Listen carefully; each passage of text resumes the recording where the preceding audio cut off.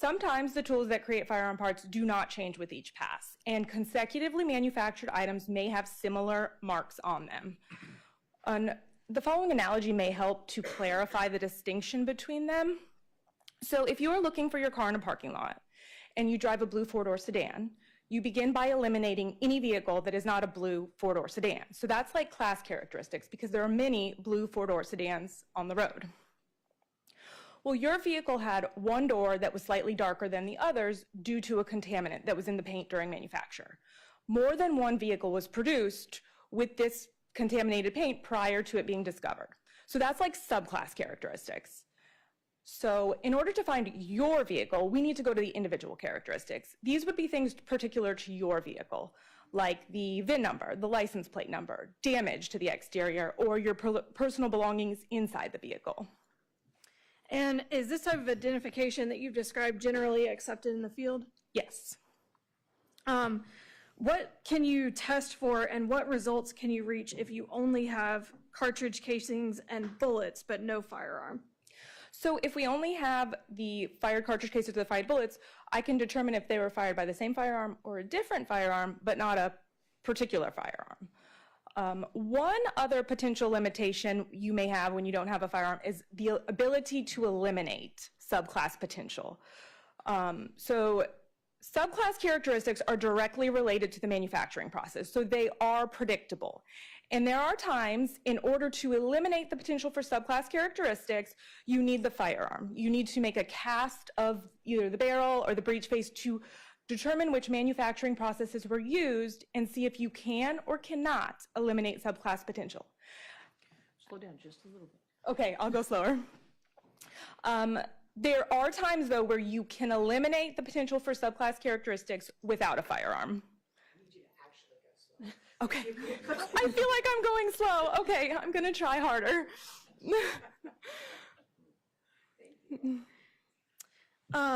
And did you have an opportunity to review evidence submitted in this case? Yes. What types of items did you review?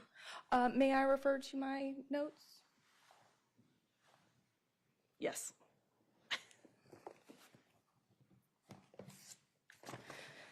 So in this case, I received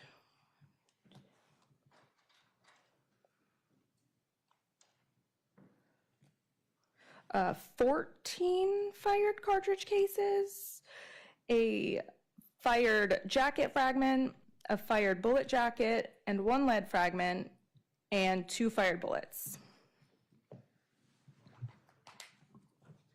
May I approach the witness, Your Honor? You may.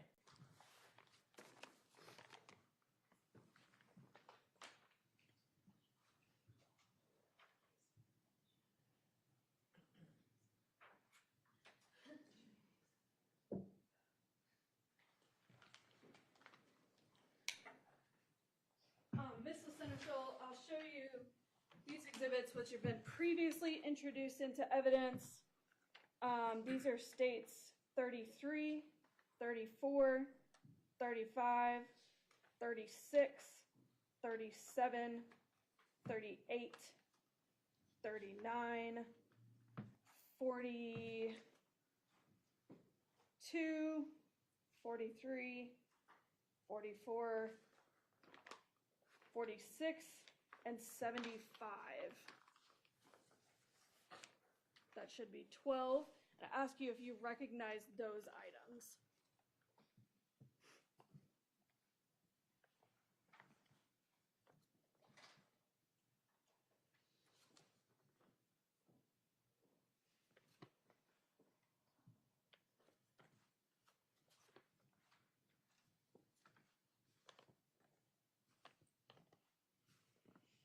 Yes.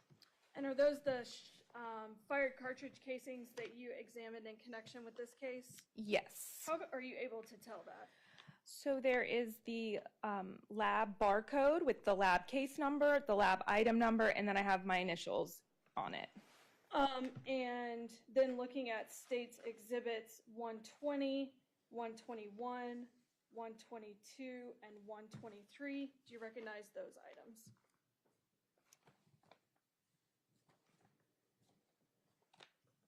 Yes. And what are those?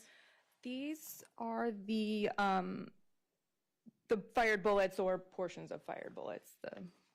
And are those the ones you examined in this case? Yes.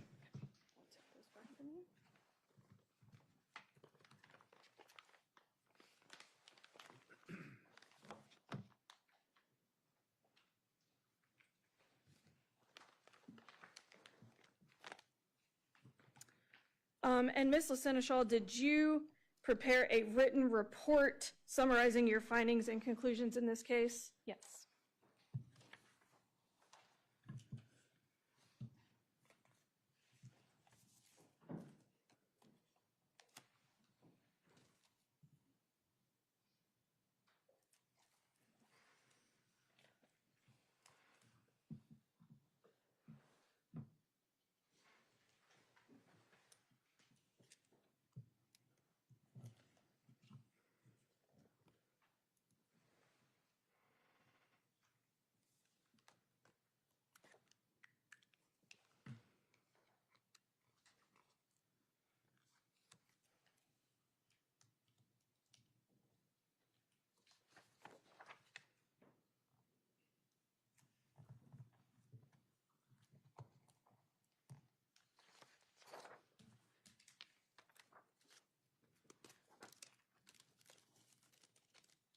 Your Honor, what I've, what I've done for these lab reports is I've put the full lab report on a disk, including all of the underlying data, the chain of custody information, and I will mark it as States 127.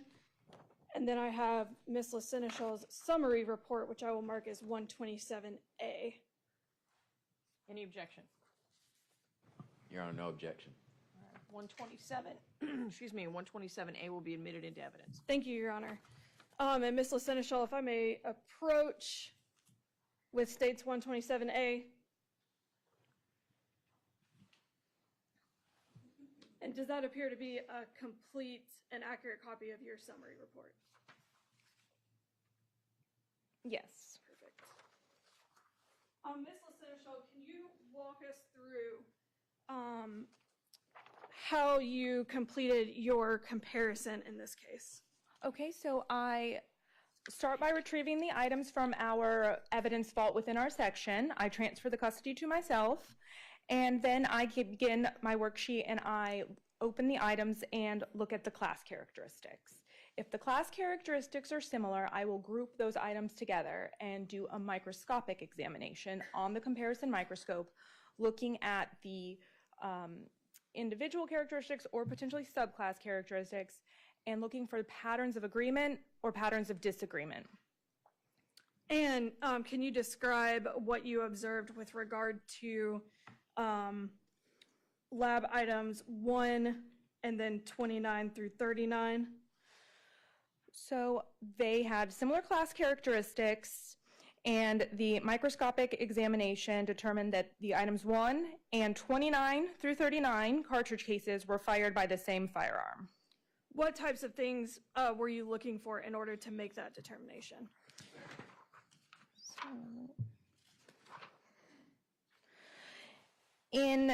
With these items, I used the breech face impression.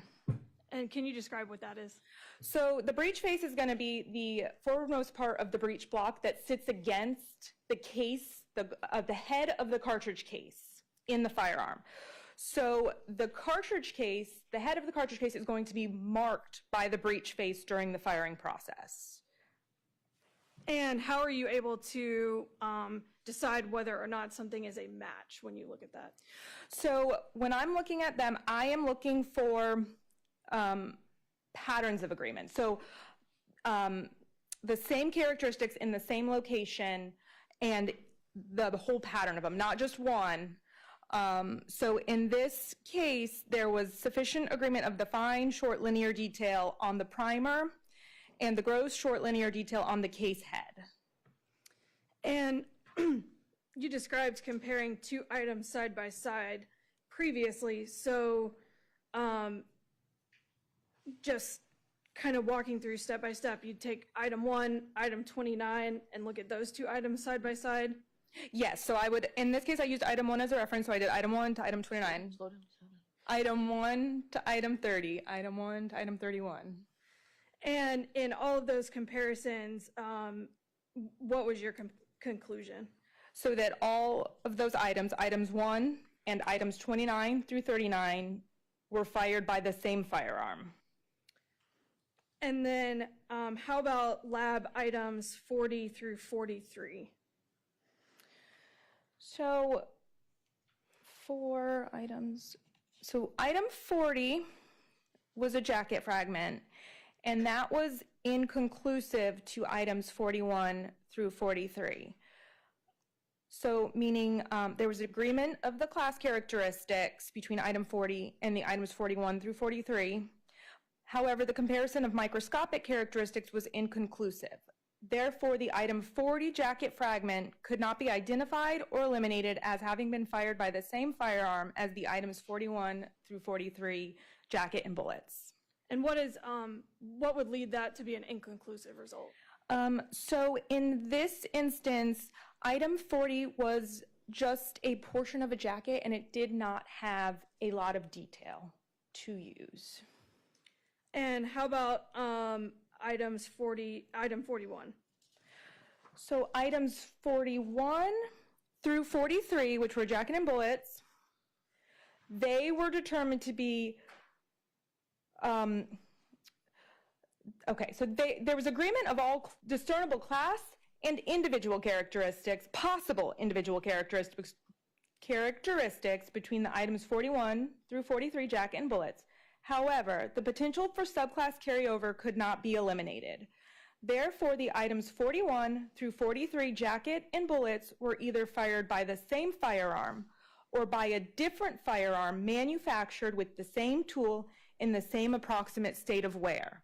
So in this instance, without the firearm, I was not able to eliminate the potential for subclass characteristics. So I can narrow it down saying they were either fired by the same firearm or a different firearm manufactured by the same tool in the same approximate state of wear. And were you able to determine a caliber for those items? Yes, for some of them. So the caliber of the item 40 jacket fragment could not be determined.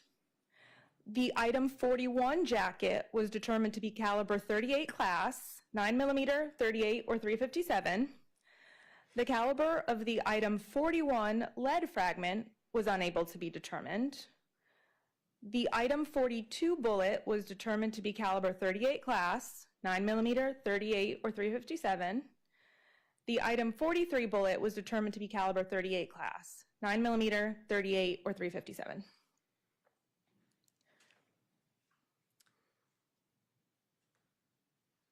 Following your examination, what did you do with this evidence? So once I complete my examination, I request a microscopic verification. So another qualified examiner will take these items of evidence and come to independent conclusions to verify whether my conclusions were valid. Then, after that is complete, we do an administrative and technical review. So that's going to be looking at my documentation, determining if it supports my conclusions, whether I followed lab procedures, and checking for clerical accuracy. And then what happens? And when the review process is complete, we can release the report to the agency, and I can return the items of evidence to the secure evidence vault in our section, and our evidence control section can return those items to the agency. And did you follow that procedure in this case? Yes. If I could have just a moment, Your Honor. Yes, ma'am.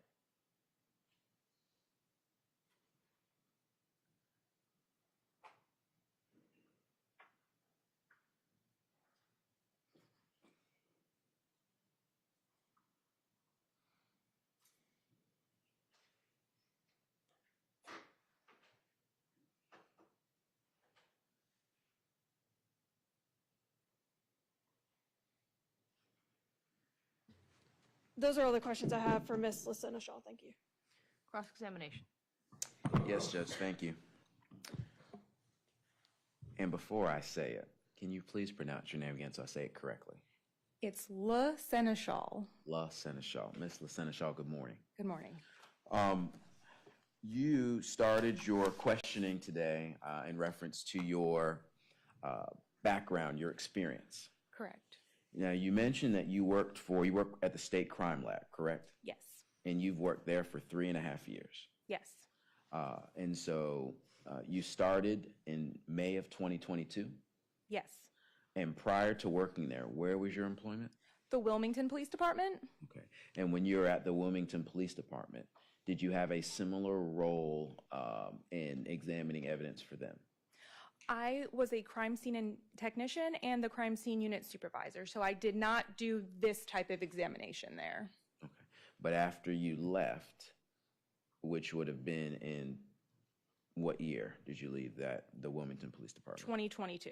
Okay. Then you immediately started taking these classes to prepare yourself for the position you're in right now. Is that correct?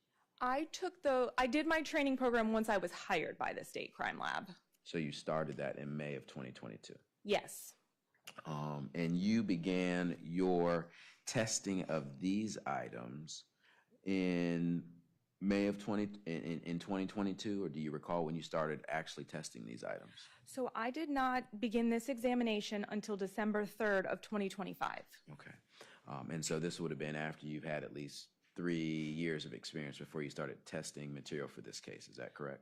So our training program is long. I was released for casework in April of 2024. Okay. And in that time, a rough estimate, how many firearm comparisons have you completed between the time you were released or able to do it in 2024 and now? Since really hundreds of comparisons. And so you have had situations before where maybe you had projectiles and shell casings, but no firearm. Is that correct? Yes. Okay. And you had mentioned that when you're looking at these, when you're doing this analysis, there are 3 major characteristics or 3 classes that you're looking at. Yes. And I apologize if I don't say it perfect, but bear with me. So first you have the class characteristics. Yes. And those are like the big characteristics. Yes, it's a broader, larger group. And instead of using a firearm, I'm going to use a car since most of us are familiar with that. So a class characteristic would be like a Tesla. Like everyone can kind of recognize this brand manufacturer. And then after that, I don't know if this is in any specific order, then you talked about individual characteristics. Yes. And subclass characteristics. Yes. Before I get into kind of what those mean, is there an order in which do you start with class and then go to subclass, or do you start with class and then you go to individual? So we start with class, then we look at individual, and if there is a sufficient pattern of agreement of individual characteristics, or what we think might be individual, that's when we do the assessment of subclass. Could these be subclass, or are they indeed individual characteristics? Okay. And so if we're talking about the car, it's a Tesla, all these Teslas have the same rims, the same door handles, the same way in which the car starts, but maybe there's something unique because there's a dent that may separate one from the other. Is that where we might get into individual characteristics? Individual characteristics would be the things particular to one vehicle only, such as the VIN number. Okay, the VIN number, okay. And then the subclass, because it's still made by the same manufacturer, may have a different VIN number. How would we separate within that subclass? I think you mentioned maybe there was an issue with the paint, and maybe there was the door was a little different than the others. Is that where we get to when we get the subclass? Yeah, subclass is still indicative of a restricted group source, so it's a smaller group, but it's not one item. Okay. And so when we're looking at these shell casings, start there. You mentioned that you started with 1, and then you started comparing 1, and then we're talking item number, not the state's evidence number. You compared item 1 to item 29. Yes. And first you would literally take this shell casing and you would look at it with your naked eye to kind of see what thing, obviously with gloves on, but you would look and see what characteristics were noticeable. Yes. Did you remark in your report or your note maybe the name of the manufacturer or the initials on these shell casings? Yes, we do note the manufacturer. And so for item 1, who was the manufacturer? Remington? Okay. And based on your training and experience, do you know what, or do you recall from this case, if there are any words, initials, or things written on these shell casings along the back of the shell casing or along the side of it?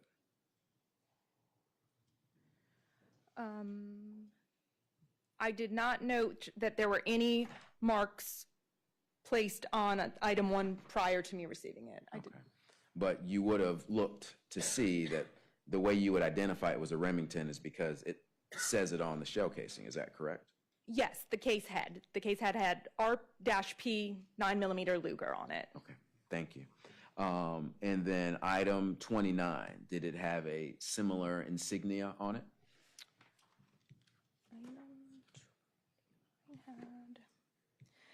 Yes, item 29 did have. And for brevity's sake, items 30, 31, 32, and 33 all had similar insignias on them. Is that correct? Yes. But items 34 and 35 had something different. What was that manufacturer? Winchester. Okay. And although they are different manufacturers, they're still in the same class? Yes, they are the same caliber, and the other, they were all 9mm Luger caliber, and the firing pin shape was hemispherical, the firing pin aperture shape was round, the breech face detail type was linear, so the other class characteristics that I looked at were also similar. And when you're talking about the other class characteristics, are these individual class characteristics that you're referring to? No. We're still talking about the class characteristics. Okay. But what you're saying is although the first 5 or so items, make sure I get it right, items 1, 29, 30, 31, 32, and 33, those were the Remington that had the RP on them. And then items 34 and 35 were the Winchester. Although they were different brands, they were still the same class, correct? Yes. And that means that they can be fired from the same gun. Yes. Okay. And then moving along, items 36 through 39, those were of what manufacturer, do you recall? Remington. Okay. And once you kind of looked at these and said these are of the same class, when you were discussing, I think, when we got to items 41 through 43, those are the projectiles, correct? The fragments? 40 through 43, yes. 40 through 43. Now, were you able to determine that those fragments were connected to the shell casings of 1 through 39? No, that is not something we can determine. Okay. And so after we get this class, then you're taking your microscope and you're kind of comparing these markings, correct? Yes. And you say you look for patterns of agreement. Were there any patterns of disagreement between any of these shell casings that you notated while you're looking at them in your microscope?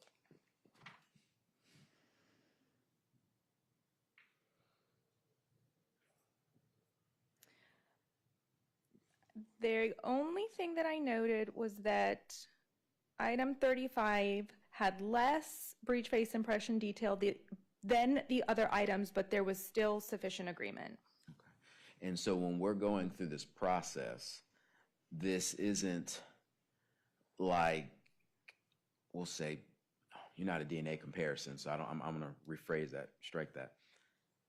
The probability of match, is there a probability that you use to determine that these are actually similar, maybe percentage-wise or something along those lines? No, we don't use probabilities or percentages. And so it's either a match or not a match.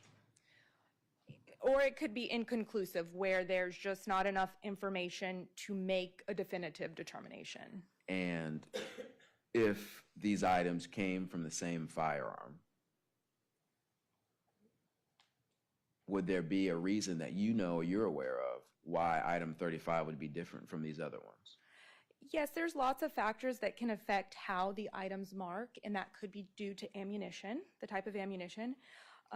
It could be due to pressure associated with that ammunition, the composition, if it's brass versus nickel.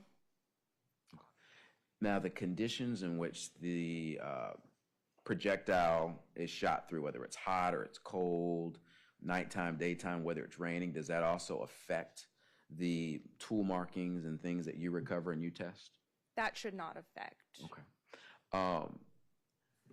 And when we're dealing with just these projectiles, you had mentioned that 40 was in such a small or deteriorated state, you could not make a true match or comparison with the other three, I guess 2 or 3 projectiles. Is that correct?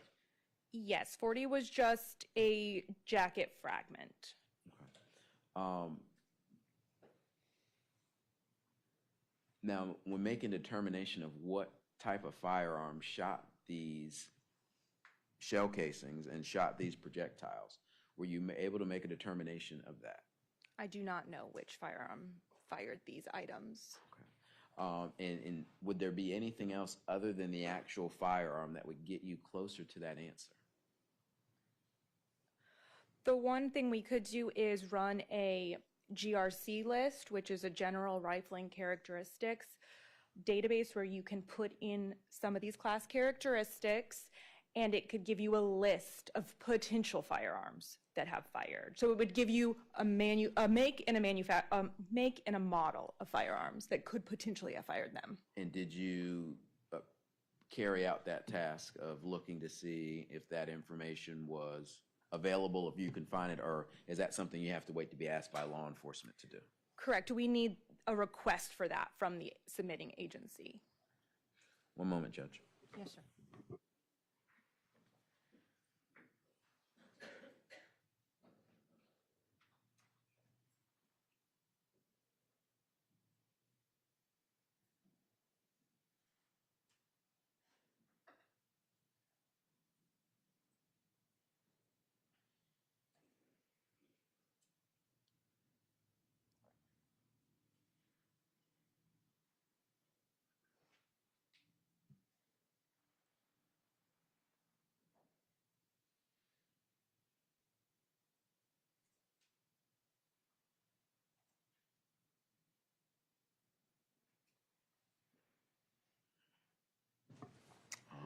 A couple more questions.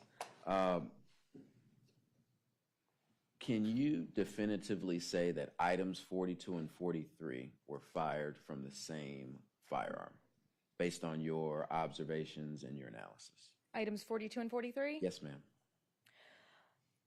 No, because of the potential for subclass carryover. So the most I can say is that they were fired by the same firearm or by a different firearm manufactured with the same tool in the same approximate state of wear. Okay. And I had asked you a question about this testing, additional testing that is possible. To be clear, you were not requested to do that additional testing. Is that correct?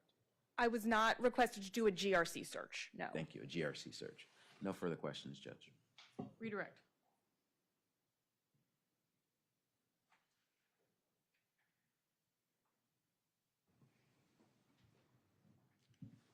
No, Your Honor, thank you. All right, thank you so much for being here, Special Agent. You're free to go. Okay, thank you.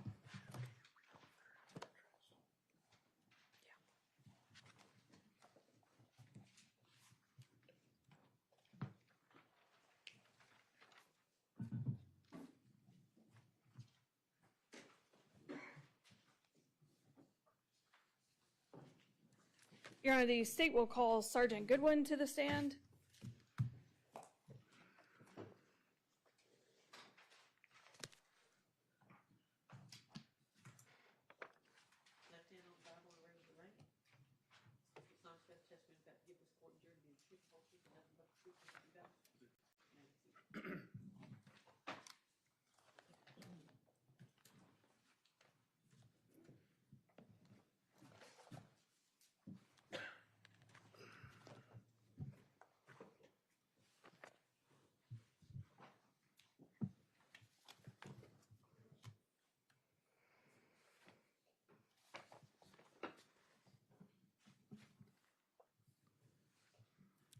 Good morning. Good morning. Would you please state and spell your name for the court reporter? Keith Goodwin, Keithgoodwin. And where do you work? The Orange County Sheriff's Office. How long have you been there? Since July of 2013. And what's your current position with the Sheriff's Office? I'm currently the Sergeant of the Criminal Investigations Division. What other roles have you had at the Sheriff's Office since 2013? I started out in the detention facility for a couple of months. I worked on the patrol division for 2.5 years. I come to investigations in 2016. In 2019, I was assigned to the FBI Safe Streets Task Force out of Raleigh.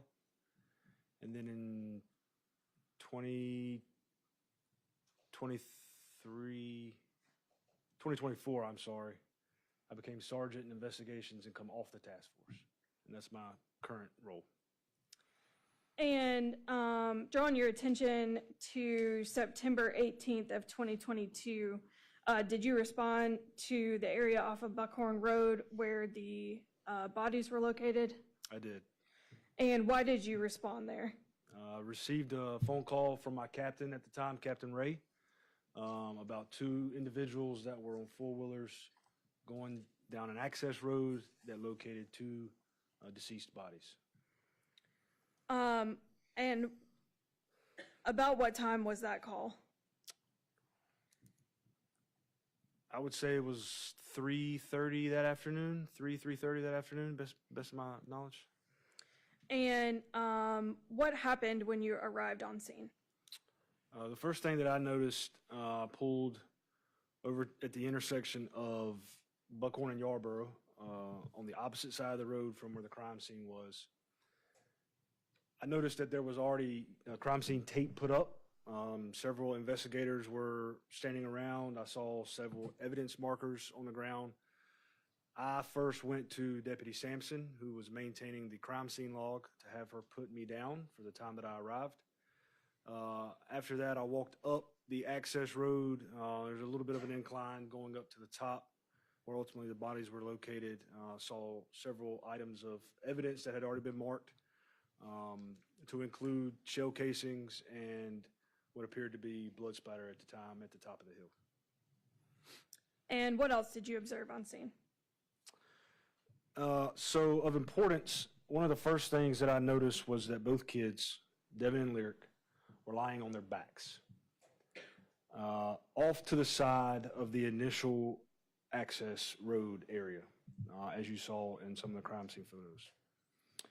Both of their arms were out to the side in a T, like a T formation, and both of their legs were down, straight out, with Lyric having one of her legs being slightly bent. As I looked at the bodies as they were laying there, I noticed that Devin's pants were down just below midways of his thighs, and you could see his boxer briefs. And what stood out to me was that there was gravel on the front part of Devin's boxer briefs around his private part area. There was also dirt that I observed on the top part of Devin's right sock at the top of his toes. Devin's sweatshirt was pulled up, as it's been previously testified to, and there was also dirt on the front of Devin's sweatshirt. It should be, one of the other things that was very interesting was Devin's pants were pulled down, or they were down below his boxer briefs. And as it was testified previously, there was from the medical examiner, there was a bullet hole in the right thigh of Devin's leg. The hole in Devin's pants was down right above his knee, with no wound being observed there, as if Devin had been drugged from his stomach and then ultimately rolled over. One thing that I noticed on Lyric's body was that there was a bullet hole around the front part of her sweatshirt, where there was also dirt or dust from the gravel located there as well, meaning that she at some point would have been face down and then ultimately rolled over into the position that we discovered them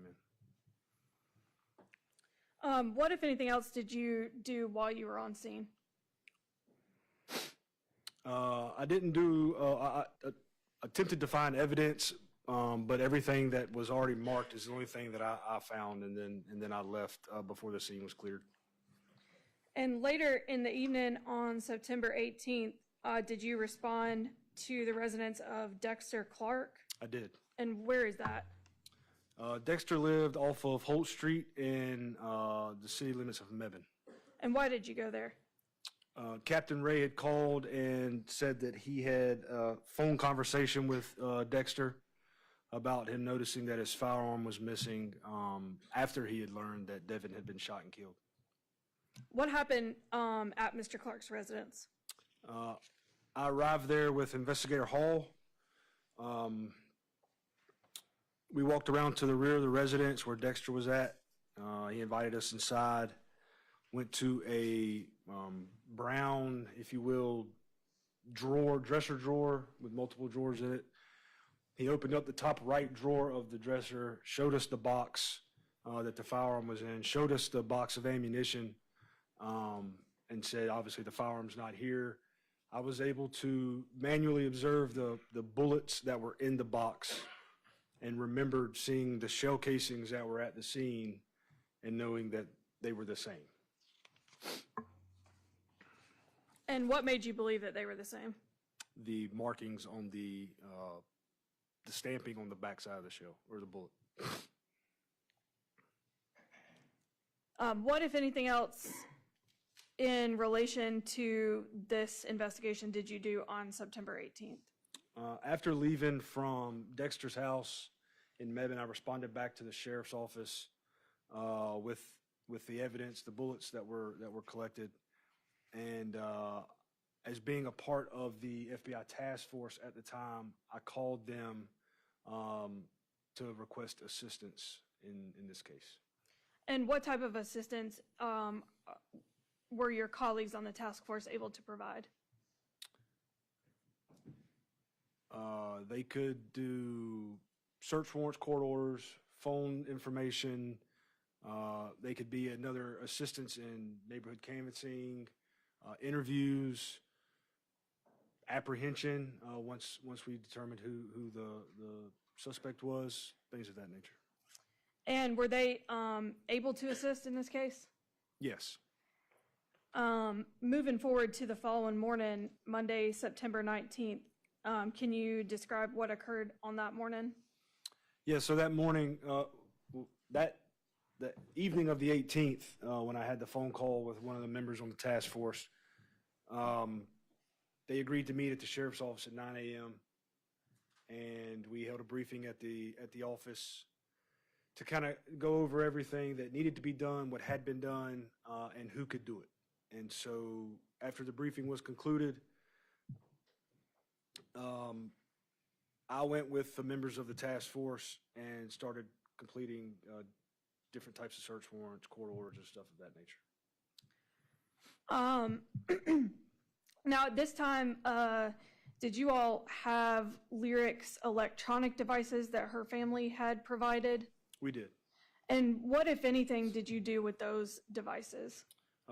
There were search warrants completed, forensic download, scratch that. The parents gave us consent, so we did not do a search warrant.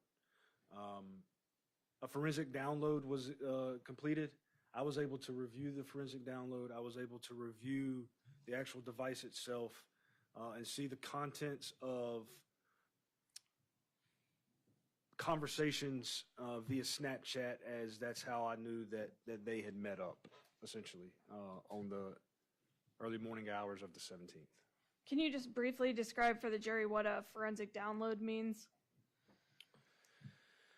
Forensic download is a download that it's a software that we have here at the sheriff's office that we plug the device into, and it extracts makes a digital copy of everything that's on the device.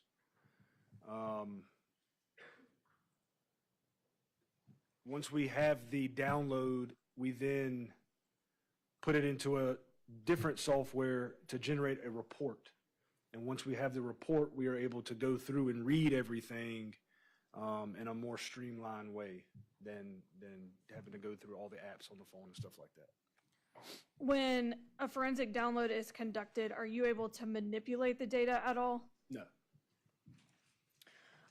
And in reviewing Lyric's device forensic downloads, were you able to determine a Snapchat account for her? I was, yes. And what was that? Lyric Isabella, 2 A's, no space. And what, if anything, did you see on her Snapchat account? I noticed that there was communication in the early morning hours of Saturday, September 17th to Snapchat account basketball_1296. At that time, did you know who basketball_1296 was? At that time, I did not.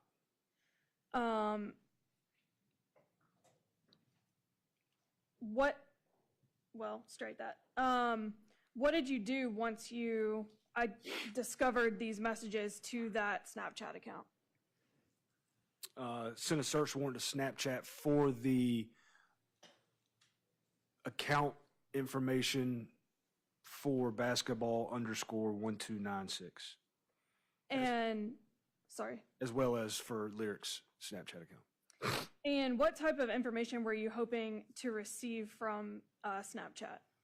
Knowing how Snapchat operates, I know that data can be limited. So I was hoping to obtain any type of text communication between the two accounts to have more information on what exactly was taking place and what if any, anybody else they had talked to leading up to this image that was captured on her Snapchat, screenshot, if you will.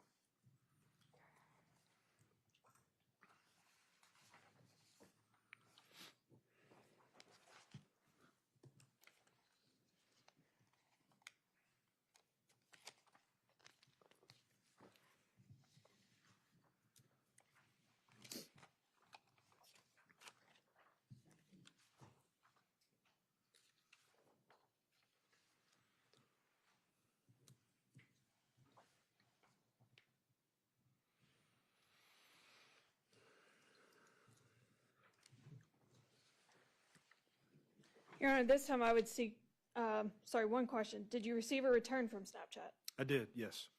At this time I would seek to introduce States Exhibit 128 and accompanying affidavit, States Exhibit 129, the Snapchat return by stipulation. Just so clarify, the Snapchat return, is it for both Snapchat's accounts that we have been talking about? No, ma'am, it is just for basketball_1296. And let's show number 128 is the Snapchat search warrant return for the account basketball_1296. Yes, Your Honor. And number 129 is the affidavit, business records affidavit accompanying that. Yes, Your Honor. Any objection to the admission of states 128 and 129? No objection to those. Thank you, Your Honor. All right. States 128 and 129 will be admitted. Thank you, Your Honor. The stipulation also includes that the subscriber identifier basketball_1296 belonged to Devin Clark. Let me just clarify. Is that an exhibit that you're admitting, or is that a stipulation between the parties, or you just let me know? This is a stipulation between the parties, Your Honor. All right, may I have that? Yes, Your Honor. Thank you. All right, ladies and gentlemen. The state of North Carolina, by and through the Assistant District Attorney, represents to the court that the state and the defendant have entered into the following stipulation. 1, information including subscriber information, communication content, and transactional metadata was obtained by investigators in this case from Snap Inc., the parent company of the Snapchat app, for subscriber identified as basketball_1296. Number 2, those records are business records of the description contained in North Carolina Rule of Evidence 803, subsection 6, and such records may be authenticated by affidavit. The records obtained by law enforcement are relevant to this trial and are not otherwise inadmissible. Number 3, the parties further stipulate that the subscriber identifier basketball_1296 belonged to Devin Clark, and that these records are being introduced as State's Exhibit number 128. All right. Thank you, Madam DA. Thank you.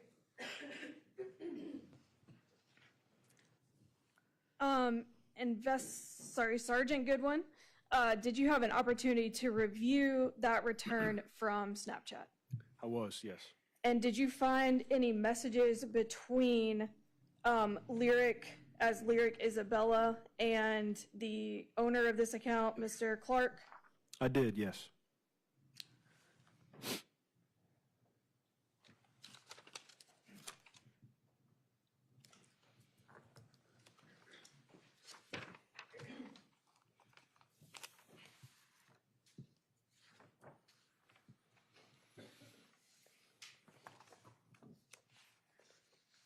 May I approach the witness? You may.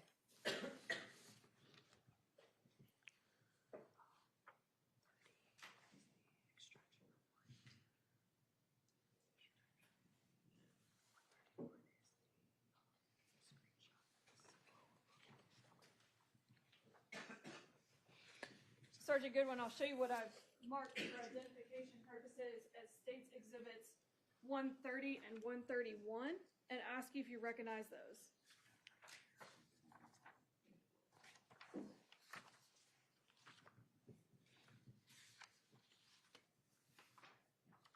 Yes. And what are States 30 and 131? States 130 is the communication thread from Lyric and Devin, using the Lyric Isabella with 2 A's and basketball_1296 Snapchat usernames. And can you please walk the jury through what the content of those messages is? Yes. Okay, I hate to interrupt. Can we get a time frame we're talking about here, or at least the beginning of the chat? Absolutely, Your Honor. Looking at States 130, are there timestamps connected with those messages? Yes. And is this an extraction report from the software that you mentioned earlier? It is, yes. What does the timestamp say? The timestamp says on the first message, 5:21:13 a.m. And what time zone or time zone, sure, are we talking about at natively for these messages? That would be UTC. What's UTC? 4 hours faster than Eastern Standard Time. And so to convert that time to Eastern Standard Time, what time would that first message be? 1:21 a.m. Thank you. And who contacted who at 1:21 a.m.? Lyric contacted Devin. And what does that message say? It gives Lyric's address. And then are there additional messages? Yes. And what is the next message? At these are all on 9/17. That Saturday morning at 1:22 a.m. She sends a screenshot telling Devin where to pick her up.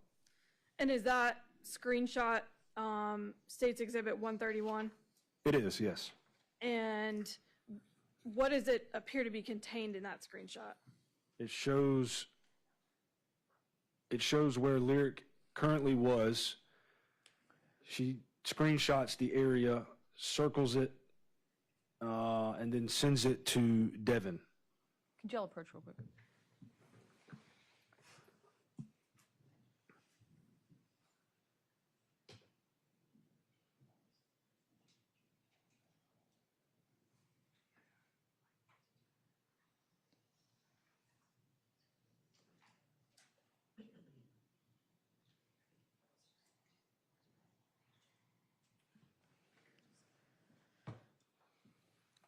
Your Honor, this time the state would move to admit states exhibits 130 and 131. No objection, Your Honor. All right, states 130 and 131 will be admitted. Thank you. Thank you. And after the screenshot, what is the next message? Also, on 9/17 at 1:22 a.m., it says park there. And what's the next message after that? The same date, the same time. It says like on the side of the road on that side. And how about the next message? Same date and same time, and cut the lights off when you there. And how about the next message? Same date and same time till I get in the car.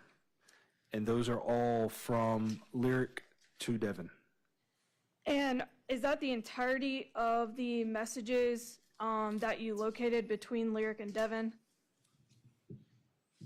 Yes. May I reapproach the witness? You may. And may I publish states 131 to the jury? You may. Just 131? Just 131. Just want to hold it up. Yes. May I reposition, Judge? Yes, sir.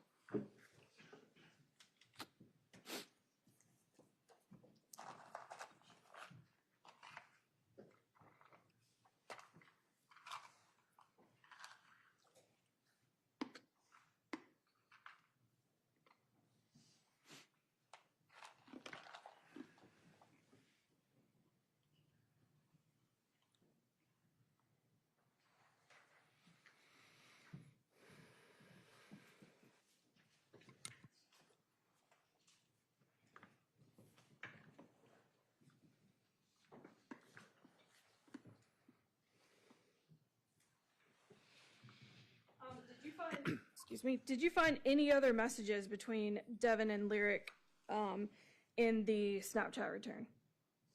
Between them two? No. Is that unusual? No. And why not? Snapchat is known for once you send something to someone, it deletes itself. And so in this instance, some of the messages or photos or whatever else could have been sent could have been deleted.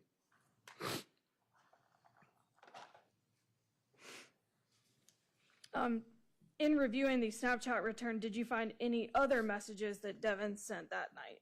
I did. And could you just give a brief overview of what those messages were? Devin was inquiring a ride from some friends about meeting up with Lyric to, I guess, to perform some type of sexual favors or some sort. May I approach the witness? You may.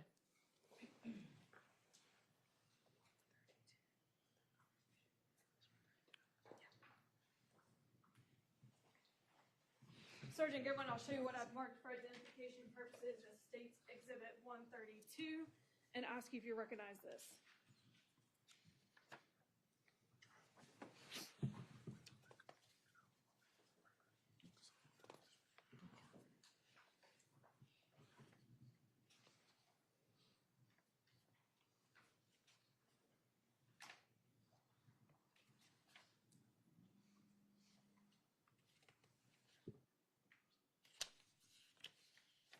I do. And what is contained in State's Exhibit 132? It is the extraction report for basketball_1296 and a conversation with a username JAHDEEZYYY. And what's the date and time on that conversation? As it appears here, it is 9/17/2022 at 3:01 and 40 seconds a.m. And is that in UTC or Eastern Standard Time? This is in UTC. So what would that be in Eastern Standard? 11:01 p.m. on the night of the 16th. Your Honor, this time I would move to amend States 132. And if I could just clarify, Madam DA, is this an extraction report from a phone or from Snapchat? From Snapchat. Is that correct? Yes, ma'am. All right. Any objection to states number 132?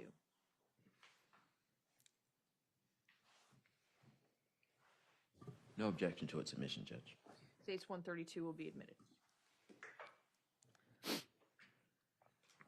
Sergeant Goodwin, could you walk us through the messages between basketball_1296 and Jadizi?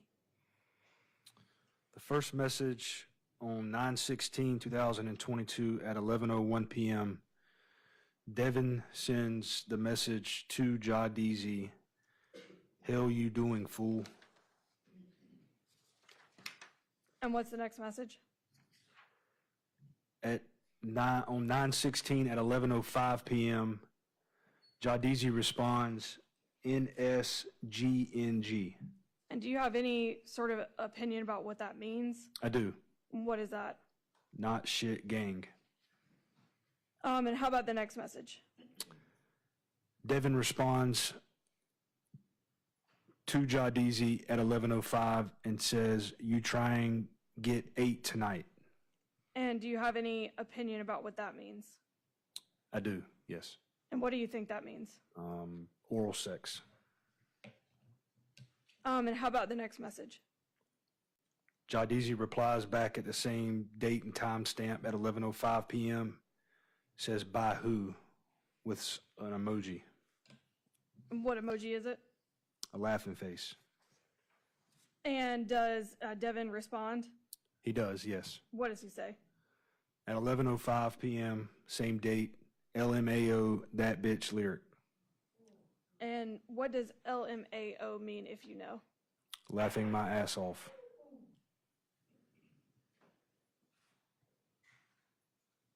And what's the next message? Same date at 11:06 p.m., Devin responds back, she said she'll eat both us. And what's the next message? Same date, same timestamp at 11:06 p.m. It's 2 laughing emojis from Devin to Jadizi. And how about the next message? Jadizi responds the same date, same time at 11:06 p.m. and says, wait, what? With 2 what appears to be laughing emojis. And does Devin respond? Yes, he does. What does he say? At 11:07 p.m. on the same date, LMAO OMM but shit WTW. Do you have any idea what any of those acronyms mean? I do, yes. And what do they mean? Laughing my ass off on my mama, but shit, what's the word? And how about the next message? Devin sends a message to Jadizi at 11:07 p.m. on the night of the 16th. You can get car and shit first. And how about the next one? Same date, same time stamp at 11:07 p.m. 2 laughing emojis Devin sent to Jadizi. And the next one? Jadizi responds at 11:07 p.m. You telling me she don't got no friend or nothing with laughing emojis. And the next message? Devin responds to Jadizi at 11:07. LMAO, that's what I asked. And she was like, she not with none of them. And how about the next one? Devin then responds again to Jadizi at 11:08 p.m. She wanted me to come beat, but I'm not on wheels. And she was like, since she want to fuck me so bad, she'll fuck whoever I'm with too.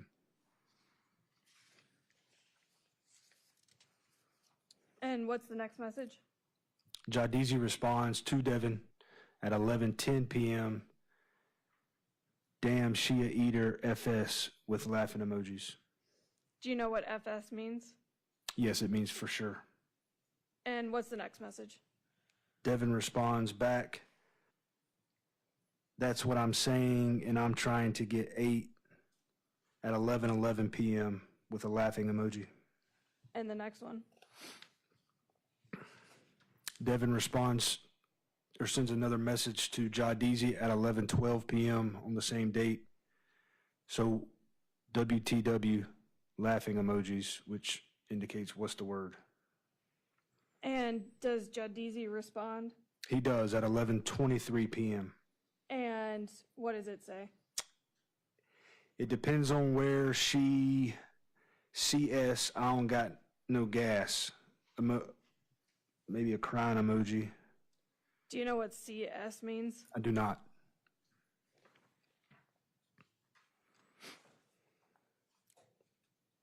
And then is there, well, what does the next message say? Devin sends another message at 1:05 a.m.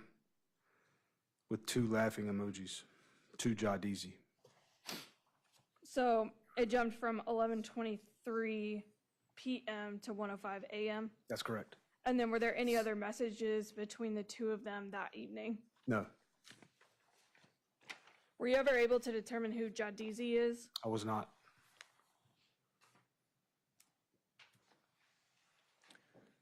Were there any other messages that Devin sent that night? There was.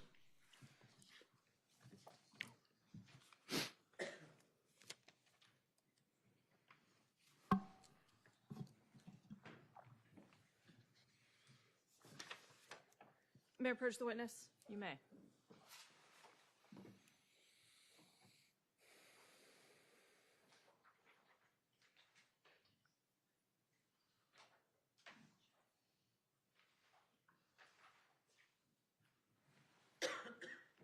Sergeant Goodwin, I'll show you what I've marked for identification purposes as State's Exhibit 133 and ask you if you recognize it.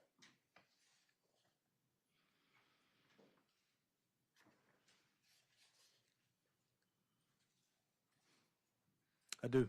And what is State's Exhibit 133? It is a group chat with 11 individuals with several messages back and forth. And is that also from the Snapchat return? It is, yes. And looking at the first message there, who sent that message? Devin. And what time was that? It shows 9/17/2022 at 4:46 with 14 seconds a.m. And is that in UTC or Eastern Time? That's in UTC. So what would that be in Eastern Time? 12:46 a.m. Your Honor, this time I would move State's Exhibit 133. Any objection? No objection, Judge. States 133 will be admitted. And what message does Devin send at that time? He ats the name POURTRIS, you on wheels, question mark, on 9/17 at 12:46 a.m. And do you have an opinion about what he was asking? Yes, he was asking somebody for a ride. And what's the next message there? Devin sends another message to the group on 9/17 at 12:47 a.m. Who on wheels and want free buns? Do you have an opinion about what that means? I do. And what's that? He is essentially offering up sex for anybody that can give him a ride. And what's the next message? Devin sends another message 9/17 at 12:47 a.m. basically with 3 laughing emojis. He says basically, or does the message actually say basically? Yes. Other than what we've just walked through, did you find any other messages that Devin sent that night? No.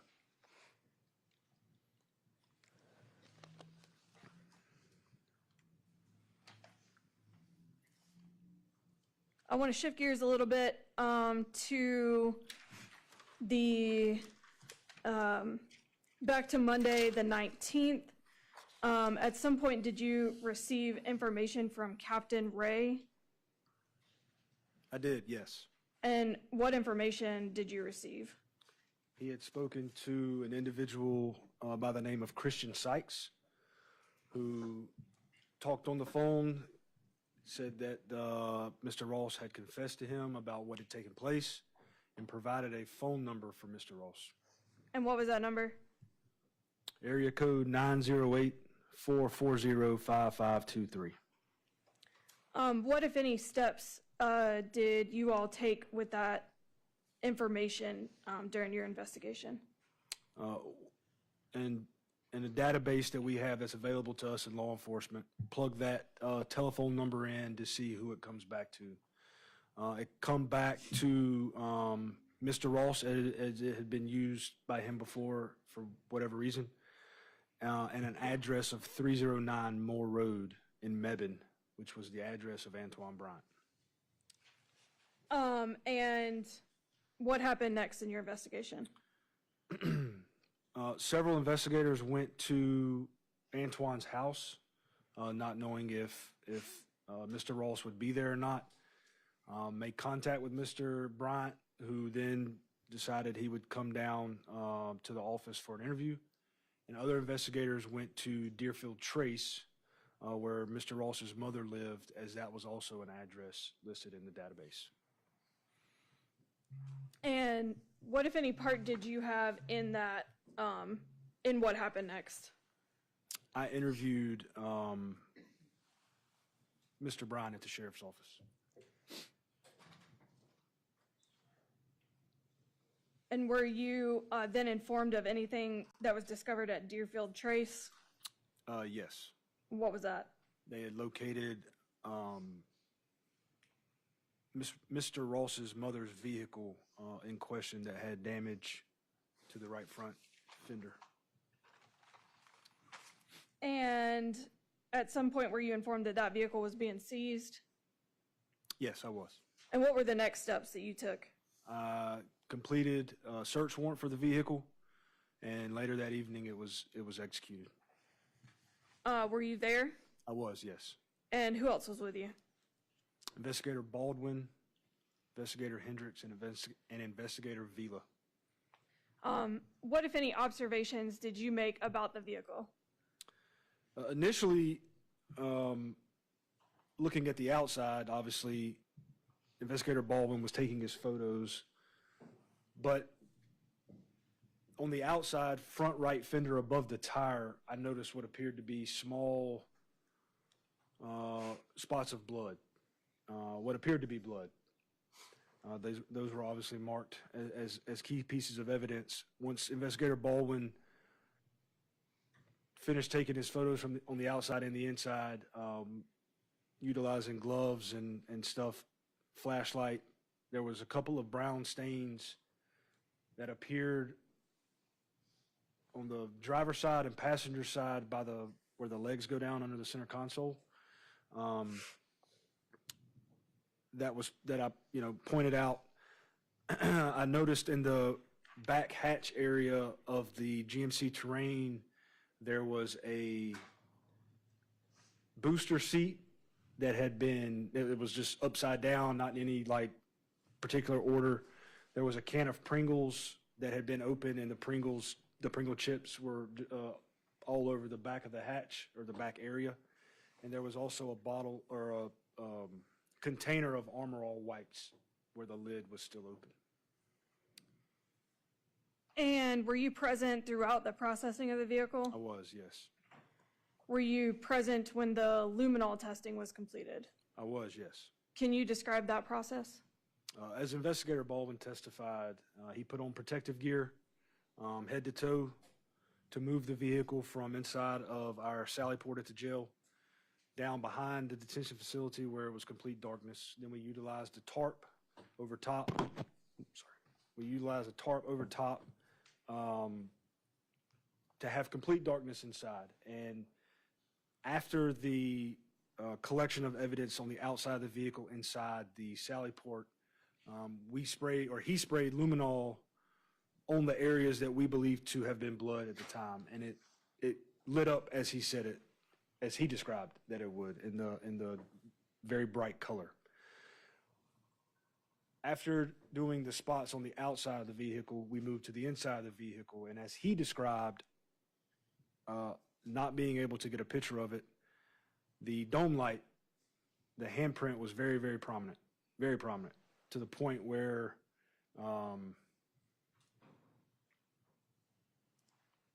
it looked as if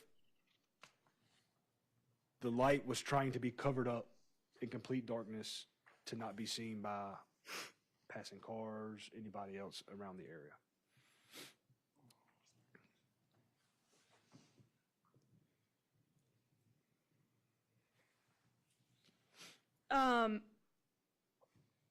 Did you have anything else to do with the processing of that vehicle? I did. What was that? I did a search warrant for the infotainment center, which is the brains inside of the like radio area that connects to the Bluetooth and all those kind of things. And why did you do that?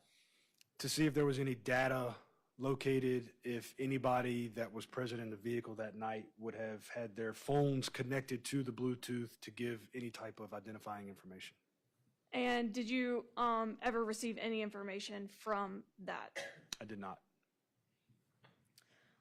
In the early stages of your investigation, did you obtain a cell phone number for Devin Clark? I did. And where did that number come from? Lieutenant Hunter provided me that number, who got it from Devin's mother, Tiffany. And what was the number? 743-244-0344. And what, if anything, did you do with that information? I determined what carrier that number belonged to, and found it to be Verizon. How do you determine what carrier a number belongs to? We have a database that we can plug in the cell phone number, and it'll tell us any type of identifying information, who's registered to that number, and then who the carrier is. And why did you take that step? To try and obtain historical records, any type of communication that may be available for the early morning hours of 9/17 through 9/18, because when we got there that afternoon of the 18th, Devin was not in possession of his cell phone. And I knew that, according to Dad, during my conversations with him, that Devin always had his phone with him. And how do you obtain those records from the carrier? I sent in a search warrant for the historical records. And did you receive a return from Verizon? I did, yes.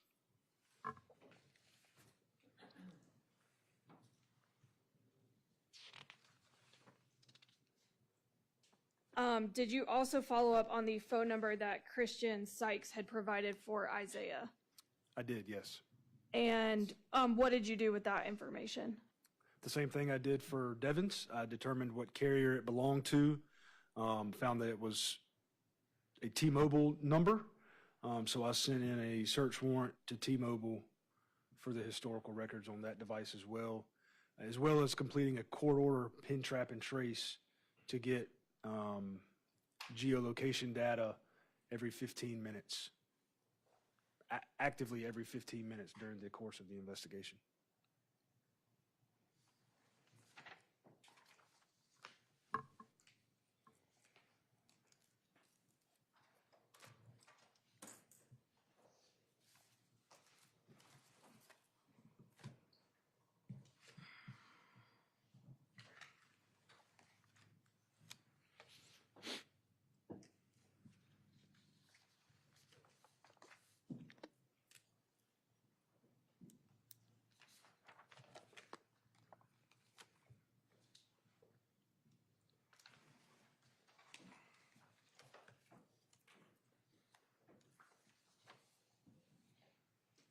Madam DA, might be a good spot to take a quick break. Certainly, Your Honor. All right.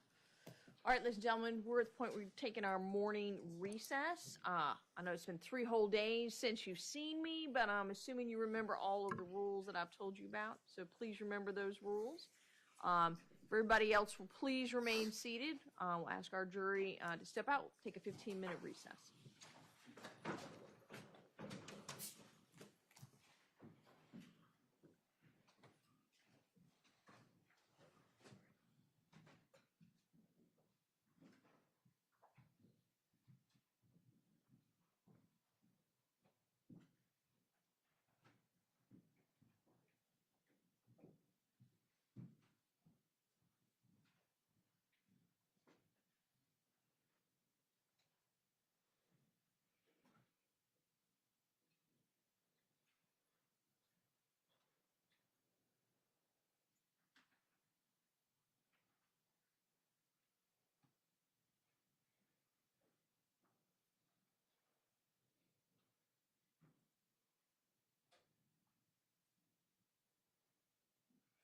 All right, all of our jurors are outside the courtroom at this time.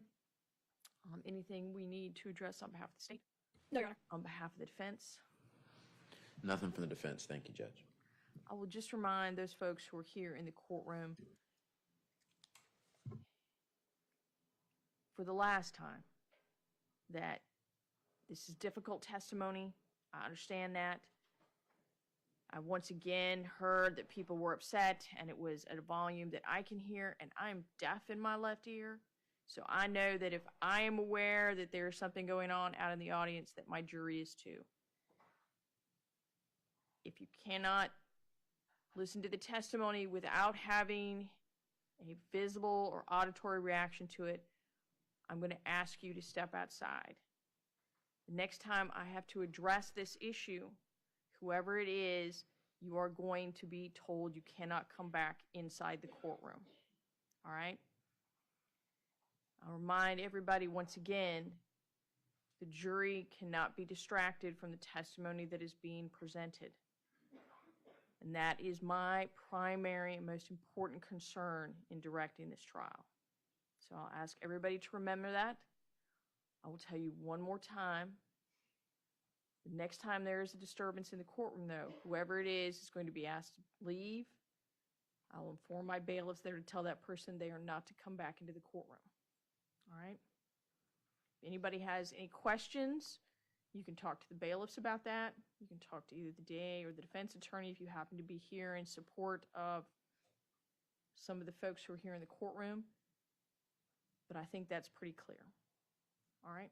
So with that, we will take a 15-minute recess. Thank you.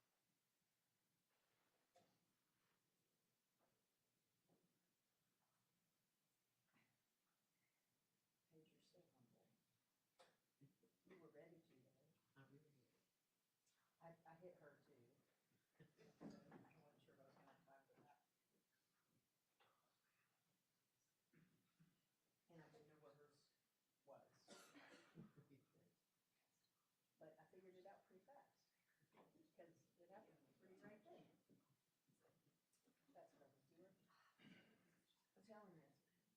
You open it to do something, 5 things show up, you'd never do it.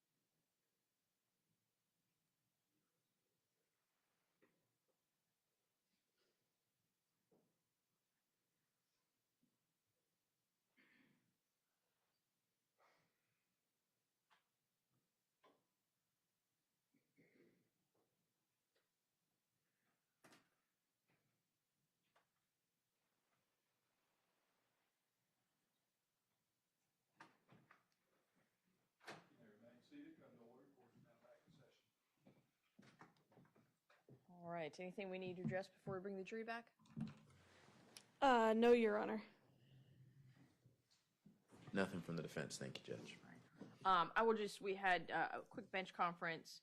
I was just asking the state if they were going to talk about exhibits 130 and 131 that they get admitted, which they did. All right, let's go ahead and bring our folks back.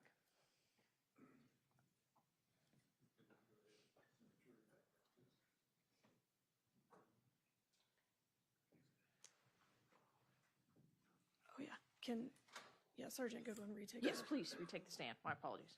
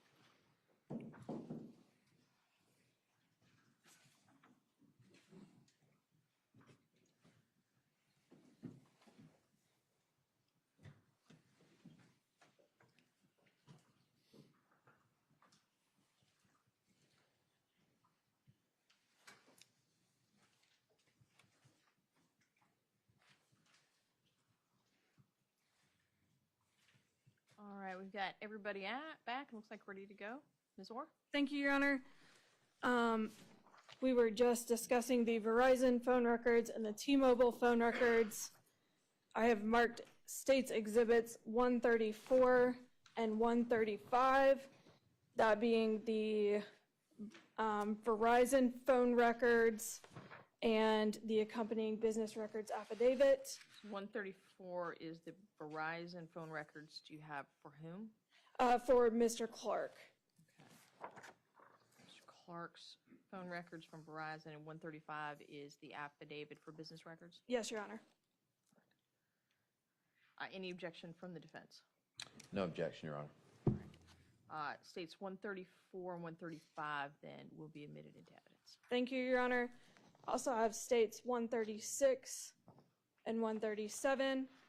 136 being a disc containing the phone records from T-Mobile for the defendant, and 137 being that business records affidavit.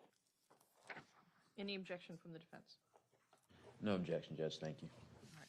States 136 and 137 will be admitted. And I have those stipulations for the court as well, Thank you. if I may approach. Yes, ma'am.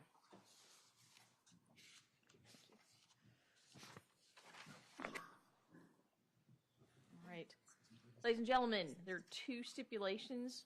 The first is State of North Carolina through the Assistant District Attorney. The state and the defendant have entered the following stipulation. 1, historical cell site location information and subscriber information for the phone number 743-244-0344. These records are business records and have been authenticated by affidavit as business records.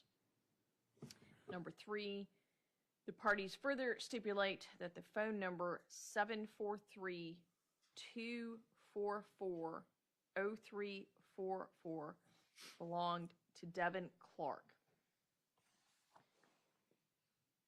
The next stipulation from the state of North Carolina through the Assistant District Attorney, the state and the defendant have agreed and stipulate 1, historical cell site location information and subscriber information for the phone number 908-440-5523. 2, these records are business records. They have been authenticated by affidavit. Number 3, the parties further stipulate that the number 908-440-5523 belonged to the defendant at the relevant time. Thank you, Ms. Moore. Thank you, Your Honor. Sergeant Goodwin, once you received those records from Verizon and T-Mobile, did you do anything else with them? I did, yes, ma'am. And what was that? Once I received the records for both devices, telephone numbers, I contacted Harrison Putman with the FBI, who, excuse me, who is on their CAS team. And do you know if Mr. Putman reviewed those records? He did, yes. And did he generate a report? He did, yes. When did you take out charges against the defendant? Tuesday, September 20th, 2022, I obtained 2 juvenile petitions for 1 count each of first-degree murder for the deaths of Devin Clark and Lyric Woods. Mr. Ross was then entered into NCIC, which is a national database, wanted for the 2 counts of murder with full extradition. Sergeant Goodwin, did you have an opportunity to review any surveillance video in connection with this case? I did, yes, ma'am.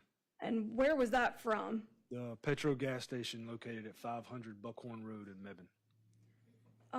Can you describe where the Petro is in reference to where the bodies were found? The Petro is approximately 2 miles north on Buckhorn Road from where the bodies were discovered. So approximately how long would it take to drive there? Give or take 5 minutes. And what time frame did you gather for the Petro video?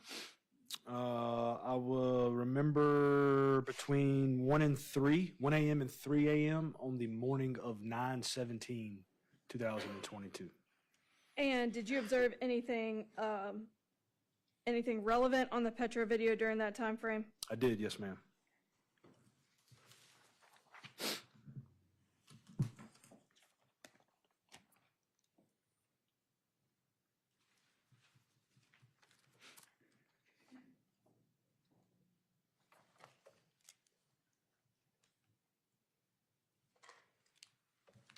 Your Honor, this will be State's Exhibit 138, the Petro video by stipulation.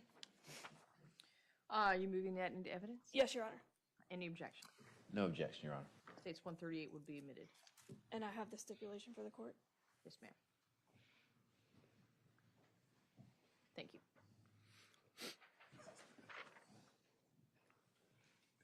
All right, ladies and gentlemen, state, through the Assistant District Attorney, represents that the state and the defendant have entered into the following stipulation. Investigators with the Orange County Sheriff's Office obtained surveillance video from the Petro Travel Center located at 500 Buckhorn Road here in Mebane, or in Mebane, excuse me, we're not actually in Mebane. 2, the surveillance video obtained by law enforcement is relevant to this trial and is not otherwise inadmissible. And 3, without objection, the state introduced the video as State's Exhibit number 138 without need for further authentication. Ms. Orr? Thank you, Your Honor. And I've discussed this with Mr. Trapp, but because this video takes quite a long time to load via disk, I've put an exact copy on my desktop and I have it open and ready to play. If there's any problems with that, Mr. Trapp, please let me know. No, Your Honor, for efficiency's sake, I think this is the best way to do it. Would you like to publish that to the jury? Not quite yet, Your Honor. Thank you. Investigator Goodwin, can you describe what you saw on the Petro video? Yes, so it should be noted that the video was off. The video timestamp was 2:11 to 2:19 around the time that we've got here. I observed, upon viewing the video, I observed a white GMC Terrain traveling north on Buckhorn Road enter the parking lot from the far east side. It'd be the first entrance of coming north on Buckhorn. Car pulls around initially to the far east side gas pumps. Mr. Ross gets out, realizes that the gas tank is on the opposite side of the vehicle. He then drives around from the far east to the next one over, where you can see in the video the vehicle strikes the concrete post. You can see the vehicle jolt back and forth. After several attempts of backing up and pulling forward, Mr. Ross finally gets to a gas pump, and it's where he's seen exiting the vehicle and walking up to the window to pay. And in reviewing this video as compared with the other evidence in the case, does it appear that the timestamp on the video is accurate?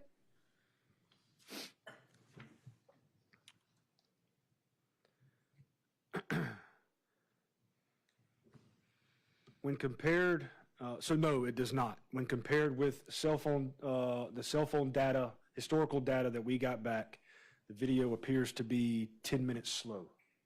So 2:11 in the video would actually be 2:21. And in your experience, have you encountered store surveillance video that reflects the incorrect timestamp previously? All the time. Your Honor, now this time I would ask to publish a portion of this State's 138 to the jury. All right, just give us a time frame. Yes, Your Honor. The timestamp on the video where I will start it is 9/17/2022. The timestamp on the video is 2/11/33.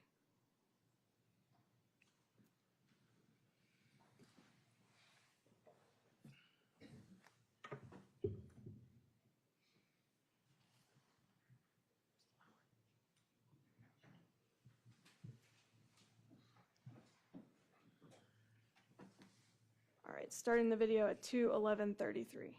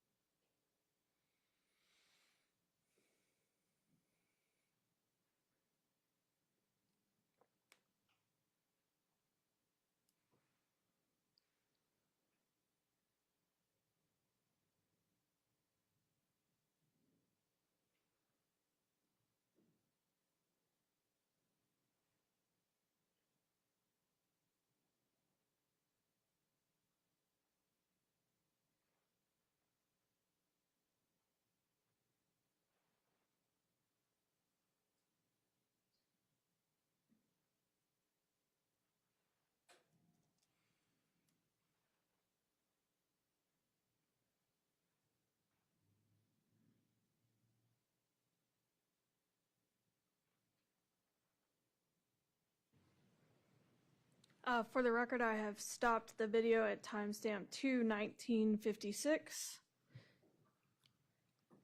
And Sergeant Goodwin, the first time that Issiah, well, let me ask you this first. The person depicted on this video has blonde hair. Correct. Can you describe how you identified this person as the defendant?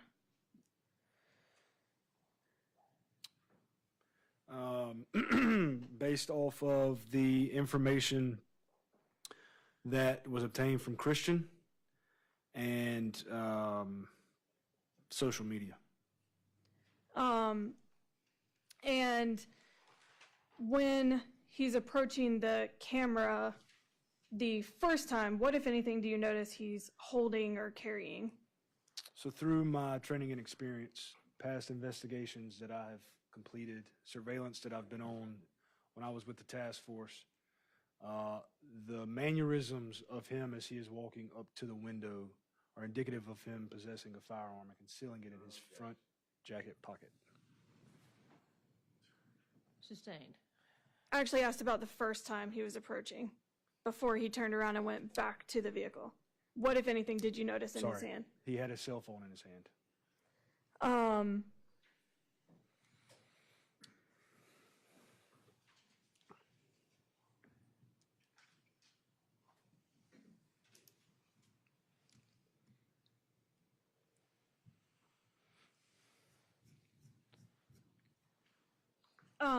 The direction that the vehicle was seen exiting from the gas station, where does that go? It goes back out on the Buckhorn Road.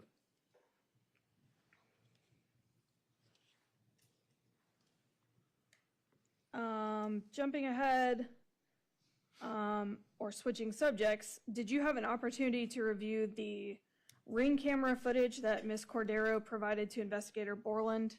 Yes, I did. We can take that down now. I'm sorry, Madam Clerk. Thank you. And what, if anything, did you observe about that footage? I determined that it was on the morning of the 16th, that Friday, and it was not relevant to this investigation.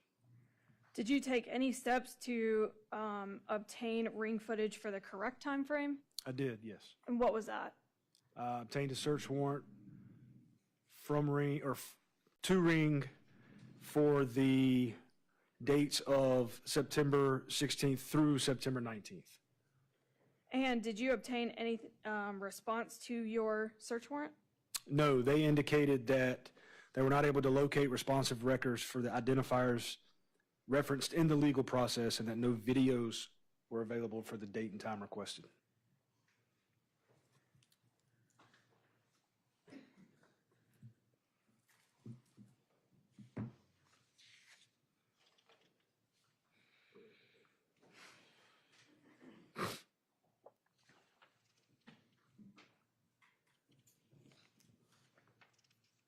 Jumping ahead again, and Sergeant Goodwin, to October 5th of 2022. On that day, did you receive any information relevant to this investigation? I did, yes. What was that? I had been, since obtaining the juvenile petitions on Mr. Ross, knowing that he had went to Delaware based off of historical phone records, I was in communication with a task force officer with the FBI in Delaware, who was also employed by the Delaware State Police. They had been conducting surveillance on various locations in Delaware known to Issiah, and he informed me that during their investigation for the apprehension, Mr. Ross was taken into custody at his sister's apartment.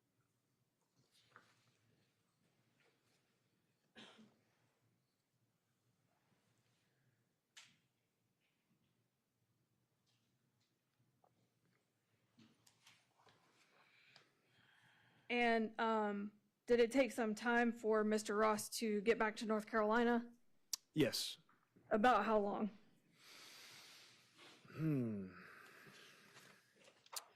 I want to say sometime around October the 18th, 2022, maybe a couple days before that. And jumping ahead to that date, the October 18th, did you obtain DNA swabs from Mr. Ross? I did, yes. And why did you do that? I obtained 2 sets of buccal swabs from Mr. Ross for comparison purposes with the evidence that we had collected throughout the case. And are you trained to conduct or collect such samples? Yes. And can you describe for the jury how that works? So as Investigator Baldwin explained, with any type of collection of evidence, you always put gloves on first. Then you take what appears to be an extended Q-tip with only cotton on one end. You take 2, swab the inside of the right cheek, approximately 7 seconds, and you place it into a rectangular box to be packaged into an evidence envelope. You do the same thing with 2 more additional swabs for the left cheek. And you do the same, put it in the rectangular box, put it into a evidence envelope, and then seal it. And did you complete that entire process for Mr. Ross's swabs? I did, yes. And what did you do with the items once you collected them? I submitted them to our evidence technician, Investigator Baldwin. Could I have just one moment, Your Honor?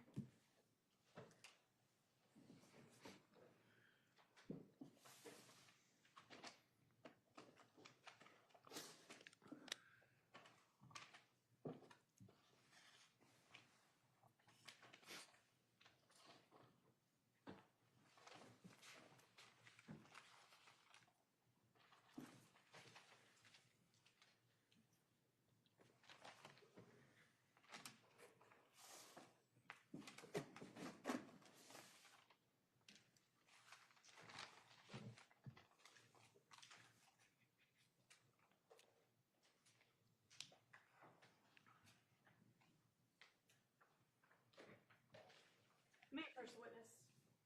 Yes, ma'am.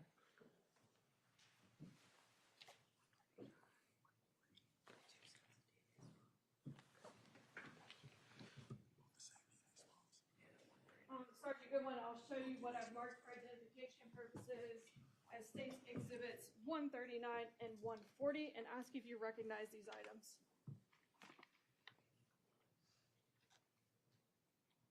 I do, yes. And how do you recognize them? It's got my handwriting, it's got my name as the collecting officer, and then when I sealed it on the back, it's got my initials with the date above and below the seal. And do those appear to be in the same or similar condition as when you sealed them? They do, yes.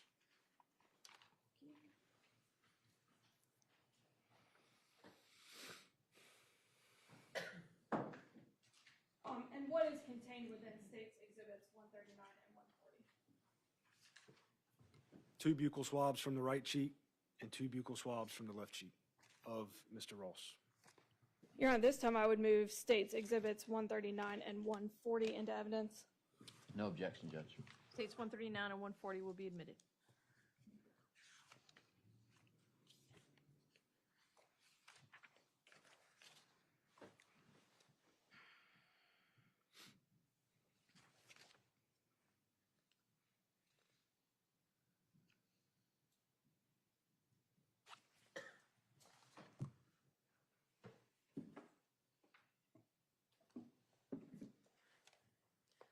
Sergeant Goodwin, at some point later in your investigation, did you go with Investigator Baldwin to collect a hair sample from Mr. Ross?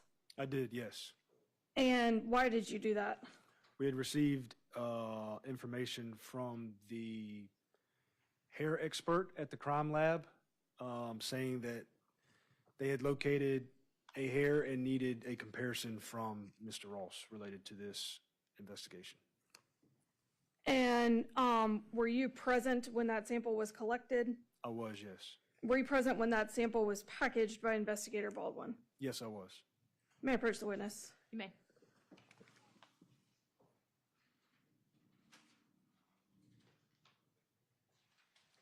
I'll show you what I've marked for identification purposes as State's Exhibit 141 and ask you if you recognize it.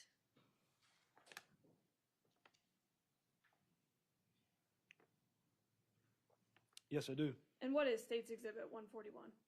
It is the full-length head hairs that Mr. Ross pulled himself on the execution of a search warrant. And does that appear to be in the same or similar condition as when you last saw it? Yes, it was packaged and sealed by Investigator Baldwin. And was that done in your presence? Yes, it was. All right, this time I would move states 141 into evidence. Any objection? No objection, Your Honor. States 141 will be admitted. And if I could have just one moment, Your Honor.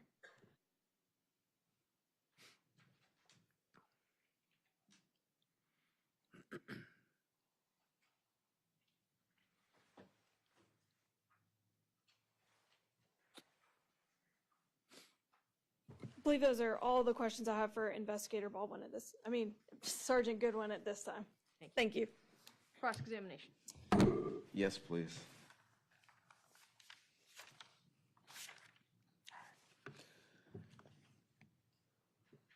And Sergeant Goodwin, I may call you investigator, so I apologize. That's All right.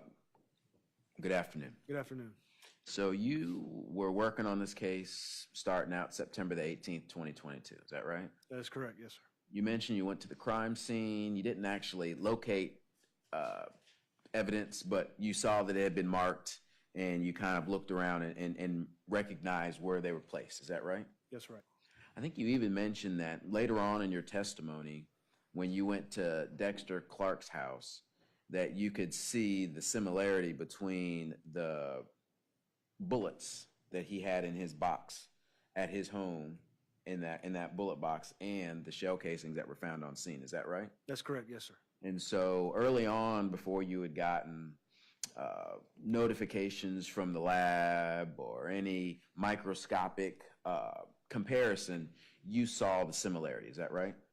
I didn't see the similarities from the strike of the primer. I saw the make, caliber that was on the back of the shell casing where it said 9mm, Remington, RP, whatever those things were. Right.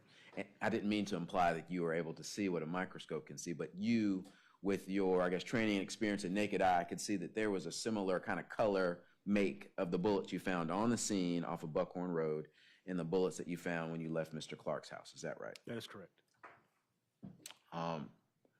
And how you being that you are a sergeant, you have had a lot of experience shooting firearms. Is that fair to say? Yeah, I guess you could say that. With training and testing and qualifying, so on and so forth? Yes, sir. And also in your investigations of other homicides and assaults and things like that, you've had a chance to look at different shell casings and placements, so on and so forth. Is that right? That's correct. Now, you went to Mr. Clark's house, we'll say, was it the 19th or the 20th, shortly thereafter? No, it was the same night of the bodies being discovered. All right, so on the 18th. Correct. Okay. And at some point, did you make a determination or think or ponder that the shell casings that you found at Buckhorn Road came from Mr. Clark's gun? It was an assumption that I had, but I couldn't prove one way or the other because we didn't have a firearm. Right, and you're not a scientist, and there are a lot of other things that are out of place, but that was kind of a working theory, at least at that point. Correct. Is that fair to say? Yes, sir. Okay.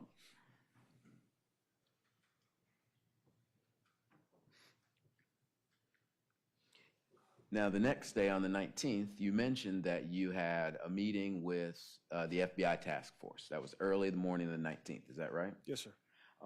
And after that meeting, you then began to, I guess, put together these search warrants for different entities to get more information. Is that right? Correct. And one of those was for Snapchat. That is correct. And when you made a request for Snapchat, you made a request for both Lyric Snapchat, which you had from her iPad. Is that right? That's correct. And for another Snapchat handle who you didn't, at least at that time, know who it belonged to. That's correct. Yes. So the identity of the basketball Snapchat handle, was that made after you got your information back from Snapchat, or was that given to you at a later date from another individual? Does that make sense? Okay. Did you understand that that Snapchat for Mr. Basketball, I don't have it right in front of me. When did you identify that that belonged to Devin Clark? I think it was after several, I can't remember the exact date right offhand, but talking to people, talking to Lyric's family, talking to friends of Devin, I think it was at that point determined, like, this is his Snapchat account. And so we went with that. And so when you were going through, eventually you found out that who that Snapchat belonged to. You got the return from Snapchat to get the information that we heard, and we'll talk about that in a second. But then there was a question raised to you about the individual that Devin was talking to, not when he was talking to Lyric, not when he was talking in the group chat, but the longer message. Did you go through the same process to determine who that individual is? And I believe his name, the Snapchat handle was JAHDEEZYYY. No, I did not. And did you go through the same methods and channels of talking with Lyric's family or talking to Devin's family and or friends to figure out who this individual is? I did not, because he indicated on the 16th at 11:23 p.m. that he didn't have any gas. And so knowing that he didn't have gas and then another message being sent at 1:05 a.m., I knew that he wasn't the one that went and picked anybody up. But in your investigation, just getting a better idea of what was going on that night, if he had had any further conversations with Devin, even after or outside of this, that was never followed up on. Is that right? I knew there was no other conversations had because Devin was deceased. Well, there was a span of time of almost 2 hours between one message between Jadizzi and what we've later found out was Devin's, and so there was like 2 hours. So you can't be certain of what isn't there or what conversations they had because they could have talked in a different platform. Is that correct? That's feasible, but when I got these returns back, the investigation had already gone on for several months. So this wasn't something that I had the 19th or the 20th or the 21st. This is things that I got I'm not going to say a long time. I don't know the exact date of the return, but by that point, I'd already identified Mr. Ross. They were obviously already found deceased, so there was no need, knowing that what we had was what we had, that Mr. Jadizzi wasn't involved. Okay. All right, but long and short is because your investigation went one direction, you stopped even looking to see who this individual was. Is that I didn't correct? think it was relevant at the time. Okay. Now,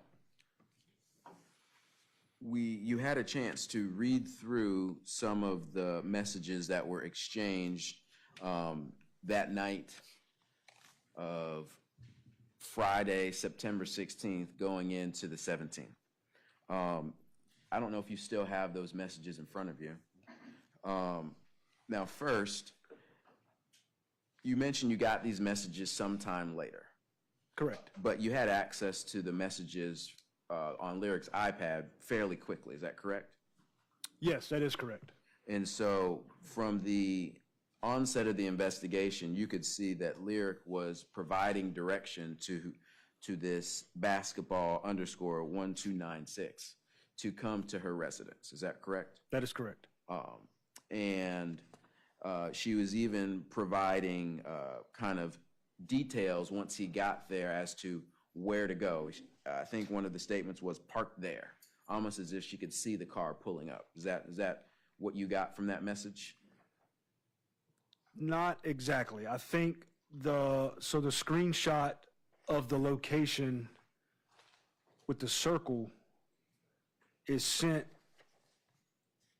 well, all the messages except the very first one is all sent at the same time. So I think it's fair to say that once the screenshot was sent of the location of where to park, I think she was indicating where the circle is to park there. Okay.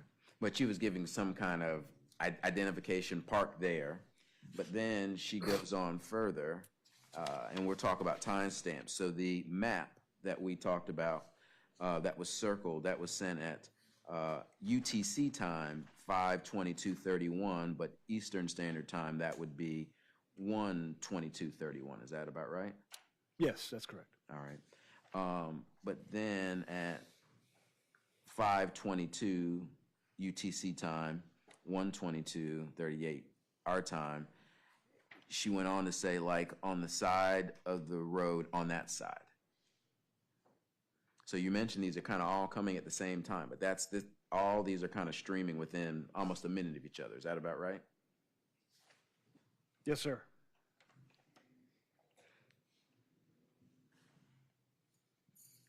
And then she gives further direction about cutting the lights off when they arrive. Is that right? Yes, sir. That's what I testified to. Okay. And she even goes further to say pretty much keep the lights off until I get into the car. Correct. And so early on in this investigation, you could surmise that she was sneaking out and was hoping not to be detected when she got out the house. Is that right? Yes. Okay. Now, you didn't, as you just testified, get the information from Devin's Snapchat until months later, year later?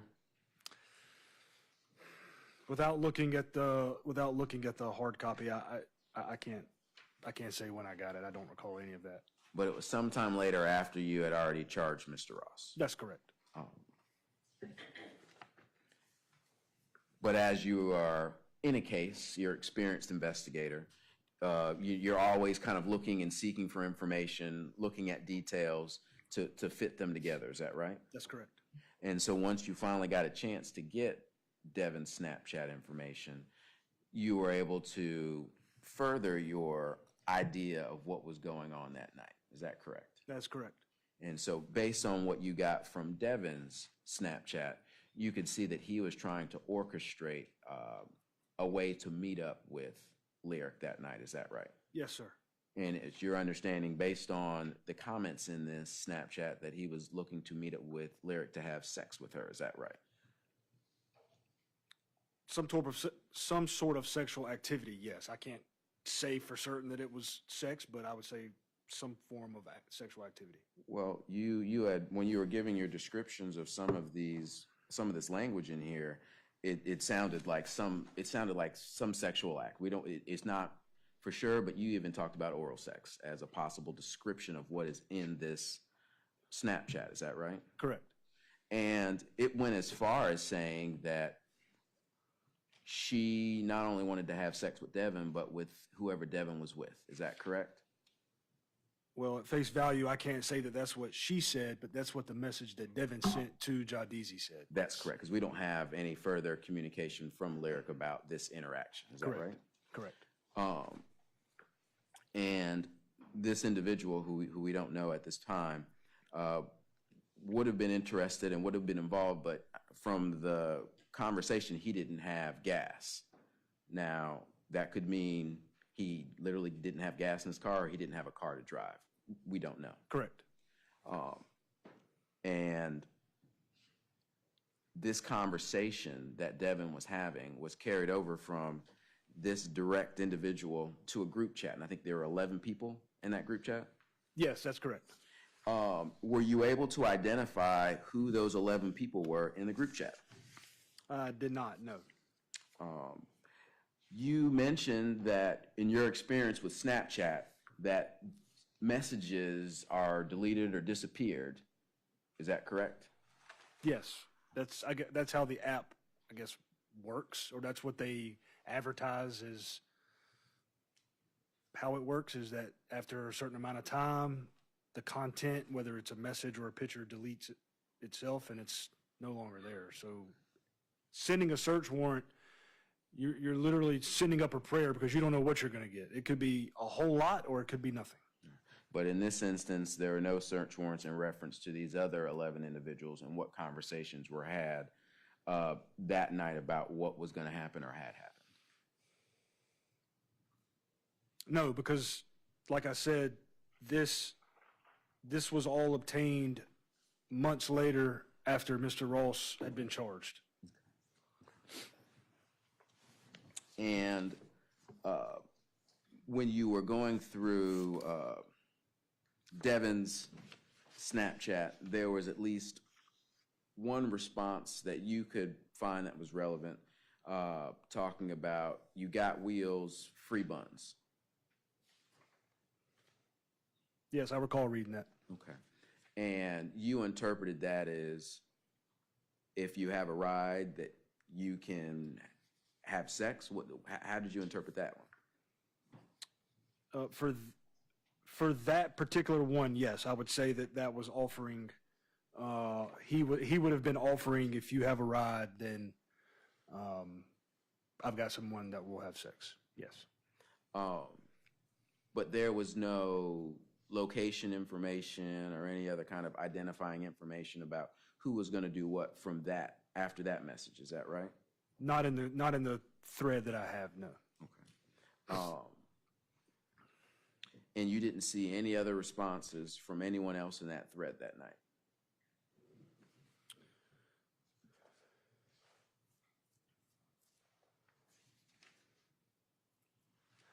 I did not.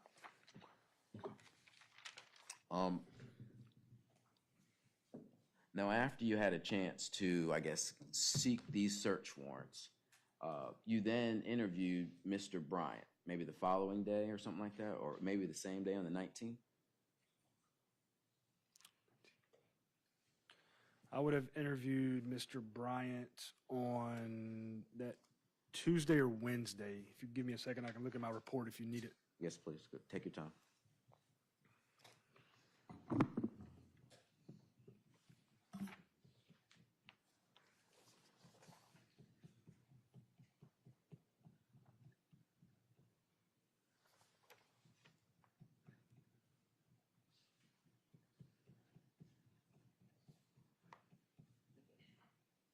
So it appears that he come down to the sheriff's office on the 19th. And your reason for meeting with Mr. Bryant was because you had got information that Mr. Ross was at his home? That is correct. And when he came to interview you, obviously this has been a while ago, do you recall his demeanor? Without going back and looking at the interview, I can't say that he appeared to be calm just like he was when he testified. I can't say that he was agitated or amped up, if you will. Okay. And when you met with him, he provided you with information that Mr. Ross was at his house, right? Correct. He gave you information that he at one point was dating Mr. Ross's mother, right? Correct. He even told you that Mr. Ross lived with him for some time. Correct. And he told you that Mr. Ross was asked to leave his mother's home. Isn't that right? Yes. Okay. And he was asked to leave his mother's home by his mother. Is that right? Yes. Okay. And that she asked him, or told him rather, to go stay with his father. Is that right? Best I can remember, yes. Okay. Now, after you spoke with Mr. Bryant, did he mention to you that Mr. Ross had left some things behind? He did, yes, sir. Okay. And what were those things? I know it was some type of camouflage bag and a pink sweatshirt that he indicated was Mr. Ross's. Okay. And were those items taken into evidence? Yes, sir, they were. And those items, were they found in the residence of Mr. Bryant? Were they found somewhere else? Like, do you recall where they came from?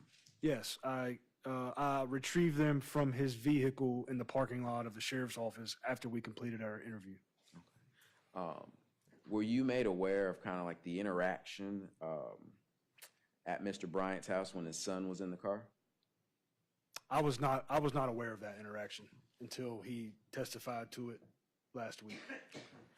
Were you told that a consent search was done of his residence and outside his residence prior to meeting with you? Yes. Any idea why those items weren't recovered or presented at that time? I don't know. That'd be a question he could answer. I wasn't there for the consent search, so I don't know what was there or what wasn't. Okay. When speaking with Mr. Bryant, he didn't make any mention that he saw any evidence of suspected blood or a firearm or anything like that that would relate to this case. No, he didn't, but he did bring up that Ms. Cordero made a comment to him when he went over to the house or to the apartment that the booster seat not being in the rear passenger area anymore, that it had been moved to the very back. Right. That stood out to me. Okay. A booster seat not being in the back seat stood out to you because it's uncommon for booster seats to be in the trunk?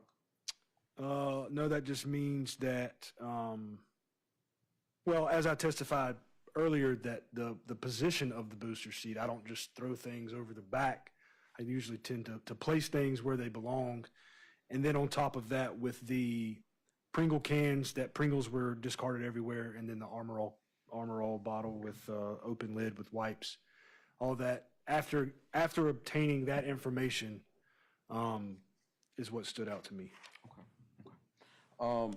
At some point, the vehicle at Ms. Cordero's home, the white GMC Terrain, was taken to the Sally Port.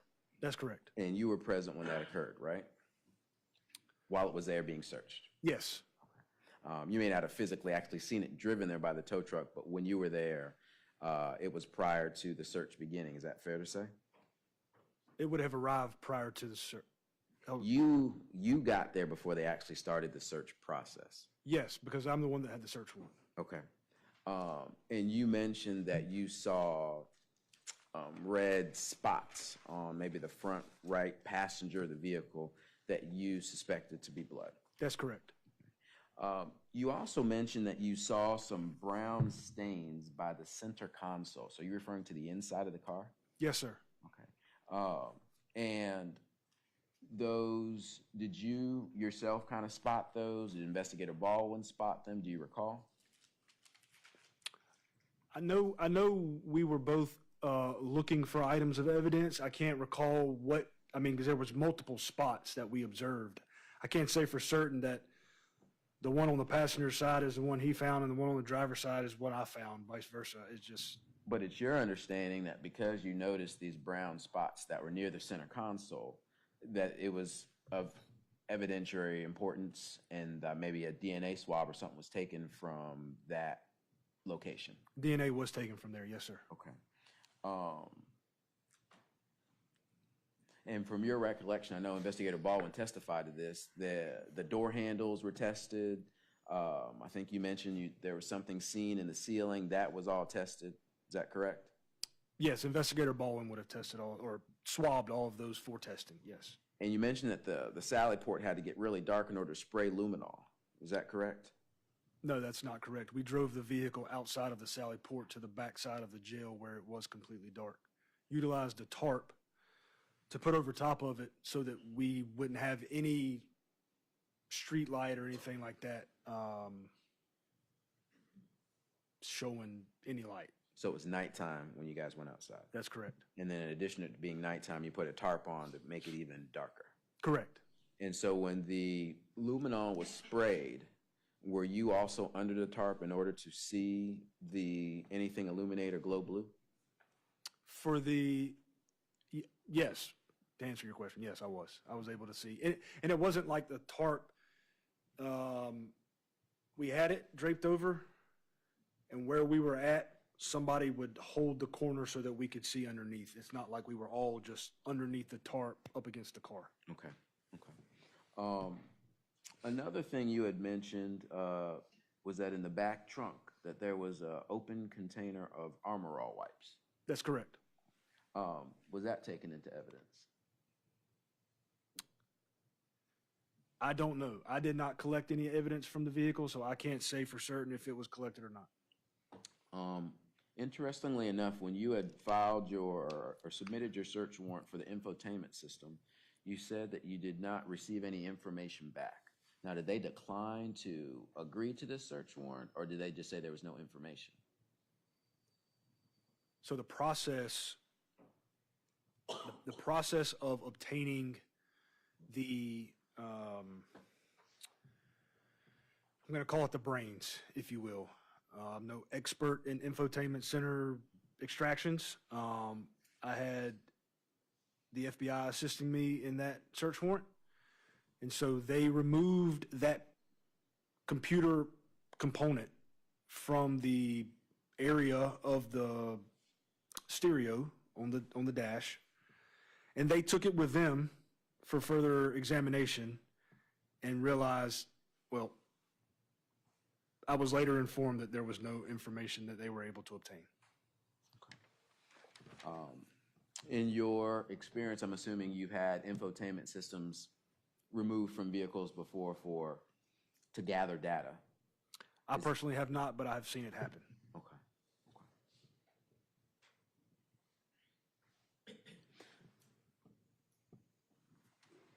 At some point, you got information that maybe this white vehicle had gone to the Petro, which is right off of Buckhorn Road.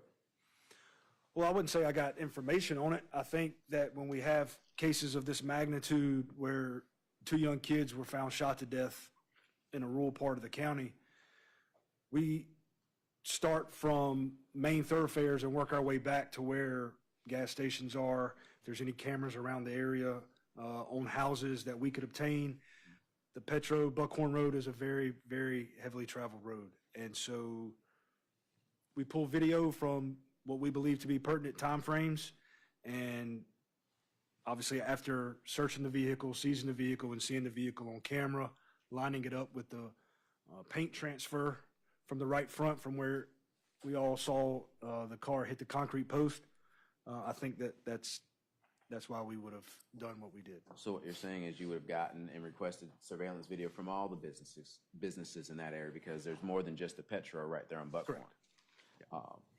And you mentioned that you could see at that time frame of 2:11 to I think 2:19, you could see the video pull in, and you could see the car kind of sitting there parked next to a gas pump for 30 seconds, maybe a minute or so. Give or take. And then eventually that vehicle tries to make a turn around into the next set of gas pumps and doesn't quite make it. That's correct. All right. And you could surmise that the person who was driving this car was probably not an experienced driver. Would you say so? I don't want to assume that Mr. Ross wasn't an experienced driver, because I don't know him. I didn't know him at the time, so I can't say that he is or is not. Okay. An experienced driver would have judged that turn a little bit better, wouldn't you say? Yes. Okay, thank you. And the interaction we see Mr. Ross going up to the teller, which looks like they're only doing it from outside. Correct. Eventually paying for gas and then leaving. Correct. All right. From the video, there was no indication from looking at his clothing that there was any blood or any evidence that he had been involved in any type of assault. Is that correct? It is, but I think it's also important, based off testimony from the medical examiner, that majority of the shots were from the back. So that appears that the 2 individuals that were discovered deceased were moving away from the shots and not coming forward to create that blowback of the blood coming onto whoever the shooter may have been.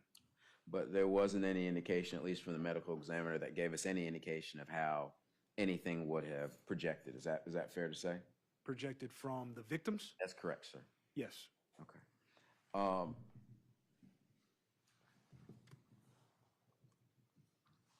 Now, after you got a chance to view this video and after you got a chance to take evidence from this vehicle, I think that's the 19th, the very next day is when you decided to take out charges on Mr. Ross. Is that correct? The 20th, yes, sir. 20th. When you were involved in this investigation, did you yourself expand the search and look for things like Devin's cell phone? I personally did not. I know that there were other investigators that walked street, Buckhorn Road, Yarborough Road, looking for items of evidence, and none were located. Okay. And so there was, I don't know if you maybe sent out a task of things, Investigator Villa look for this or someone else do that, but was anyone tasked to look for Devin's bag? It was a culmination of, hey, this is what we have to do. This is what, correction, this is what needs to be done. Who wants to do what? Okay. All right, so it wasn't like, I'm going to tell you to do this or tell you to do that. It's, this is what needs to be done. Put your name down and let's go. Were you ever made aware of how wide the grid was or how far they searched down Buckhorn Road or Yarborough Road to find any of these items? I was not, but based off the evidence that I was able to review, I know that at some point, Devin's phone was at the crime scene, and it was not there when we arrived. Okay. And to your knowledge, no firearm has been recovered either. That is correct. And your understanding is that with the divvying of responsibilities, you didn't tell people what to do. Those things would have been responsibilities that people would know was necessary as part of this investigation to look for cell phones, to look for bags, to look for a firearm. Correct. And none of those were uncovered up and along Buckhorn Road. That is correct.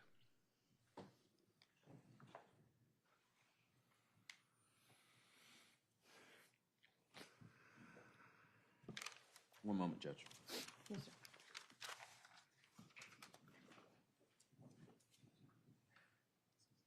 Mr. Trapp, this might Yes, be a Your good time just to take our afternoon recess. How's that? Yes, ma'am. All right, ladies and gentlemen, time for our lunch recess.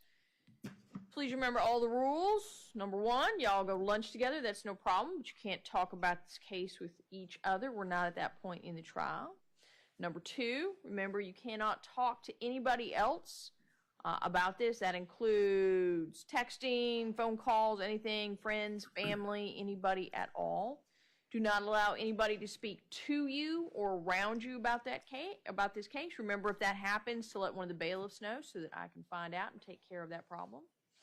3, please remember no independent research about anything connected with this case, what you've heard, the people present, anything like that. No AI or other wonderful research tools. And lastly, please remember to keep your mind open. You still have not heard all the evidence in this case. You have not heard the arguments of counsel, and you have not heard the law that you have to apply to the facts of this case. So with that, I'm going to ask everybody else to please remain seated. You folks can leave your notepads and things in your chair. See you back here. We'll start at 2.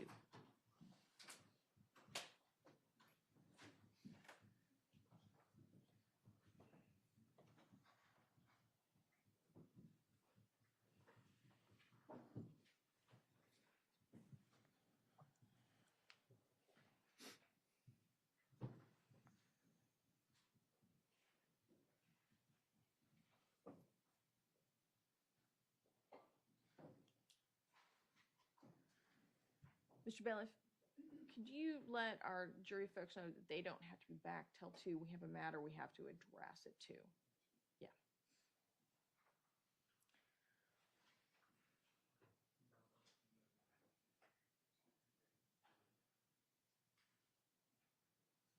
All right, our jurors are outside the courtroom. Anything we need to address at this time from the state? No, Your Honor. From the defense? No, Judge, thank you. All right, we'll see you all back here at 2. We'll address the state's motion at that time. Thank you. And may I retrieve the stipulations? Yep.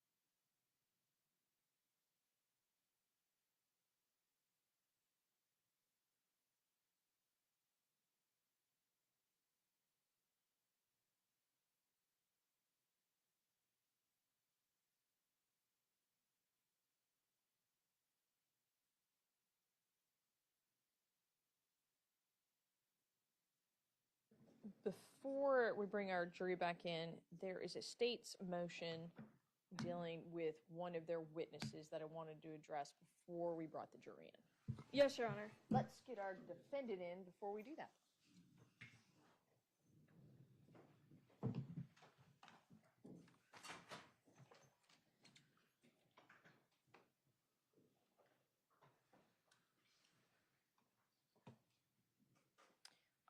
Mr. Trapp, we good to start? In reference to the motion, Judge? Yes. Well, I assume since it was a state's motion, they would. You're just missing your counterpart. Are you okay to go? Oh, yeah, yes, it is okay to start this motion. I'm sorry, Judge. Didn't understand the question. I was not very clear. All right. So the state's motion is in regard to Kristen Sykes. It's a motion to not allow any live streaming of his testimony, videotaping, or photography.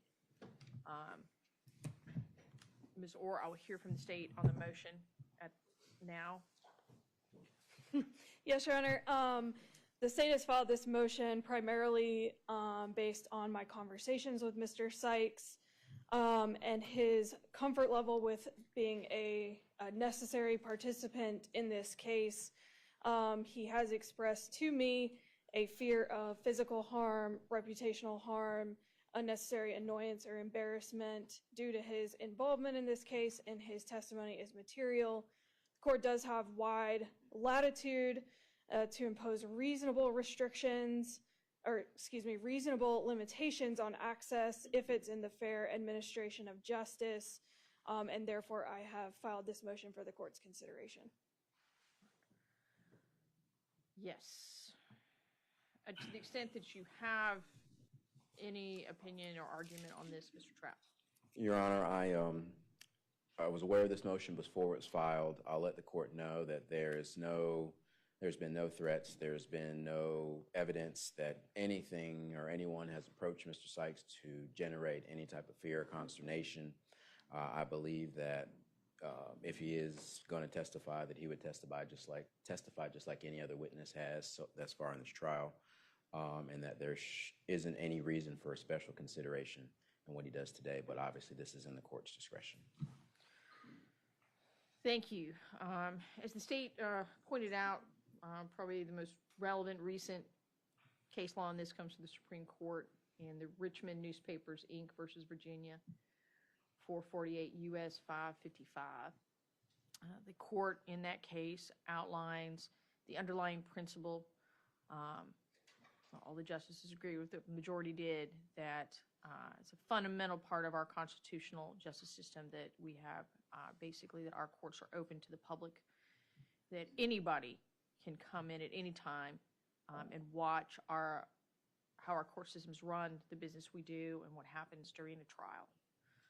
In addition to that, the court pointed out there's a balancing test that must be acknowledged with newspapers and the news industry as a whole, and their rights under the First Amendment to be able to show what happens in our courts. That is balanced, of course, if there are overriding principles that would suggest that in particular cases that access to the courts and the access of the news media should not be allowed. In this particular case, I think that in a general way, for the most part, especially civilian witnesses, being in court is stressful. Having people potentially know about your involvement in a case is stressful. Sometimes people you know don't appreciate that. And that is unfortunately just the reality of every court case. This case being no different. I understand the state's made this motion. I respect that. There does not appear to be any evidence that there are any specific threats that have been made to Mr. Sykes, either in person, through the telephone, or over social media. There have been no specific threats against any witness in this case that I'm aware of. Balancing everything out then, taking into account again the public's right to be here, the First Amendment rights involved, as well as Mr. Sykes' rights, and the balance I have to deny the state's motion to restrict access to Mr. Sykes' testimony at this time. Thank you for your consideration, Your Honor. Absolutely. It's a proper motion. And again, it's more just a matter of weighing out interests, especially those constitutional interests that we recognize. All right. I believe that we were still on the cross-examination of the sergeant. So if you want to step back up, please.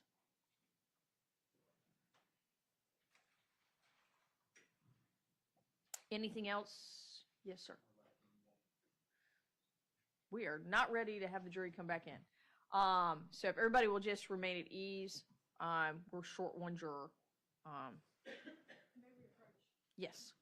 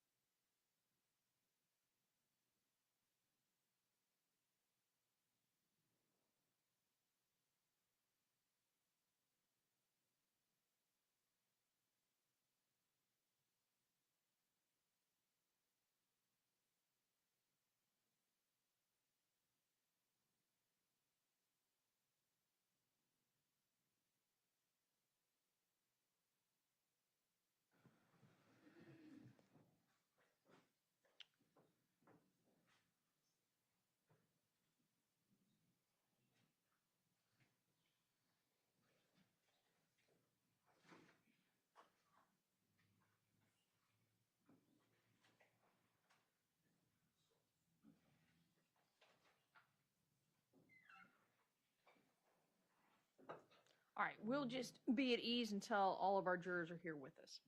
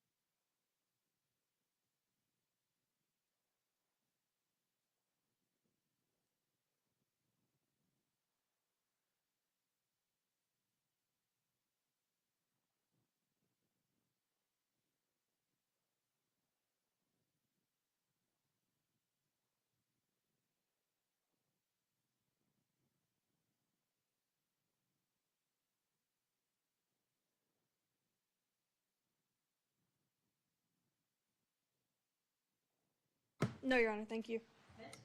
No, Judge, thank you.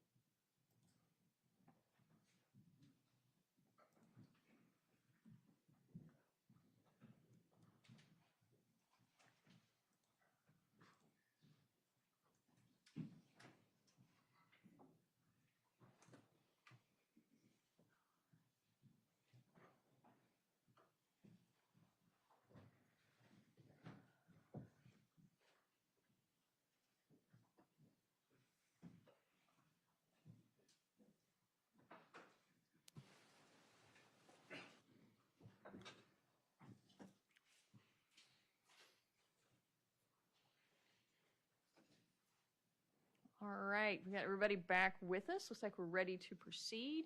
Mr. Orr, the witness is with you. No, It's all right. Mr. Trapp, the witness is with you. Mr. Orr, you have to wait. We spliced this together. Good afternoon, Good afternoon. Sergeant Goodwin. Yes, sir. When we spoke just before the lunch break, I had asked you a question about the appearance of the clothing of the individual in the video, how you identified as Mr. Ross, and that you didn't identify, you couldn't tell, at least from looking at the video, that there was any evidence of an altercation or blood or anything like that. You recall that? Are you referencing the Petro video? Yes, sir, the Petro video. Yes, sir. Yes, sir. And you had made a reference that based on the information from the autopsy, there were gunshots to the back of both individuals. You recall that? Yes, sir. But you recall from the testimony that was given to us here in court and from the information you recovered or received from the autopsy that there were shots to both of these individuals in the front. Do you recall that? Yes, sir. And that several of those wounds to the front hit major arteries. Is that correct? Or do you recall? I would say yes. Okay.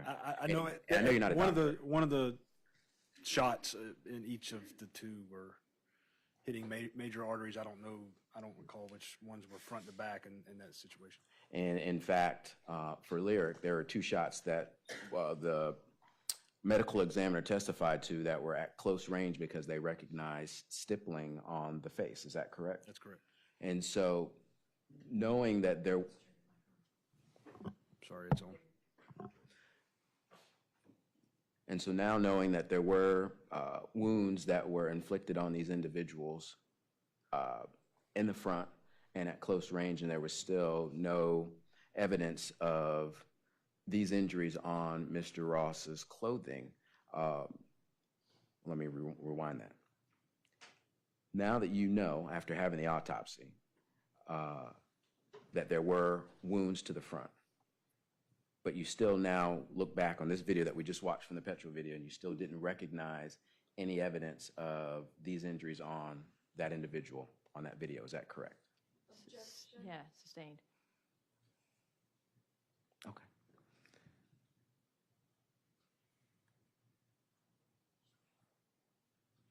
We'll keep moving forward. I feel like you've answered it. I asked it a second time.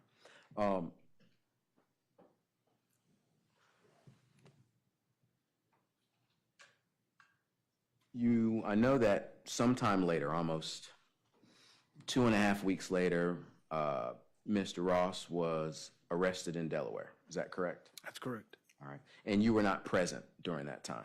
That is correct. All And you were not given any information that Mr. Ross made any statements while he was in Delaware. Is that correct?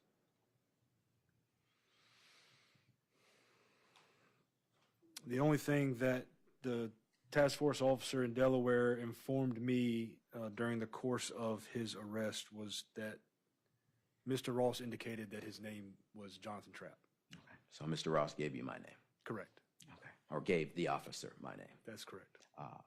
And after he was brought from Delaware to North Carolina, there were no statements or admissions from Mr. Ross to law enforcement. Is that correct? Approach.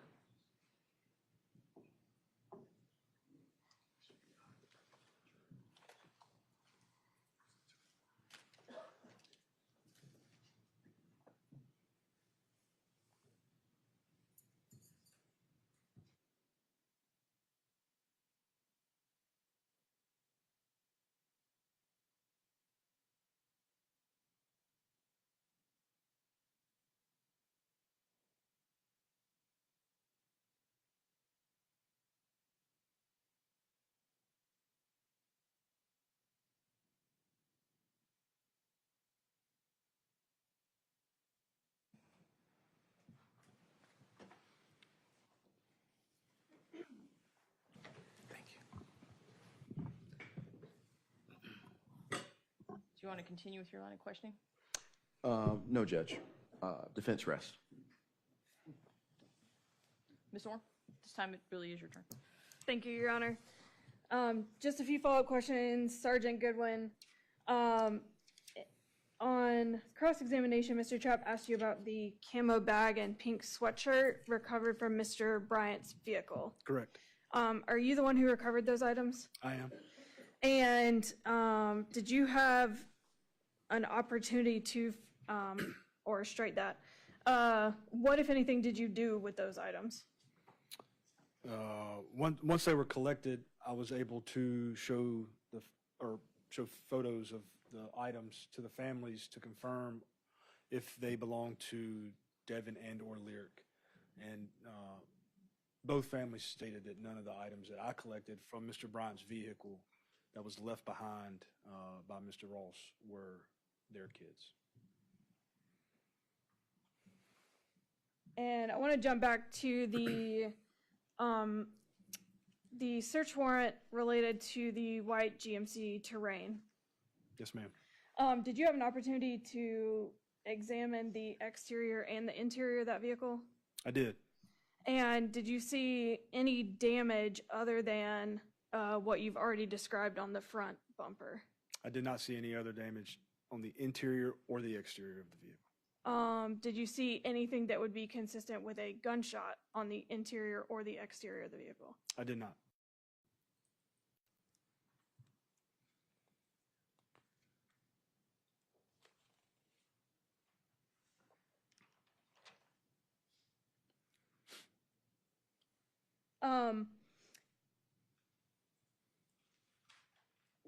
Over the break, were you able to determine when you received the Snapchat return? Yes, I was. And when was that? December 1st of 2022.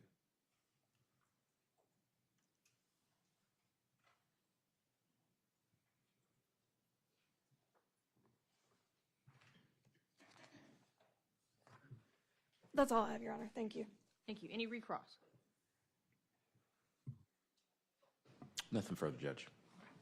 Thank you very much, Sergeant. Step down.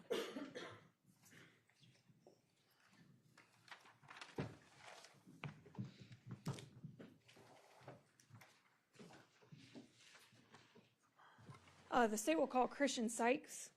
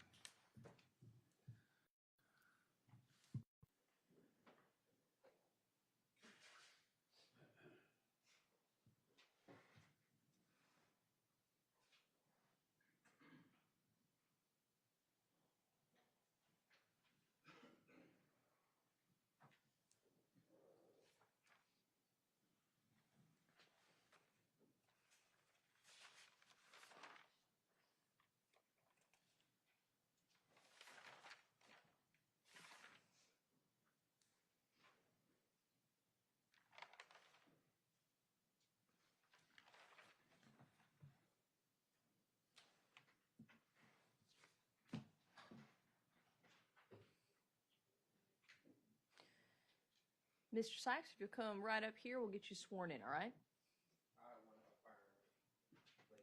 Can do that as well. Just raise your right hand. Do you solemnly affirm that the testimony you're about to give this court and jury will be the truth, the whole truth, and nothing but the truth, this being your solemn affirmation? I do. Mr. Sykes, when you have a seat, just make sure you're up close to that microphone, okay? Okay. Thank you. Good afternoon. Hello. Would you please state and spell your name for the court reporter? Christian Sykes, ChristianSykes. And Mr. Sykes, do you know Issiah Ross? Yes. How do you know him? We were cool once upon a time. Cool, did you say? Yeah. Okay. How did you first meet him? He was with a group of people that I knew. And so for about how long had you known him? Like maybe 6 months or so, something like that. Not Okay. like a long time. And would you guys hang out? Time to time, yeah. And what did you do when you were together? Hang out, chill, talk, normal stuff. Where did that normally happen? My grandma's house, or maybe his house in my car, like type situation. Okay. And I want to draw your attention to, well, first let me ask you, do you see Mr. Ross in the courtroom today? Yeah. And can you point out where he is sitting and describe an article of clothing he is wearing? With the white shirt. I would ask that the record reflect that the witness pointed toward Mr. Ross and identified him by an article of clothing. Record will so reflect that the witness has identified the defendant. Thank you, Your Honor. Mr. Sykes, I want to draw your attention back to September of 2022. Did you have an opportunity to speak with law enforcement regarding Mr. Ross? Yeah, they called me like 10 times. Okay. And so did you speak to somebody on the phone? Yes. And do you recall if that was Captain Jeff Ray? It could have been. I don't remember his name. I know it was somebody that works for Hillsborough. Okay. What, if any, information did you provide at that time on the phone? None. You did not provide any information? I think I just said his name. That was it. Would reviewing Mr. Ray's supplement or Captain Ray's supplement help refresh your recollection as to what information that you provided him? I know for sure I said his name, and I kind of gave a brief description of what I was told, but I didn't really go into detail. Okay. What description of what you were told? What does that mean? What he told me. What Issiah told you? Yeah. And what did he tell you? That you want me to tell the whole story? Yes, please. Okay. Well, he told me that he was going to hang out, or that he hung out with somebody, and they were going to. Do you want me to say it off? Like, okay. It's been said before, probably. All right. Well, he said that they were going to run a train that they went to run a train on a white girl.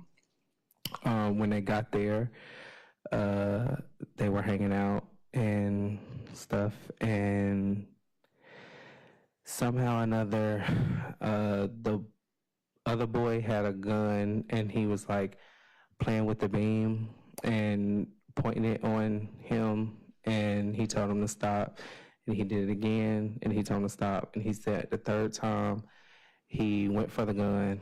They wrestled for the gun, and I don't remember exactly if he said the gun went off, but I do know he said that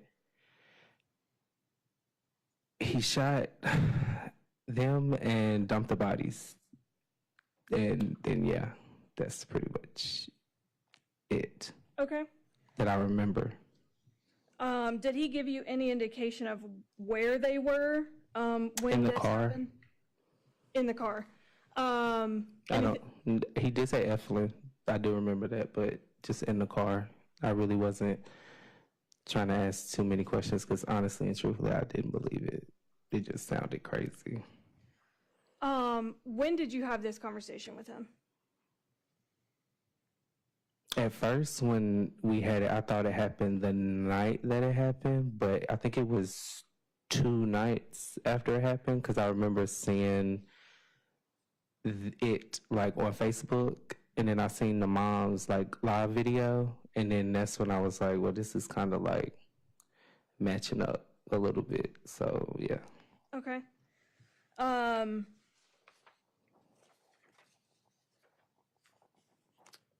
So just so we can make sure our pronouns are clear. So Issiah said the other guy had the gun Mm-hmm. and that he was beaming him with it. What does that mean? You know, a gun has a beam on it, like a light. Okay. Like, yeah. And that, then you said did they argue about it? Did he give any indication? I don't know. Okay. And at what point did he shoot the guy or the girl? I don't know. I wasn't there.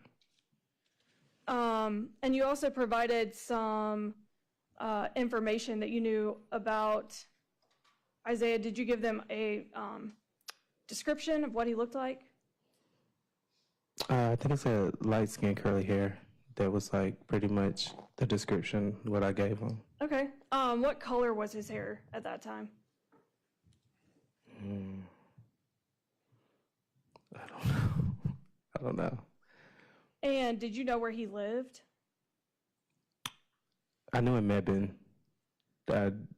Yeah, Mebane. Okay. And did you provide them with a phone number for Issiah? Maybe. And so after speaking with Captain Ray, did you also meet with an investigator and speak with her? Yes. And where did you do that? Walmart in Mebane. And can you describe what you told her when you met with her? Exactly what I told you just now.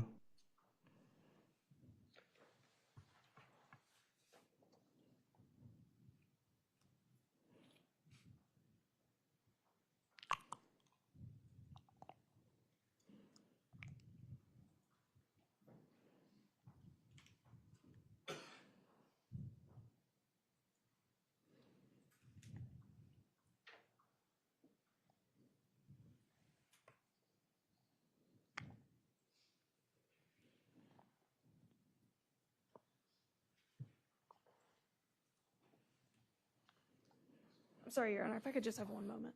Yes, ma'am. Thank you.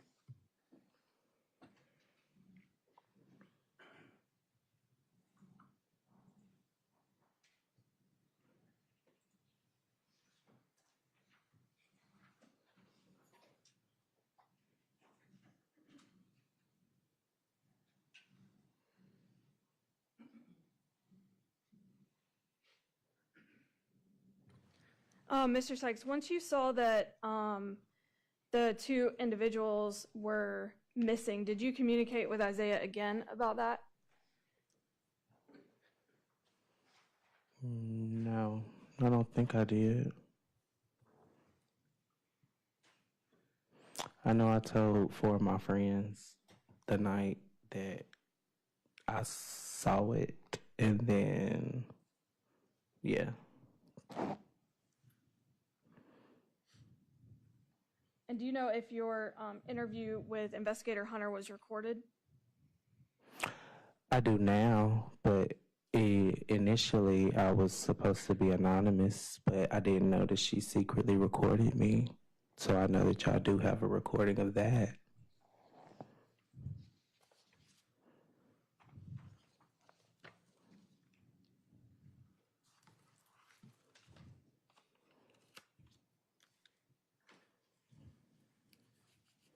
Your Honor, this time I would mark that recording as State's Exhibit 142, and I would ask to play it at this time. Any objections to admitting States 142 into evidence?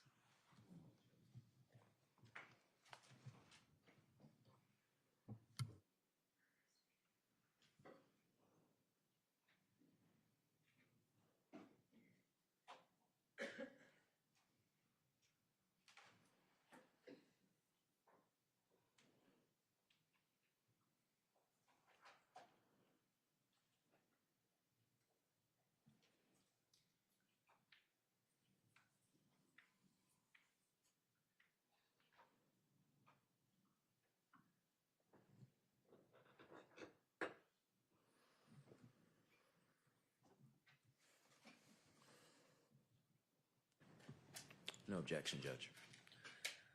All right. State's Exhibit number 142 will be admitted without objection.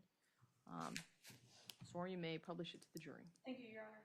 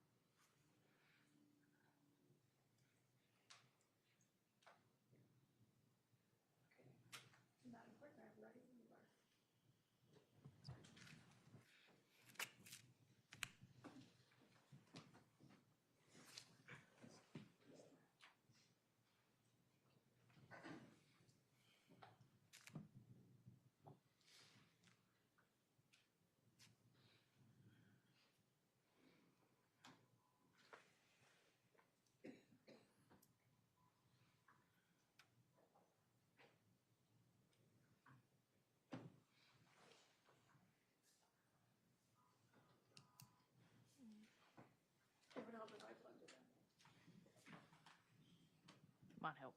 There we go. Go back and redo it. There we go. All right.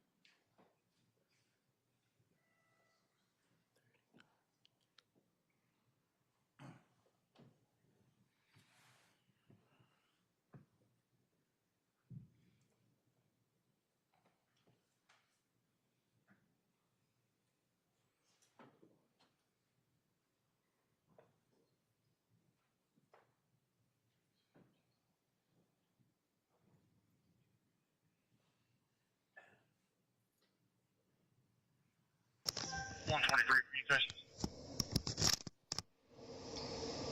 123. 241, 314. Occupancy copy.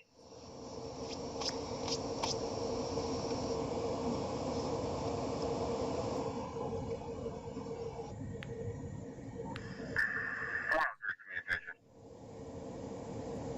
103. I think spoke with the caller. 103, clear go to 17-3.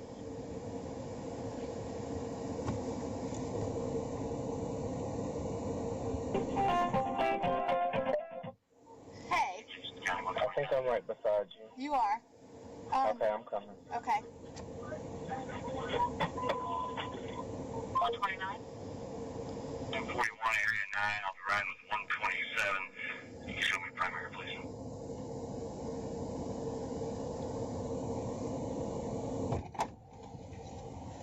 Hey. You alright? No, You want some water? no, I just, need to shake it. Relax. Okay.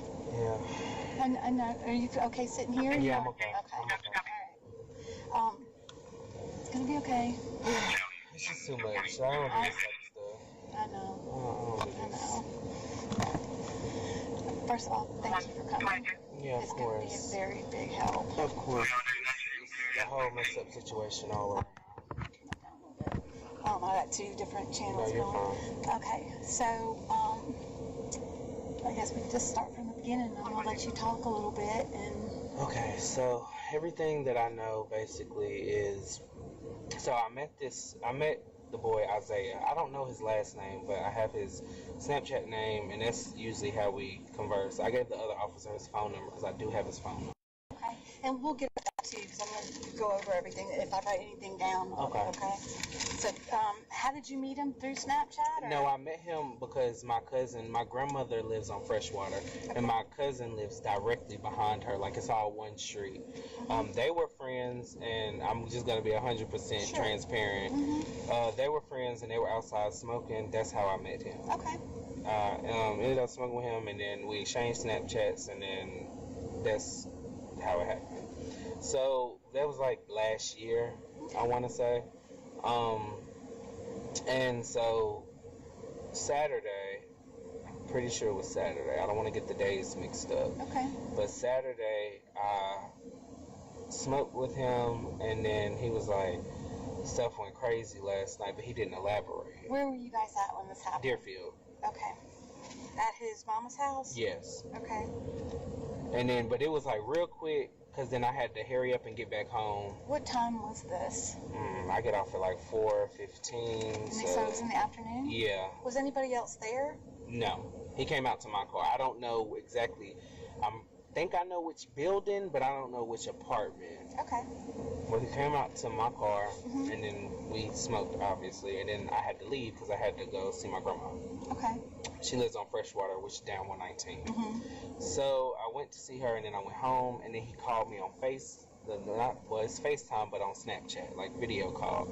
And then he started saying, like, stuff is crazy, and he was going to New York, and I was like, what happened? I was sitting in my car, I just got back home, and he was like, what happened? I was like, what happened? And then he showed me, like, a gun, and I was like, okay, go ahead. And he showed me, like, a gun, and I was like, you got a gun? Okay, like, what does that mean? And then he was like, well, I picked up this dude. He didn't give me no names. He just said he picked up a dude.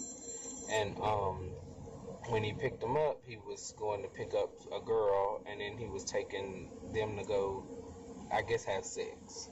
All three of them together? I don't know if all three of them together or if he was just taking the boy and the girl to go have sex or whatever the case, or if all three of them were going to do it. That part, I really didn't ask questions on. Okay, yeah.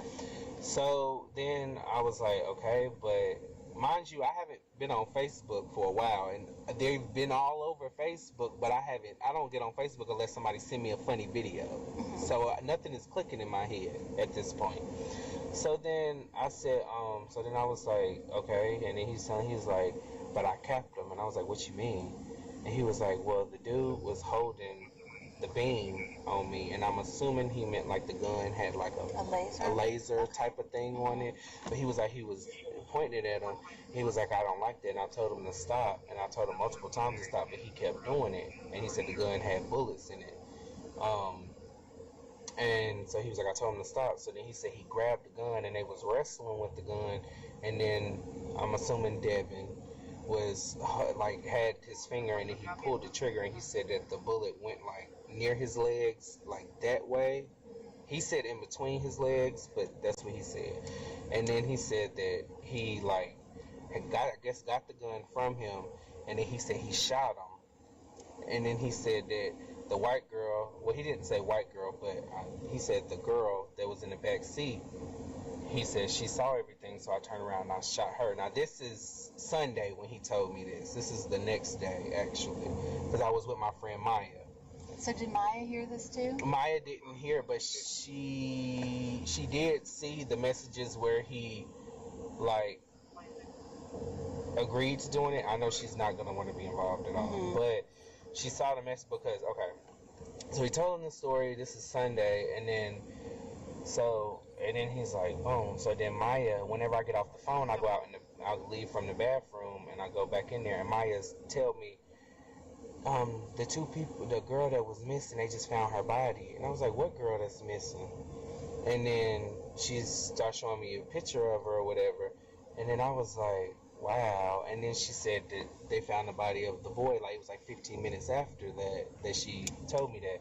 And then that's when I was like, what? Because I thought the story that he was telling me, honestly, I just thought he was just telling me some story because he got a gun, because he lies a lot, in my honest opinion, in my opinion. So then she said that this was yesterday.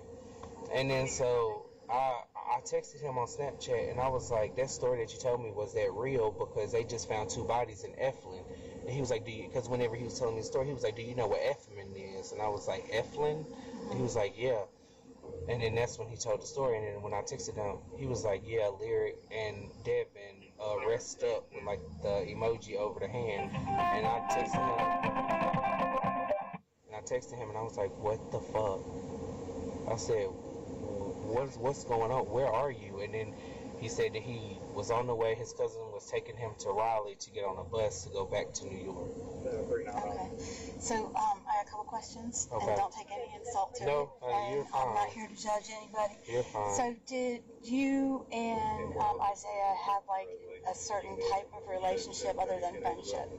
And I ask that because normally, when someone shares that type of Yes. information, Yes. Some stuff occurred. okay. So, were you guys involved other than friendship? Were you in a sexual relationship with him as well? It didn't really. Because did you guys see each other that way sometimes? Yeah. And I It say that happened because- it happened twice, but most of the time we just smoked. Okay. Yeah. And the only reason I asked that because it seemed like he was very personable with you and he trusted Yeah, I don't you. know So for why him to he tell told you me that that kind of though. stuff. I don't know Yeah. why he Okay. called me and told me like he know I don't do that type of stuff. I'm going to school to So be a you guys nurse. would be, you're kind of close. and so Yeah, you like confided in you. he Okay. calls me and tells me whenever his mom and him get to arguing, like she's like this weekend she was kicking him out because she said he wrecked her car or something like that of Did that he mention nature. to you, like, had he wrecked the car?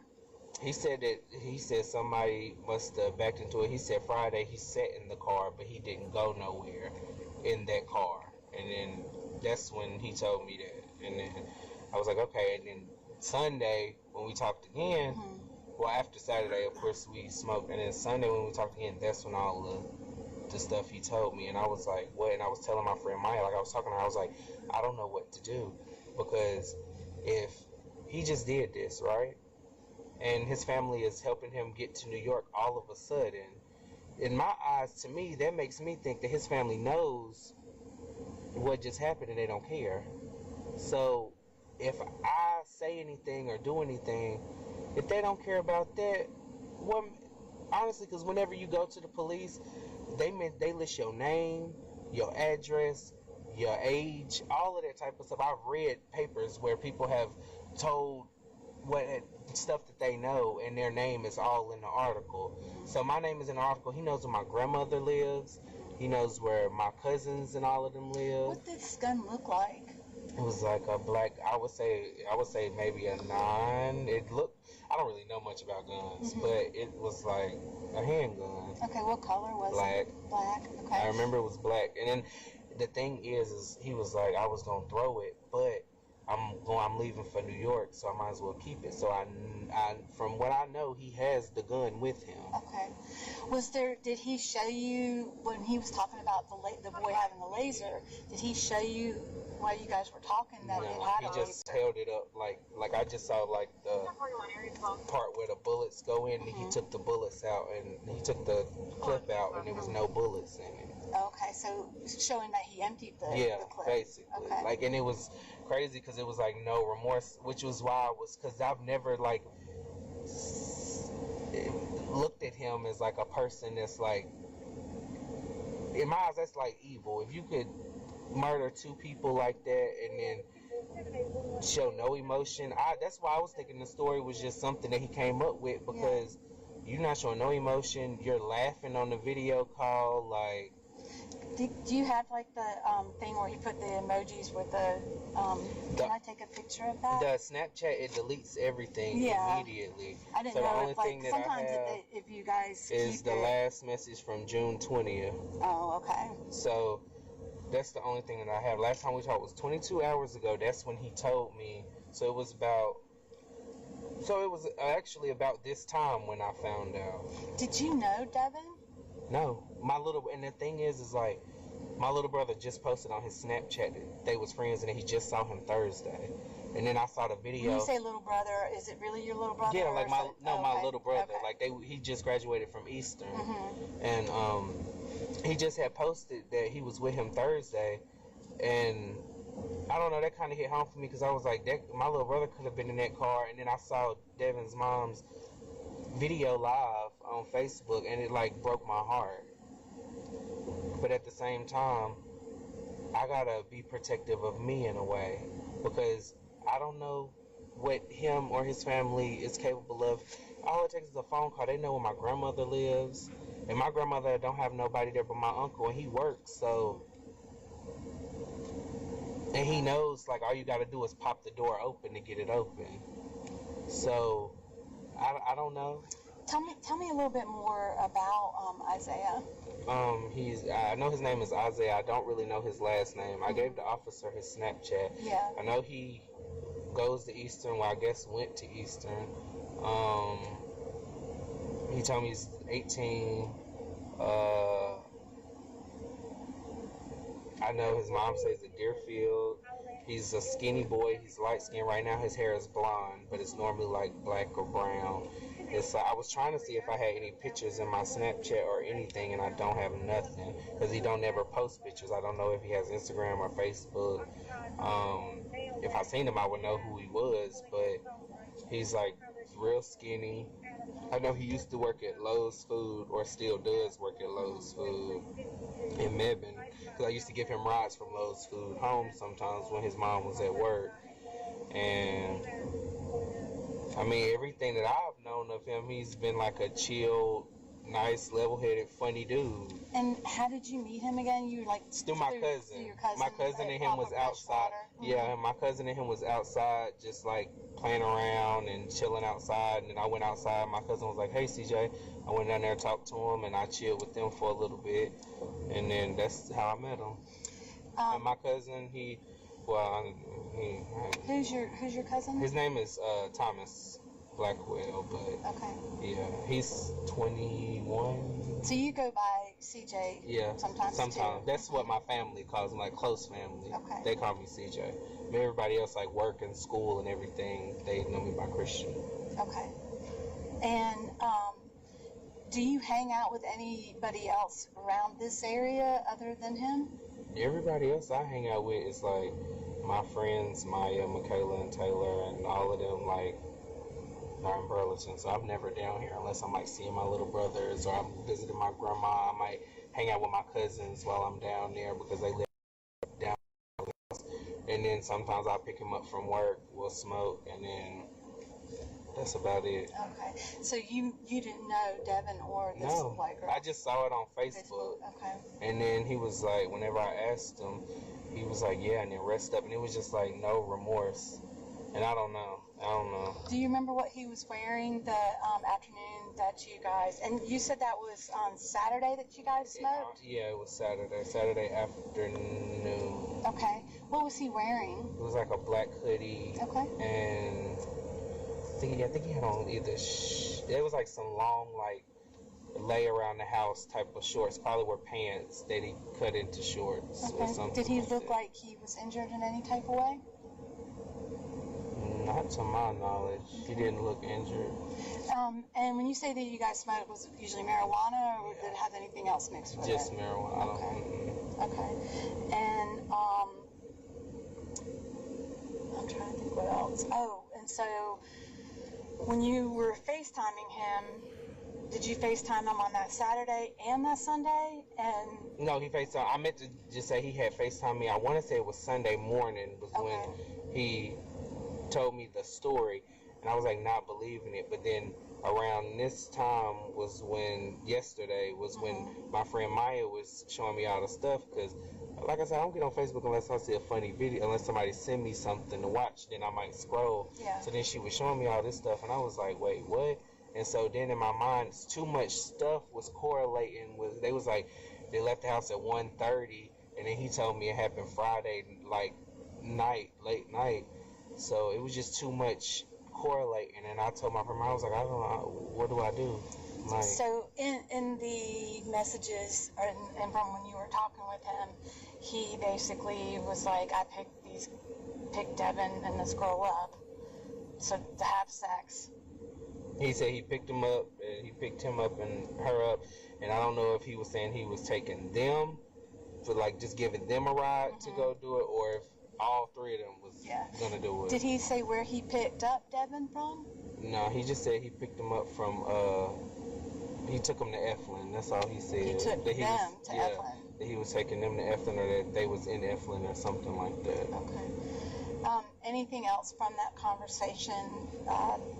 Besides the no remorse, the gun, him still saying he gonna keep the gun, that he's going to New York, that his cousin was helping him get a ticket to New York.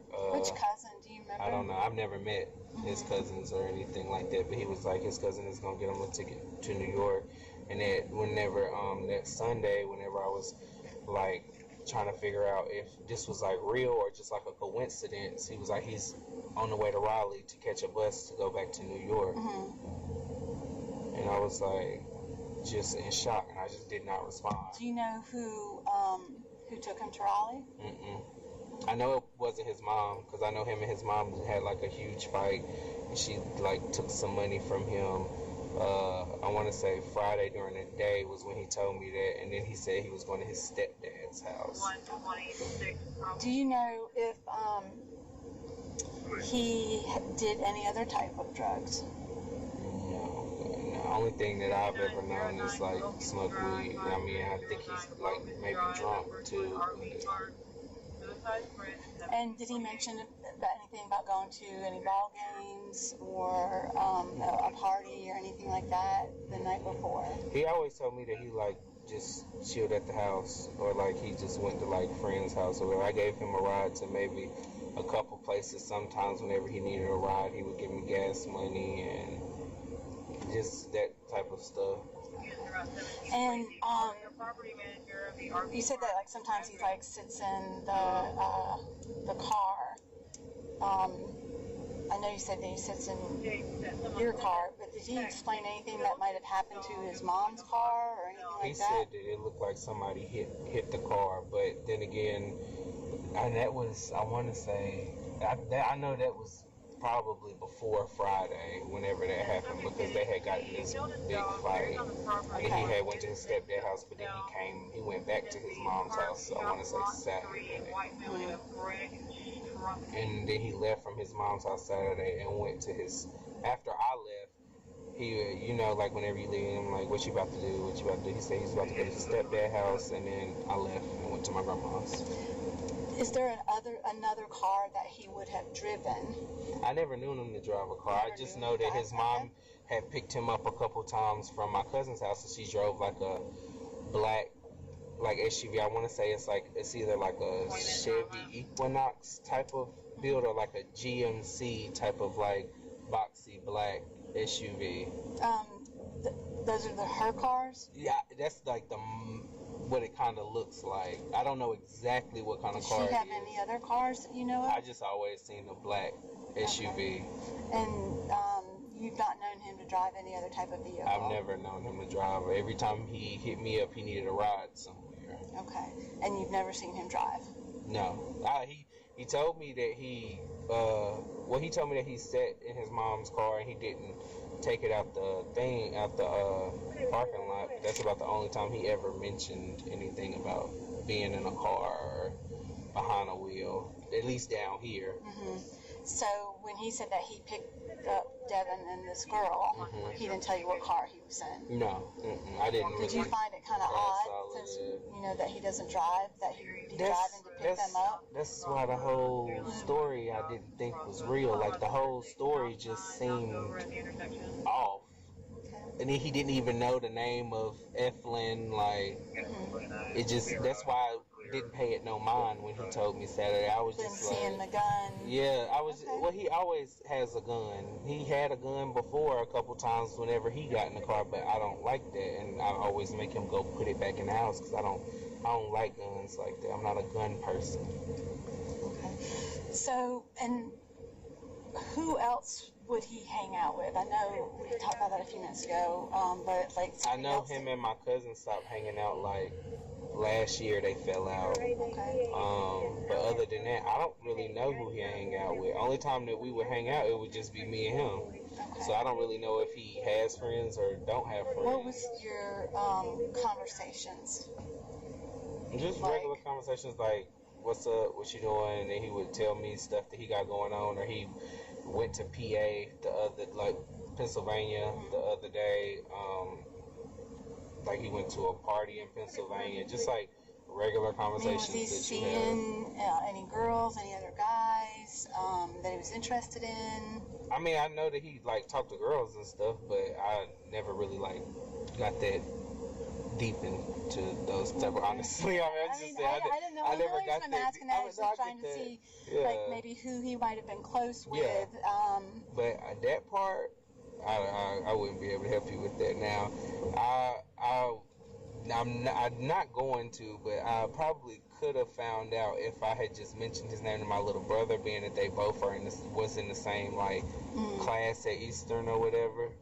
So I'm pretty sure, and I don't even know if my little brother knows him, or if my little brother hung out with him, because if Devin and him was cool, Eastern's not that big. I went to Eastern. I know how everybody is like friends with everybody at Eastern. It don't matter like what grades you in, everybody just knows everybody. So I don't even know if like my little brother knows who he is, or because I know my little brother know Devin because I saw my little brother posted on Snapchat where he was like he was just with him Thursday. And then whenever I had talked to my little brother, I want to say, I think it was, what day was it? Thursday. Yeah, it was Thursday because he said he was going to hang out with friends, and I guess that's when he went and hung out with Devin and then with his girlfriend and my brother's girlfriend, and he went to hang out with Devin, and then I saw him post that on his Snapchat yesterday, and I was like, wow. So all of this is like real. I'm going to give you my business card. If something comes up that you can remember, that always happens to me later on, I want you to give me a text or a call. And if he like makes contact with you, do you have like a second phone or someone else's phone that you can take a picture of? I know when on Snapchat. No, if he don't it tells you screenshot I'm not. it. Don't screenshot it, but take another picture with another phone. If he You understand what I'm texts saying? me, I'm definitely gonna let y'all know because I don't like the fact that he told me all this information. I mean, I guess it's kind of good because I can help y'all. Yeah. But still, to me, it's like, I don't know. I don't see how you can just do that to somebody. I don't know. That's why I didn't believe it, because he never mentioned like that kind of stuff, because I don't do that like hot boy stuff. I'm in school. I'm trying to focus and get somewhere in my life. Like, I help people for a living. Like, I don't understand why he felt comfortable enough to tell me, and then I feel like this is just a lie. But I know who he is. I could point him out if I seen him. Right now he's got blonde hair, and I just know that 22 hours ago, he said he was on the way to Raleigh to get on a bus to go back to New York. That's the last contact that I've had with him. And it was just always you and him when you guys would smoke? Yeah, it was just me and him, or it was me, him, and my cousin, but then him and my cousin stopped talking, like, sometime before Christmas or something like that. What was your cousin's name? Thomas Blackwell. Oh, that's right, okay. Yeah. So make sure. And what phone number did you have for Issiah?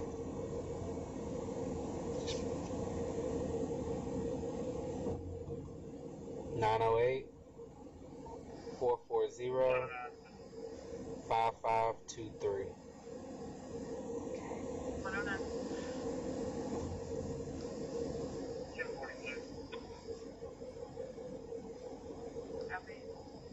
I haven't like texted him. The last time that I had texted him was April the 11th. All the time it's always on Snapchat. If you want a Snapchat name, I'll give you that.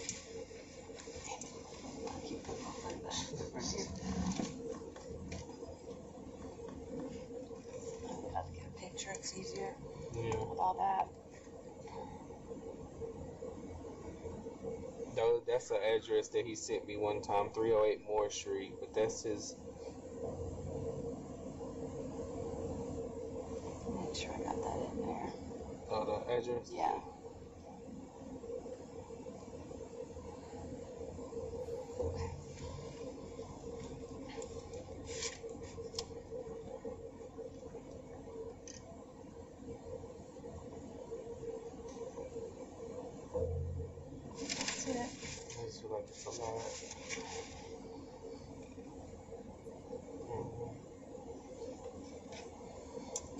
so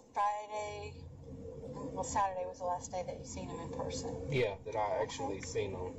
All right. And I talked to him Sunday. Through Snap. Yeah. And then you saw him on FaceTime. Yeah, Sunday. Afterward. Yeah. Oh. Sunday. Well, no, I saw him Saturday, and I saw him.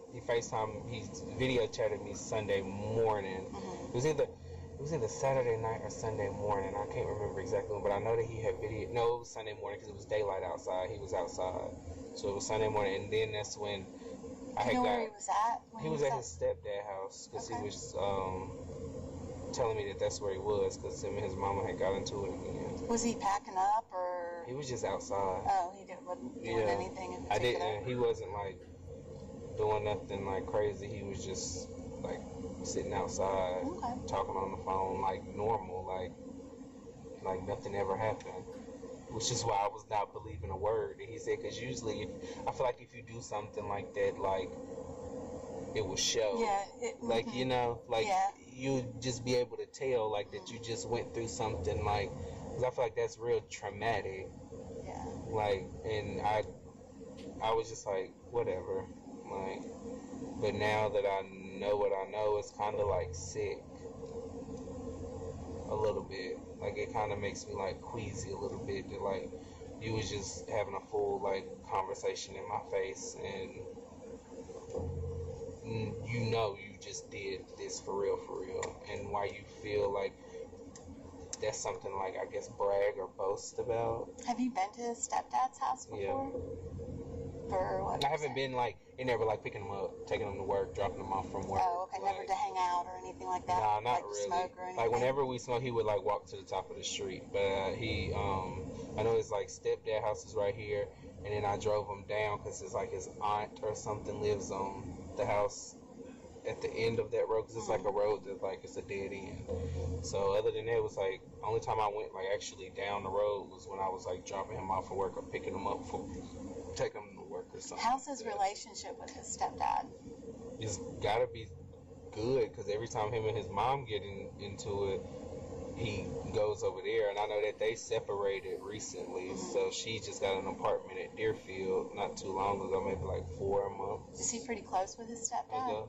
I would say as close as he could be. He said that he's like drill sergeant-y, but he was saying like he's cool, like, you know. Does he let him do a lot of stuff? Does he know that he smokes and stuff like that? I don't think he knows. I'm pretty sure that they know. Like, yeah, but I mean, I didn't know like how cool he was. Oh, I don't think he's like that cool. Yeah, okay. He probably like will smell it if he walks in the house, but I don't think he like openly would just like let him just smoke or something like that. I don't know. He probably would. I don't know. You say drill sergeant. You never know. I mean, yeah, that's I mean, that's kind of the word that I put together. Okay. All right. Anything else that you think that might be important? I don't know. I've been thinking, like, every time I was remembering something, I had called and told the officer, so everything, like, is on my memory. Yeah, I was, and that's why I gave you my I was because I'm the same way. I'll be at home. And like, I every do a time I call would remember something, I was like, oh, yeah, I remember he had the gun in the video, so I was calling back, and I remember that he, like, showed the clip, but he was like, you see, it's empty, and I was just thought he was trying to, like, add more fuel to this story, because the story just sounded so, like, I don't know. You know how when somebody is telling you something and you just be like, you're lying? Because you're like, oh man, that's so fucking wild, you know? Yeah, like, it's just like, you're saying all of this, but you're like laughing and smiling. I feel like if you just did something like that, you gotta be a real sick individual to just be laughing and carrying on and smiling and Did he describe like how he like no, he just shot said him and where he shot him at? He said that he like they was wrestling for the gun, and he said that the boy was shooting the gun as like they was wrestling. Like he said it shot like 2 times, and then he got the gun, shot him, and then turned around and shot the girl because she saw everything. And in my head, the reason why I wasn't believing it, because I was thinking like, okay, if I'm in the back seat, right, and 2 people are wrestling for a gun and it's going off, I'm not gonna continue to sit in the back seat. Yeah. I'm gonna. Were they driving? Were they stopped? No, parked he said that they were parked. Like, did he tell you where they were parked? No, he just said Eflin. Okay. I'm pretty sure he probably didn't even know where they were parked. Okay. Because he didn't. Well, he said Eflin. something. Yeah. I was like, Eflin. But yeah, like, and I was just thinking, like, the whole story it wasn't adding up, because I was like, me personally, and any logical thinking person that I know, but then again, when you're in this situation, you might just be like stuck. But if you have time to be wrestling for a gun and it's going off, and then more time for you to get the gun and then shoot him, why would somebody just continue to sit in the back seat? Yeah. And then you telling me this story, and He's like, I don't know. It's just, no, I would be gone. Yeah. If as soon as, like, no. Well, did he mention, like, what did he do afterwards? He just said he dumped the bodies and left. I don't know if that meant he drove, walked, ran. He just said, I had to dump the bodies and nobody's gonna find them. So I was like, okay, nobody's gonna find them, so it's never gonna come to light. So you're just telling me like a lie. And where did he go afterwards? That's what I'm saying. Like, I guess like, he went did he home. go to his friend's house? Or No, I'm pretty sure he probably went home. Mm-hmm. He didn't tell you what he did once he got home? I didn't ask. Mm-hmm. Somebody's lying. I feel like somebody's lying. I feel like now I wish I would have asked more questions, because now I feel like I would have had a lot more information, because now if I was to like try to ask some questions, it would be off. So when you like confronted him about, hey man, they found No, I texted him straight up. I said, yesterday at like 5 o'clock, I texted him. I said, because he had told you, hey, they're not going to find them, and then you know, yeah, find out they found them. I texted him on Snapchat. Well, first I had called him on Snapchat, and he didn't answer because he said he was about to get on the bus, or he was in the car on the way to Raleigh, something like that. So I texted him. I was like, the girl and the boy that you're talking about, are their name Lyric and Devin? No, I was like, is her name Lyric? And he was like, yeah, Lyric and Devin rest up with like I'll show you which emoji it was. I think I know which one you're talking about, but yeah, I'd like to see it, just to make sure. I'll just text my sister. It was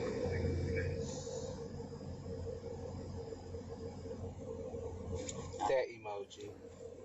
Okay. That kind of emoji.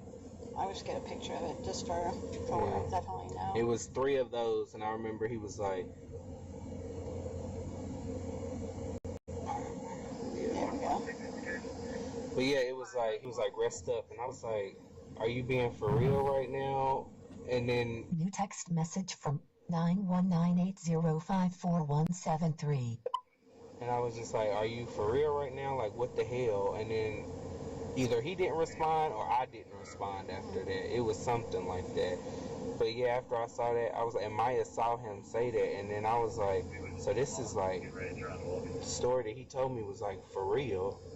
Like, why would he put that on my conscience for me to know? Like, she's 14 and he's 18. Like, they got their whole life ahead of them. So, number one, I felt like it was for no reason. Because I feel like if you pick them up for them to have sex or for y'all to have sex or whatever, and he's playing around putting the beam on you, why would you feel like, so something's not adding up in my eyes. Something's, because I feel like something happened. Something had to happen that he didn't tell me, because he was like, he was pointing the beam at me, and I told him to stop, and then I grabbed the gun, but I was like, why would you feel threatened if you picked them up and y'all are going? So he didn't, when you like confronted him about it, he was just like, yeah. He just said, yeah. He didn't like seem like, oh well, shit, you know, yeah, that's worried what I'm, about it. nothing at all. I guess that he feels like, it's like no big deal. I'm just gonna get out of town. No big deal, or like maybe, I'm about to get on the bus and go to New York. They're not gonna find me. 2312 Nat Drive off of Oakdale Drive, overdose patient operated. Or it's like, I'm about to be in New York, so nobody's gonna find me. But at the end of the day, I don't know, this has been sitting on me for all day. And tonight I was gonna call that tip line because Maya had gave it to me, because I wanted it to be anonymous, because I'm like super terrified. Yeah. But at the same time, it's like, you know something, you still gotta say something. Because after I saw that boy's mama's live, like, it broke my heart. Yeah. Because then it was like that was happening Sunday, and I had just heard this wild story from this dude that potentially may be true, and she's begging for her son to come home, and she don't know what's going on, and then they find 2 bodies, and you just told me that you shot 2 people and dumped the bodies in Eflin. That's too coincidental. Are you familiar with this area? Mebane and Burleson and Graham. I know a little bit of Eflin. Like, I know, like, Buckhorn Road, because I had a friend that lived, like, 1,000 miles down Buckhorn Road. But other than that, I'm not really familiar with Eflin like that. But Mebane and Burleson, yeah, I went to Eastern, so I was down here from, like, middle school and high school. So I'm pretty familiar with the area, but I just feel like it's wild. And where'd you grow up at? I grew up in Greensboro. And I moved up here to be with my dad because some stuff happened with my mama. Okay. So I moved up here. I've been here since 7th grade, I think. 7th, 8th grade. All right. All right. Well, I appreciate your time. Thank you so much. Yeah, no problem. And again, if something else comes up or if he texts you or whatever, let's You'll know. Okay? You'll know. Thank you. Yeah, no problem. Trying to get some rest. Yeah, I couldn't sleep last night, but I don't know. Thank you. You're welcome.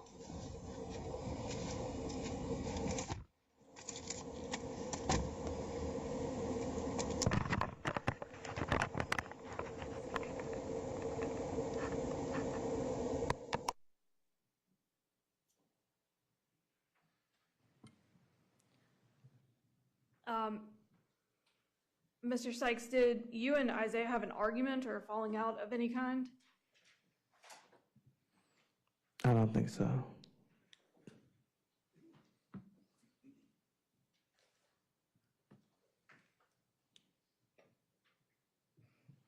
I don't have any further questions for this witness, Your Honor.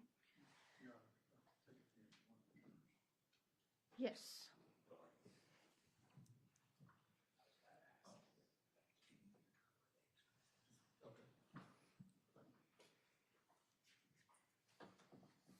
Mr. Trapp, the witness is with you. Thank you, Judge. Good afternoon, Mr. Sykes. Hi. So you had an opportunity to answer some questions with Ms. Orr, and then you had an opportunity to listen to that recording from 2022. Yes. So do you do remember meeting with law enforcement sometime in September 2022? Yes. But you didn't know, at least at that time, that was recorded. Is that right? No. And you found out that it was recorded recently? Yes. Today, last? Maybe like a couple days after I got the subpoena. Okay, so sometime in 2025, 2026? No, I got the subpoena like within like the last like 2 months. So yeah, end of 2025. And have you yourself ever watched or listened to that video? No. Now, some of the questions you were asked today and that you testified to were a little different from the video. Did you see any different? You recognize anything that you heard that might have been a little different? Yeah, but it was also like 4 years ago. So. And so maybe some of the things you forgot. Yeah. Now, there were some questions that the officer asked after you kind of gave your initial statement that delved into a little bit more detail. But I'm going to ask you some questions about what you heard and what you talked about so far today. Is that all right? Okay. So you mentioned that on Saturday, and Saturday would have been the 17th of September, that you met with Mr. Ross at Deerfield, and you guys sat in the car together and smoked. You remember hearing that, or do you remember that happening? Yeah. So that did happen. I think so. If I said it in the video, then it probably did. But then again, it was almost 4 years ago, so I don't really remember. And you mentioned that it would have had to been after you got off work, which would have been about 4:15. Yeah. Okay. And were you going to say anything else? Mm-mm. And so that Saturday, you met with Mr. Ross at Deerfield Apartments. Based on what you heard, maybe not necessarily, you don't remember it vividly, but it would have had to been after work that day on Saturday. Yeah, because I work 4 to 4. And you all sat in your car for a short amount of time, I think is what you said. Is that about right? Yeah.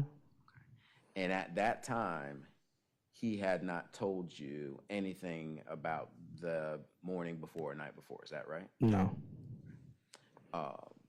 So then later on, you all spoke again, but that time this next time was by FaceTime. Is that right? Or Snapchat video, yeah. Snapchat video. And that would have also been on Saturday. No, I think that was Sunday. Could have been Saturday. Again, that was a long time ago. Okay. All right. And when you talked on Snapchat video, that is when you learned some of this information. Is that right? Correct. And you mentioned that you didn't ask a lot of questions. You were just listening, right? Yeah. Okay. Now, is there a possibility as you're listening to this or watching this, I guess you're looking at the phone, that there are some things that you may have either misheard or just not got clarification about?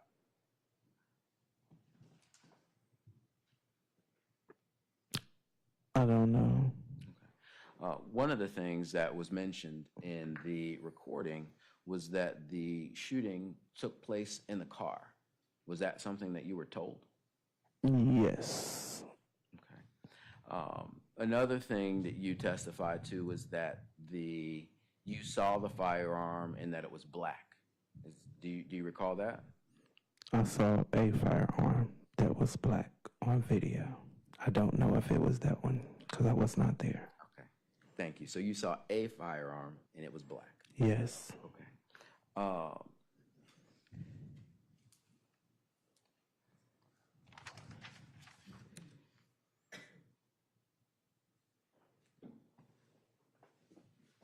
When you were talking or listening at this point, did you at any time actually ask any questions about what you were told? No. Okay, so you just listened. I kinda was like, maybe I might have asked a question or two, but again, I didn't believe it, so.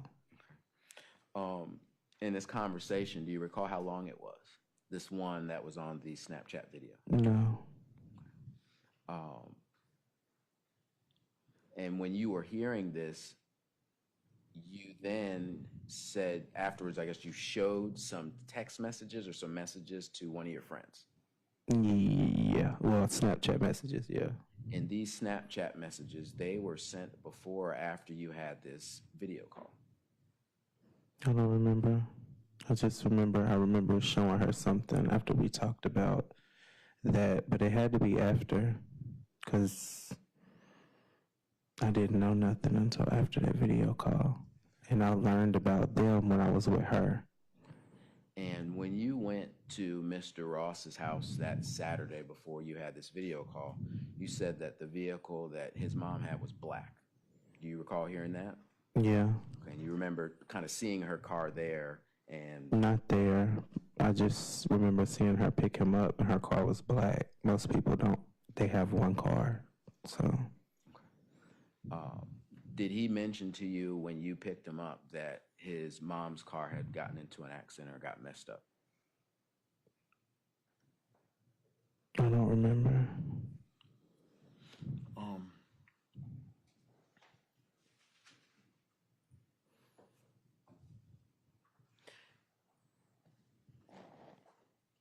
In the video, you had discussed a special relationship you had with Mr. Ross. And at first you were a little hesitant, but then you said, yes, you did. Do you recall that?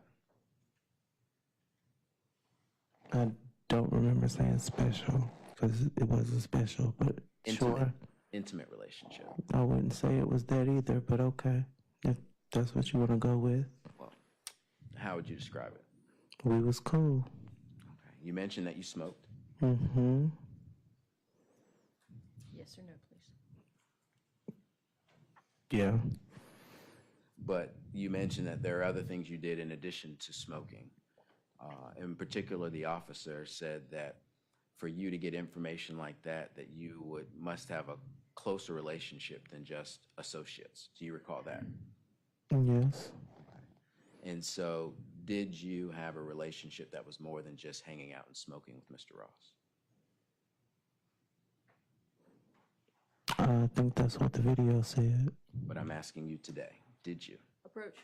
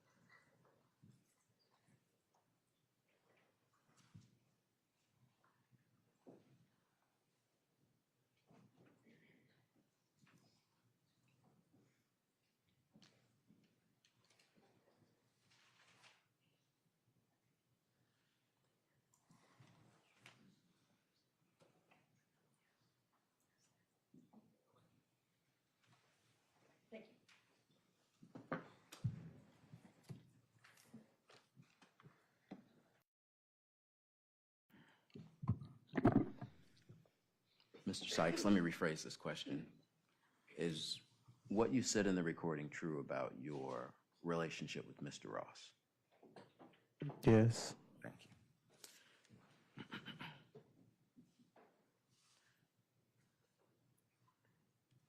There are a couple times you made reference to where Mr. Ross was going. Was this something he said he told you that he was going to New York, or is that something you just believed? That's what I was told. And did you talk to him when he was on his way to the? So he was already there. You made a mention that you would typically talk with him on Snapchat. And the last text message, at least according to the recording that we listened to from back in 2022, I think this last text message was back in April. So you didn't talk much by text, is my question. No, I don't think so. No. There are also mentions that you would pick him up from work. Yeah, sometimes. Okay. And that you remember taking him to his stepdad's house. Mm-hmm. Okay. Did you visit his stepdad's house around the time of this event when you all were talking? I don't think so. Okay. You also mentioned that his aunt's house was right down the street. Did you ever take him there? No. Did he remark or tell you that's my aunt's house? How would you know it was right down the street? Because I think somebody was coming down the driveway one day. Okay. And he had me back up. So, yeah. Okay. When you were talking to the officer in the video or the interview, you mentioned that there were rest up emojis that were sent, but you weren't able to actually show them to her because they were no longer available. Is that right? Yeah. Were any of the text messages that you had showed some of your friends or that you had received, were any of those still available when you talked to the officer that day? No. Okay. And did you screenshot them? No. But you received them close enough in time where you could show it to your friends the day before? No, she was with me. So she watched them in real time come in? Well, I texted him what I texted him, what I said in the video, and he responded and said it. I showed it to her. Okay. She was beside me. Okay. And you brought to your attention what was going on Facebook and what had happened in Eflin? Yeah, she brought it up, and then that's when I asked him. And then that's when he said that, and that's when I showed her that. And then after you had this conversation, you were the one who called law enforcement and told them? No. I'm sure her mother called law enforcement and had them call me. Okay. And so when you had made a reference that law enforcement had called you 10 times, that's what you're talking about? Yeah, I was at work, and when I went on break, I saw that they called me 10 times. And you had initially said that you thought this interview or time was anonymous. Is that right? I thought all of it was. Okay. And that people wouldn't know that you provided this information? Yeah.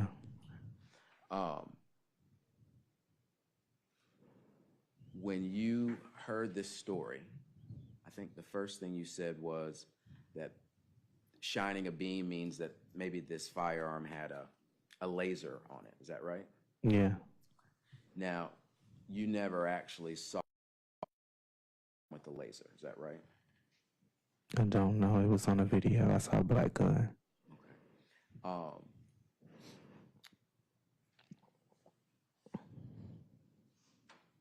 Did Mr. Ross say that this was used in the event when he talked to you? No, I think he kind of alluded to it to me when he held the gun up. Okay. That's what I got from it. And was the idea that this event took place in a car, was that actually said, or was that also alluded to? Well, if he said he shot somebody and then turns around and shoots somebody, you can't turn around unless you're in a car, right?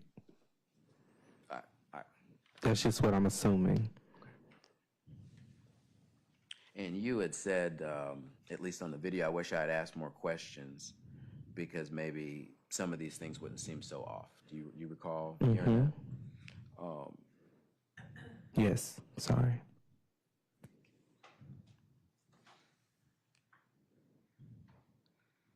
And there are some other things that you had brought up in this interview. You said that whenever Mr. Ross got into a fight with his mom, he would go stay with his stepdad.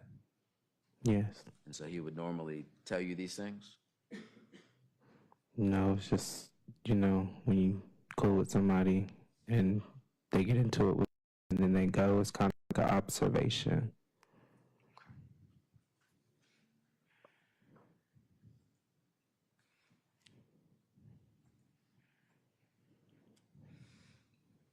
One moment, Judge. Yes, sir.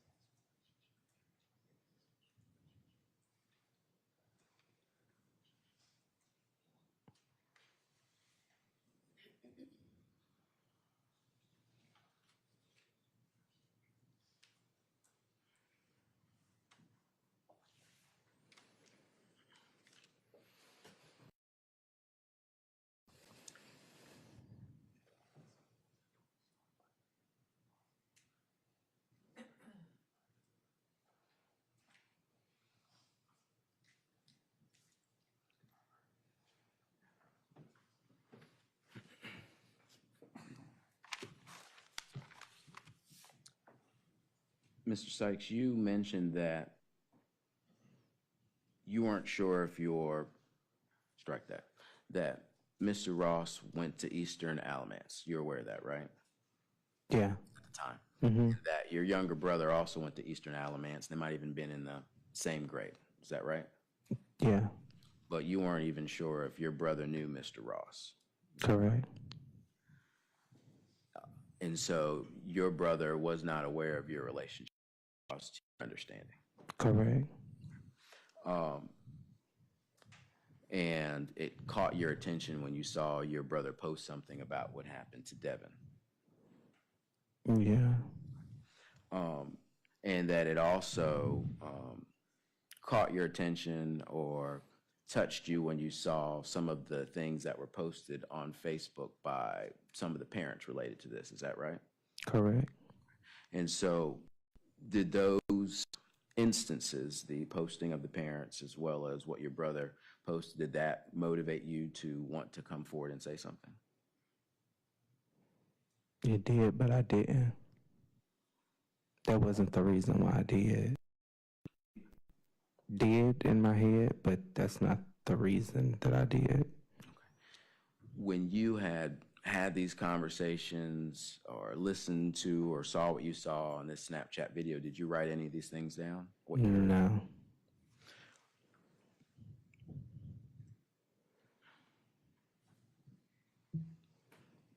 Your conversations with Mr. Ross prior to this, other than saying, hey, do you need a ride from work or you want to go hang out and smoke,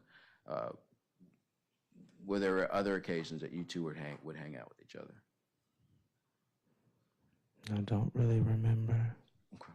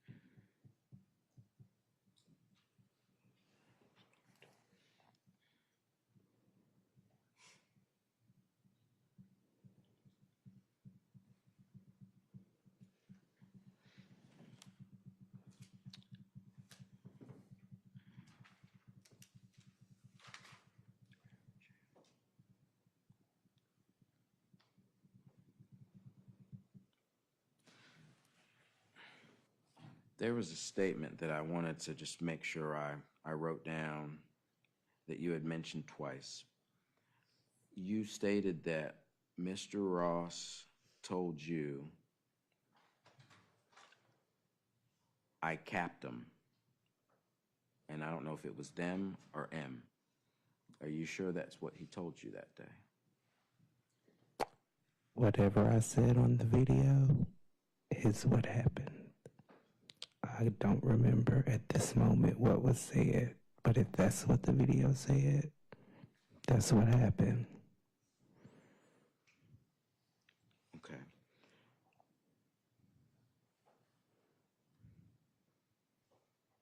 And so if the video said that the shots were in the car, that's what was said. That's what I was told.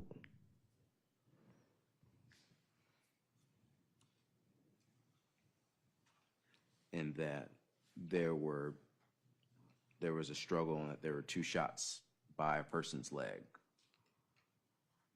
No, I think that might have been what he told me, but again, he wasn't always the most truthful person. So I don't know what was true and what wasn't. Nothing further, Judge. Redirect. No, Your Honor, thank you. All right. Stay here, Mr. Sykes. Ladies and gentlemen, I know I haven't been here a whole lot of time, but you have to take a break this afternoon, so we're going to go ahead and take that break right now. I would ask that all of you, I know you haven't forgotten, but please remember all the rules that apply. Have everybody else please remain seated, and we're going to excuse our jury at this time.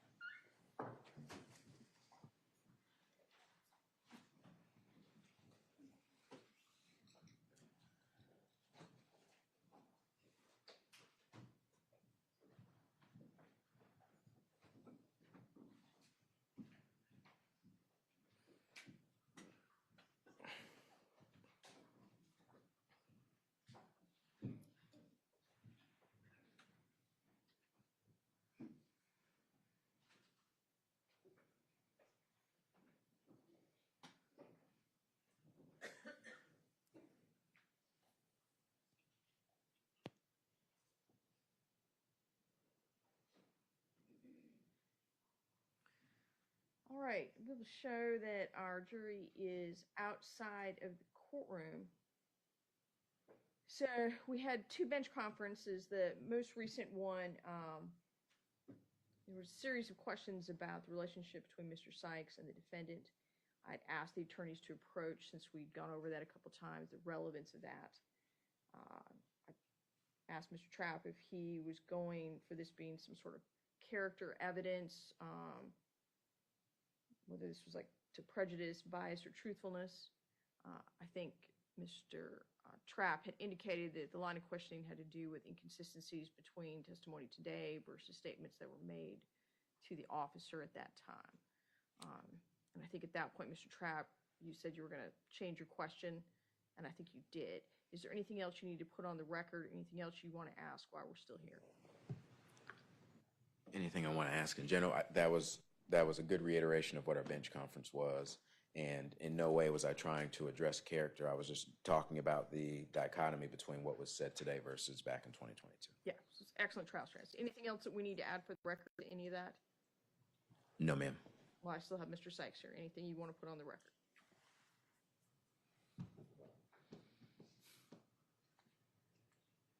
No, ma'am. Okay. All right. All right. Is there anything else that we need to address on behalf of the state? No, Your Honor, and may Mr. Sykes be released from his subpoena. The objection from defense? Your Honor, I typically don't ask for people to remain on, but in the event that there is some information that I think might come up, I would ask for him not to be released. All right. So, Mr. Sykes, you are done with your testimony here today. I'm not releasing you from your subpoena obligations at this time. We still have some other testimony that has to come. Only if at some point your testimony becomes relevant again to some of the questions would you be called back. All right. Okay. As for today, you'll be released. Please remain in contact with, I guess at this point, the DA's office in case there's anything comes up. All right. All right. Thank you. Thank you.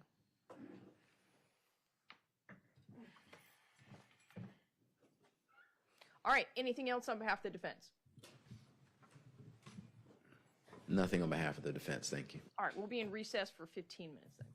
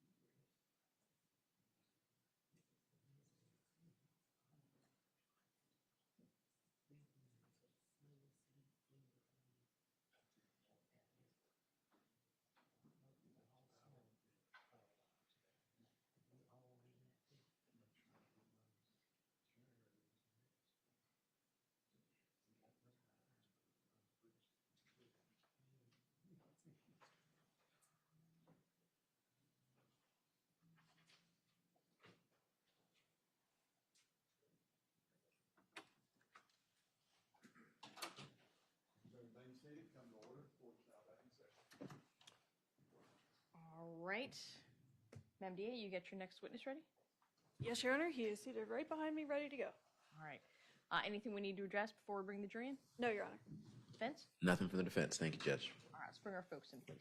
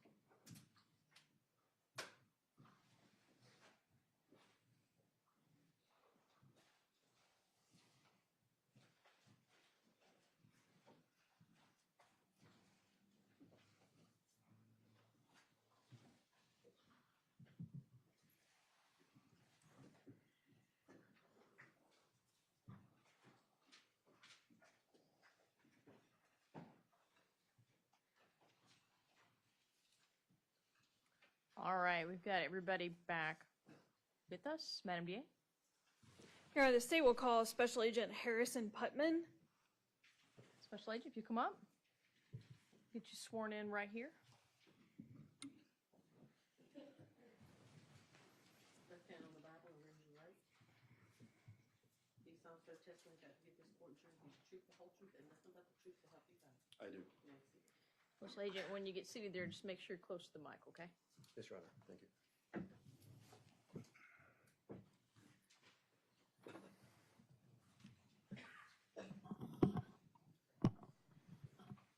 Good afternoon.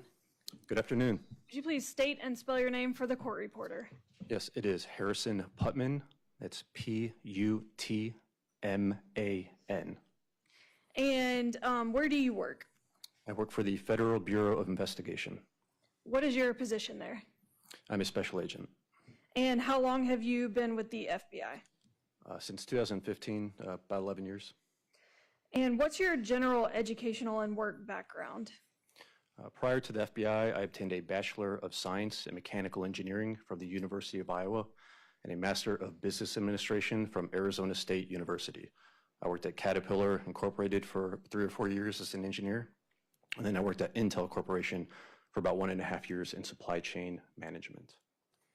And what is your current assignment with the FBI? I'm currently assigned to the FBI Cellular Analysis Survey Team, otherwise known as CAST, C-A-S-T. And what is the CAST unit?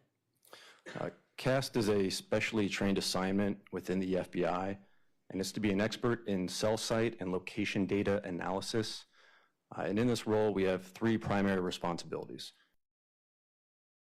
FBI investigations, other federal, state, and local investigations in terms of cell site and location data analysis. The second responsibility is to assist with emergency situations where we may be helpful.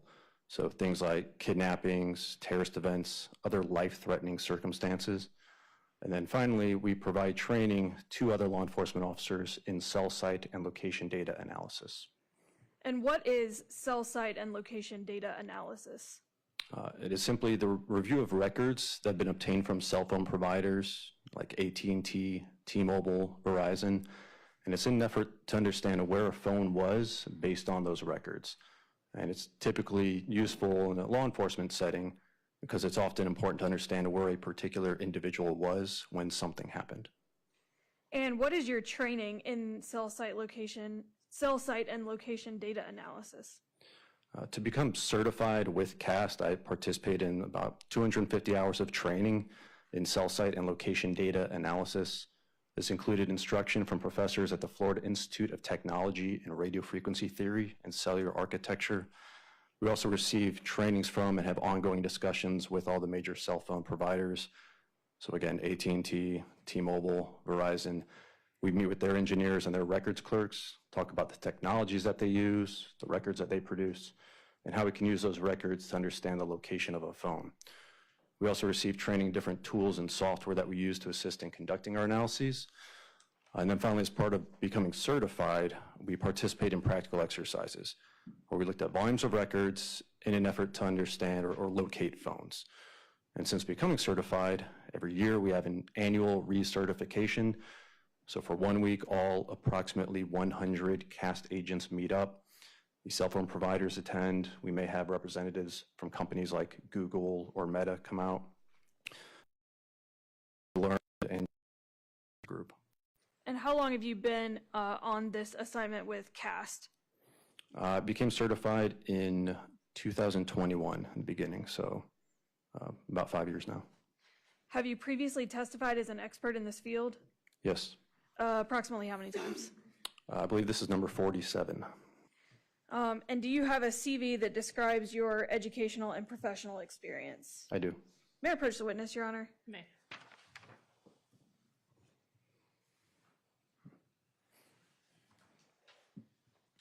Special Agent Putman, I will show you what I've marked for education purposes as State's Exhibit 143 and ask you if you recognize it.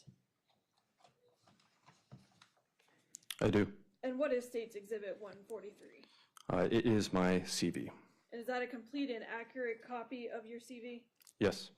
Your Honor, this time I'd move State's 143 into evidence. Any objection?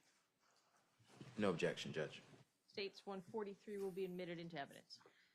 Thank you, Your Honor. And at this time, I would tender Special Agent Putman as an expert in cell site and location data analysis.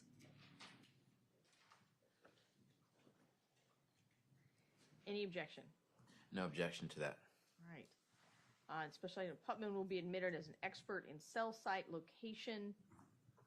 Cell site and location data analysis. Cell site and location data analysis. Thank you. Thank you, Your Honor. Special Agent Putman, how do cell phones work? Yes, so when you're talking on your phone, maybe to a friend or family member, those two phones aren't communicating directly to each other. What's happening is your phone is exchanging radio frequency signals with a cell site, and then that information is routed through the network and those calls are connected.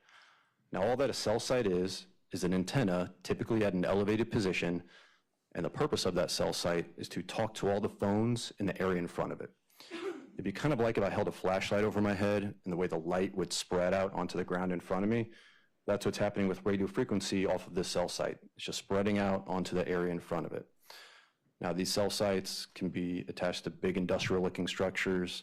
They can also be attached to buildings, water towers. You might see a tree that stands 20 feet above the rest of the trees around it and never loses its leaves in the winter. If you look close, there might be some electrical equipment on there. That could be a cell site. Now, the most common configuration that a cell site comes in is what's referred to as a three-sector tower. All a three-sector tower is a single location where there's three sets of antennas pointing in different directions, each covering approximately 120 degrees. Adding them up, you have 360 degrees of coverage.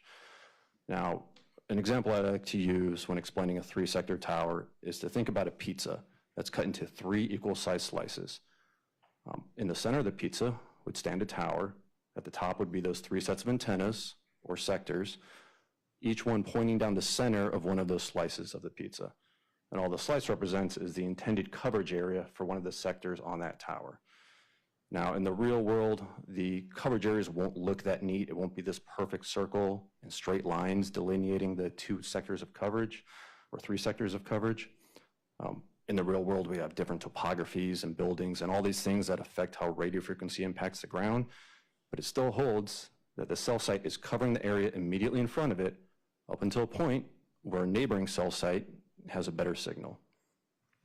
And when you make a call, what determines which cell site your phone is using? When your phone's powered on and it's connected to the network, but it's not actively on a call, it's in what we like to call an idle state. And in this idle state, the phone is constantly scanning the network and it's searching for that cell site with the best signal. Because when a call initiates, it's going to initiate on that cell site with the best signal. Now, there's two primary factors that determine what is that best serving cell site. The first is proximity. Generally speaking, the closer my phone is to a particular cell site, the stronger that signal is going to be, because a radio frequency loses strength as it travels over distance. The second factor is clear line of sight. If there's a mountain between my phone and the nearest cell site, there's a good chance the mountain will block the signal. Big piles of dirt are good at blocking radio frequency. Things like buildings, vehicles, and even trees can affect clear line of sight, but it's to a much lesser extent. So again, most often your phone's choosing the nearest, or if not the nearest, another nearby cell site. The network isn't intended for your phone to leapfrog over 4 cell sites to use one on the other side of town when there's others that are closer by with a better signal. And Special Agent Putman, are you familiar with the records kept by cellular providers, specifically Verizon and T-Mobile? Yes. And what records do they keep? All the cell phone providers maintain records in support of running their business. This can include financial records, kind of like the bill you might receive every month. They also maintain more technical records, engineering records that they use to support running their operations. One set of records that's useful to law enforcement are referred to as call detail records.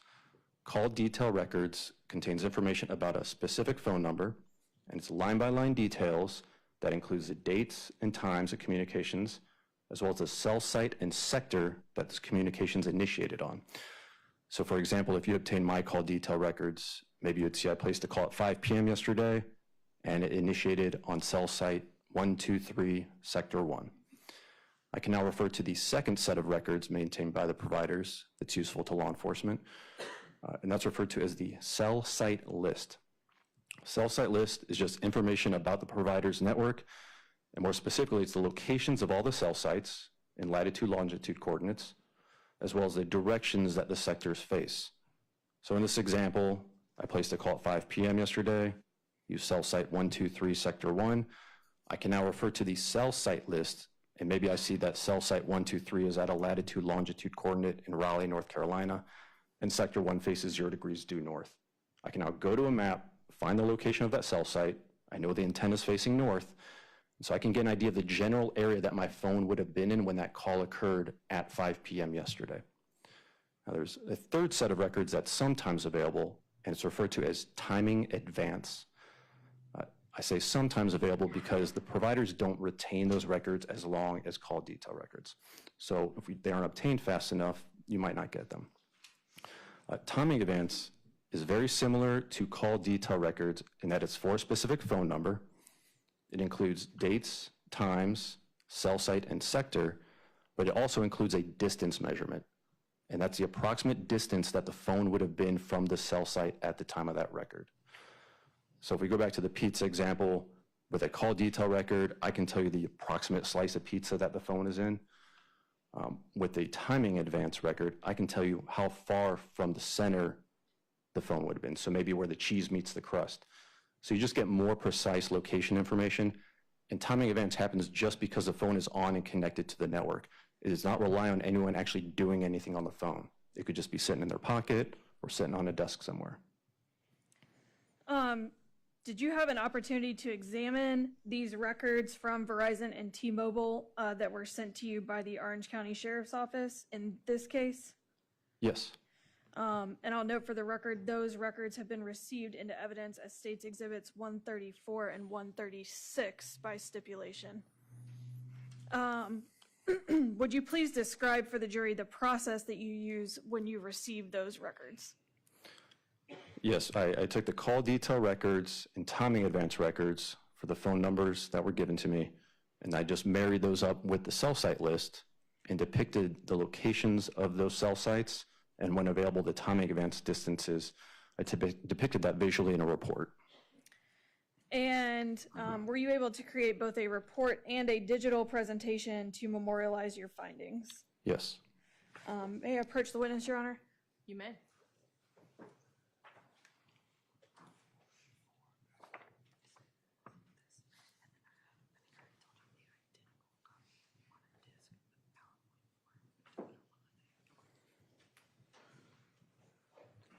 Special Agent Putman, I'll show you what I've marked for identification purposes as State's Exhibit 144 and ask you if you recognize it.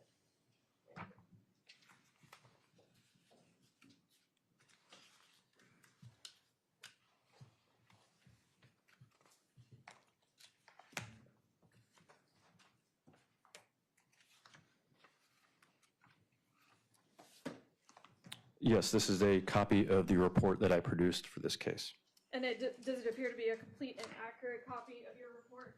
It does.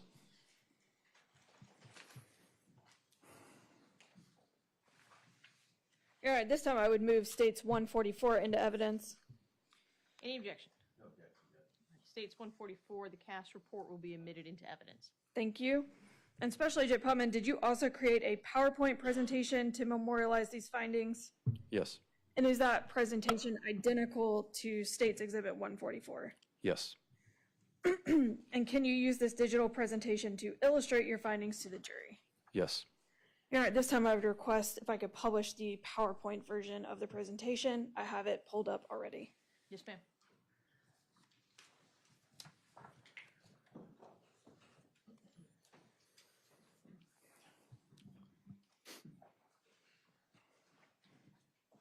Ma'am, DA, just so I can clarify, States 144, you're going to show it in PowerPoint form.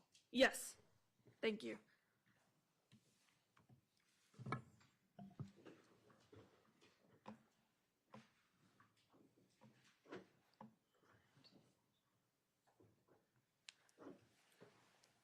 All right, Special Agent Putman, I've got States 144 up on the screen. Can you describe for the jury what we're seeing here on the first page?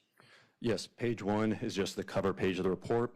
It shows that I produced this and that it is for the two phone numbers listed, 743-244-0344, a Verizon phone number.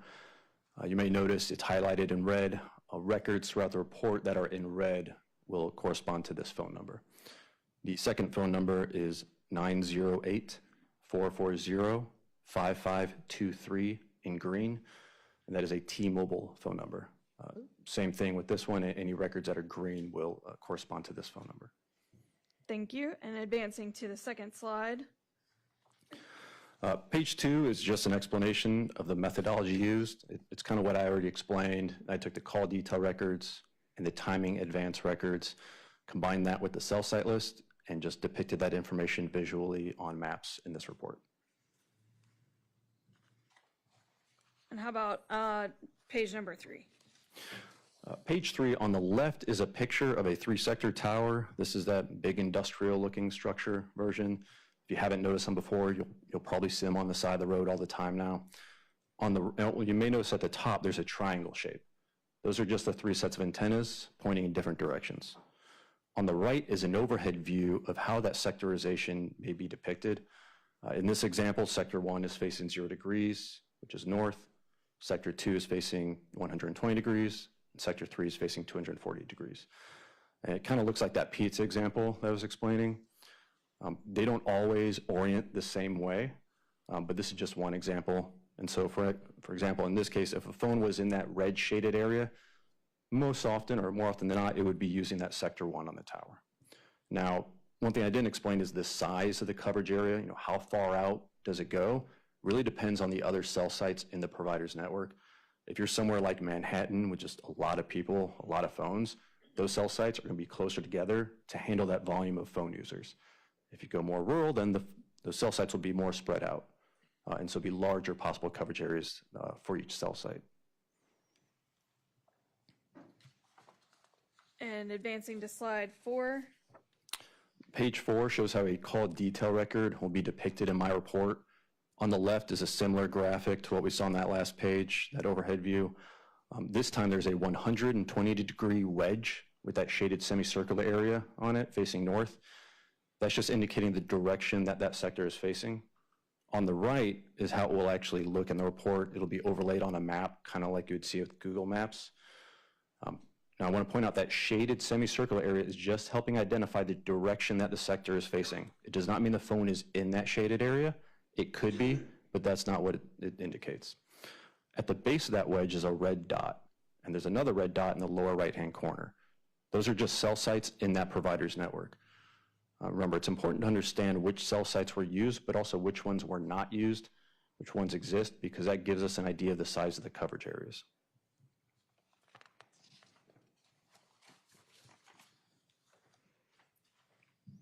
And looking at slide number 5 regarding the timing advance. So page 5 shows how timing advance is depicted in my report. On the left is similar to what we saw on that last page, except this time we have a shaded band. And if you look closely, there's a little phone inside there. So that represents the approximate distance that the phone would have been from the cell site. So maybe it's 1 mile, and that distance would be 1 mile. Now you see those 2 arrows going to the phone and back. What this represents is how timing advance is calculated. Timing advance is just a network measurement, and it's taking the time it takes for a signal to travel from the cell site to the phone and back. So time of travel is known.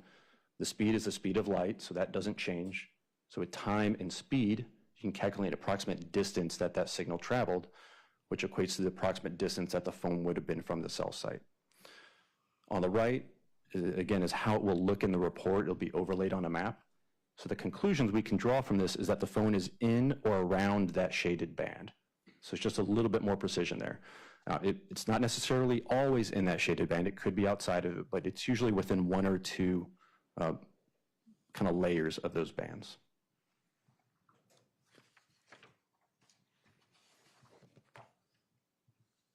And slide number 6. Every time there's a record in the report, there will be corresponding details in an event box.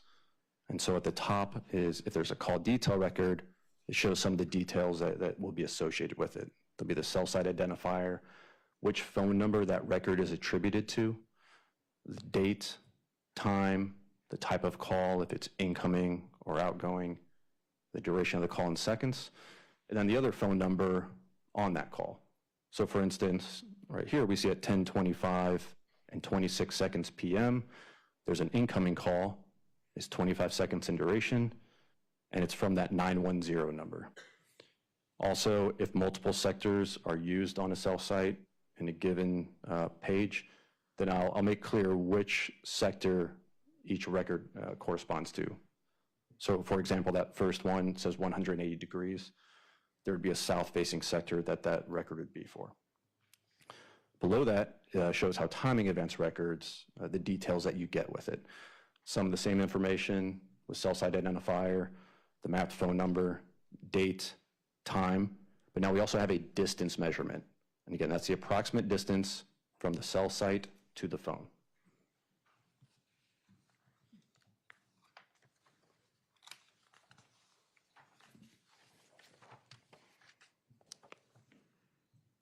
And in slide number 7, we see a map.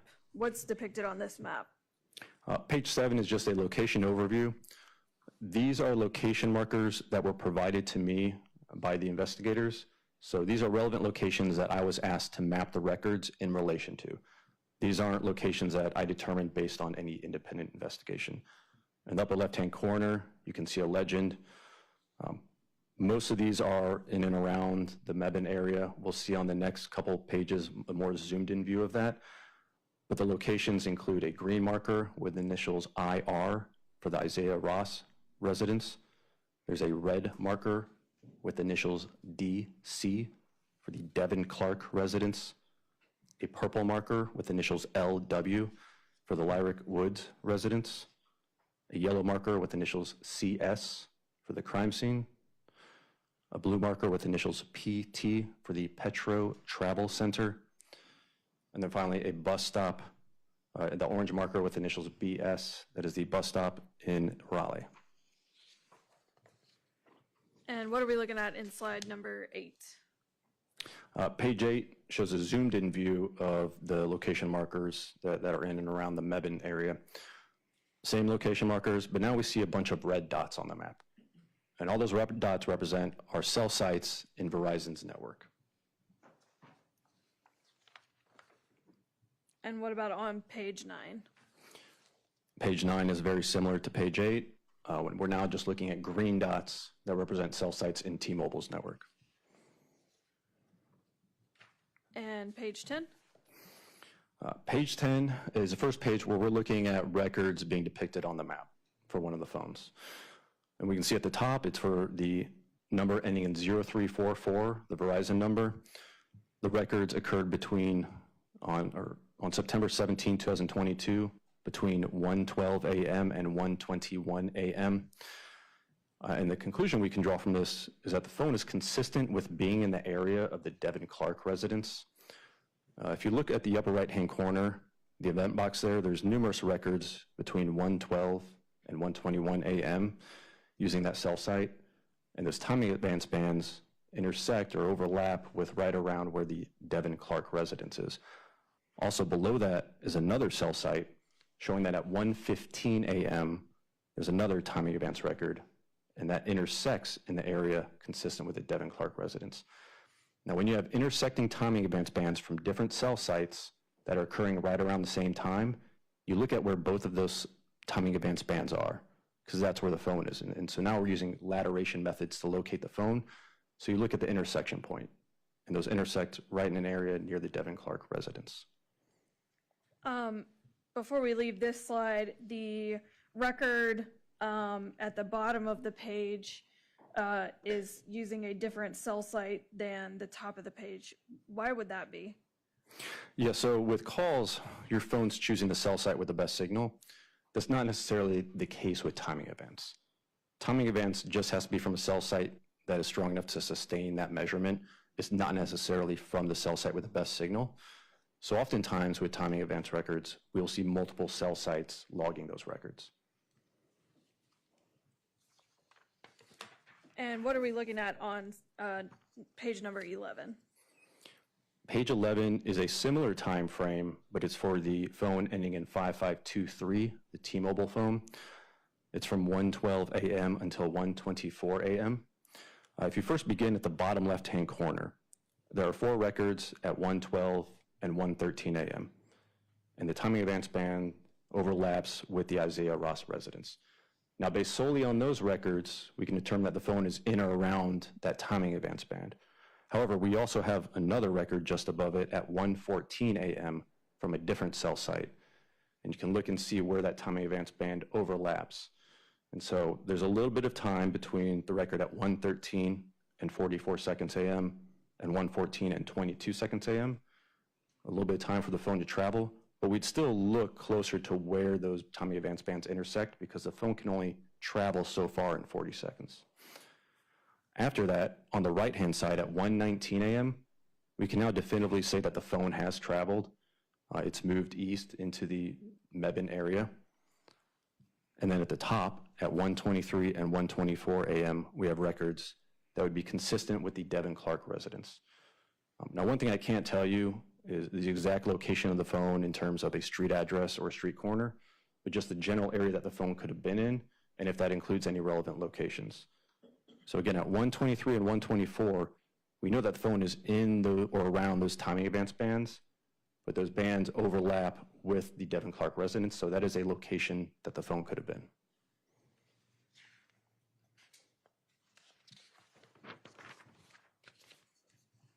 And what are we looking at on page 12? Page 12 moves forward about 15 minutes. This covers from 1:39 a.m. until 2:42 a.m. and is for the red Verizon phone ending in 0344. At the top right, we can see that there are records at 1:39 and 1:40 a.m. Also, at the bottom left, we have a record at 1:39 a.m. And that measurement is 1.7 miles. That's that furthest out timing advance band. So what we're looking at around 1:39 a.m. is those 2 timing advance bands that are intersecting. One of those intersection points is near the Lyric Woods residence. The other one is a little bit northwest of there. So at that moment in time, with just those records, we know the phone is in or around one of those intersection points. At 1:42 a.m., and I'm looking at the bottom left-hand corner, the distance measurement goes from 1.7 to 0.73 miles. It's still that 60 degrees northeast facing sector. So the phone has traveled closer to that cell site now. That's that shallower timing advance band that's still facing northeast. And then from 1:45 until 2:42 a.m., there are 61 timing advance records that are using that 300-degree northwest facing sector. And those are those bands that are intersecting or overlapping with the crime scene. So from 1:45 to 2:42 a.m., we have that high volume of timing advance records that's consistent with the phone being stationary somewhere in that area, and that area includes the crime scene. One other thing to note in the upper left-hand corner in the legend is that the last evidence of connection to the network for this phone was at 2:44 and 16 seconds a.m. Meaning after that point, I just have no evidence in the records of any connection to the cellular network. There's no cell site info to go with that.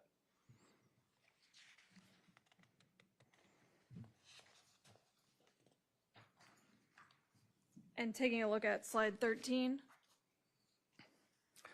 Page 13 begins at around the same time, but it ends a little bit sooner than that last one. Page 12 went until 2:42 a.m. Page 13 is 1:39 until 2:14 a.m., and it's for the T-Mobile phone ending in 5523. Beginning at the top, there's a record at 1:40 a.m., and also on the lower left, we see 5 records between 1:39 and 1:41 a.m., and they all have distance measurements of 1.6 or 1.65 and 1.7 miles. So that record at the top and those 5 in the lower left-hand corner, those are those records that are intersecting at a point a little bit south of the Woods residence there. So at that time, at 1:39, which is consistent with what we saw on the last page, is that we'd expect the phone to be near the Woods residence. At 1:42 a.m. and 59 seconds, there's a distance measurement of 0.53 miles, still from that northeast facing sector or more east facing sector. That's showing the phone travel closer to the base of that cell site. And at 1:45 until 2:14 a.m., there are 13 timing advance records. And those are records that are consistent with the area in or around the crime scene. We also have 3 calls during that time at 1:49.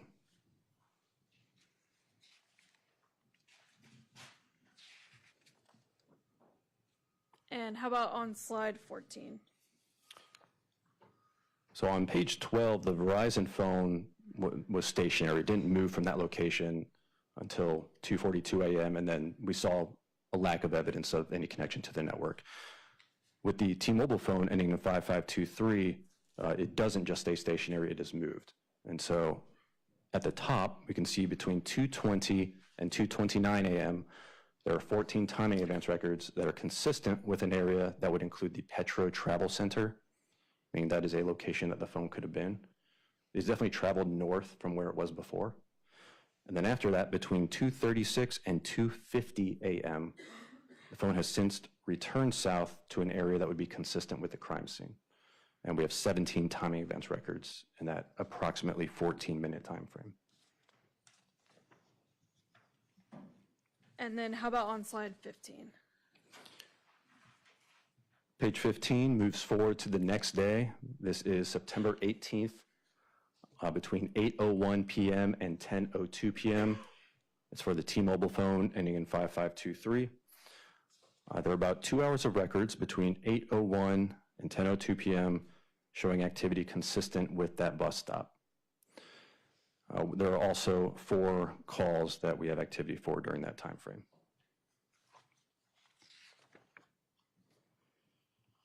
And how about slide 16?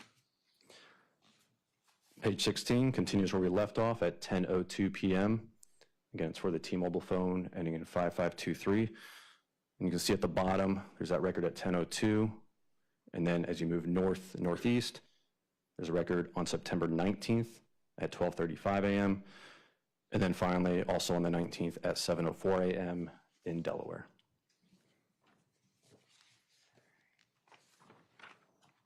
And is that the end of your report? Yes. I just want to go back to what you were discussing on page 12 regarding the last connection for the phone number ending 0344.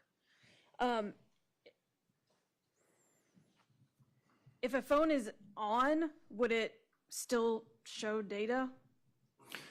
So the reason that there may be no evidence of connection with the network, really it's because the Verizon doesn't see the phone anymore. Now, it could be because the phone was turned off, it ran out of battery, it was put on airplane mode, it was destroyed, it was put in a thick metal box and the Verizon network just can't see it, or maybe just went somewhere very rural where Verizon couldn't see the phone. Either way, Verizon doesn't see the phone anymore. It doesn't exist to Verizon anymore.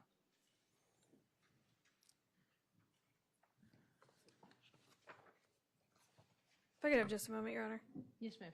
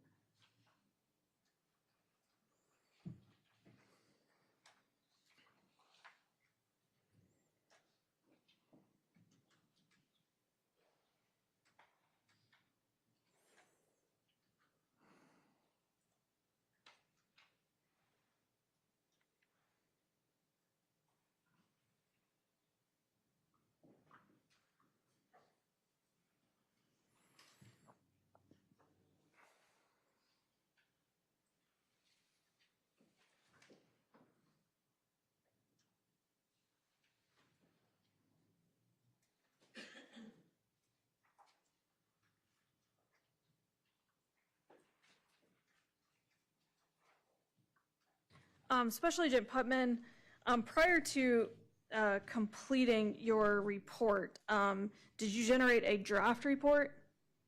I did. And is it possible that there's a page of data missing from your final report? I'd have to review my draft report to confirm.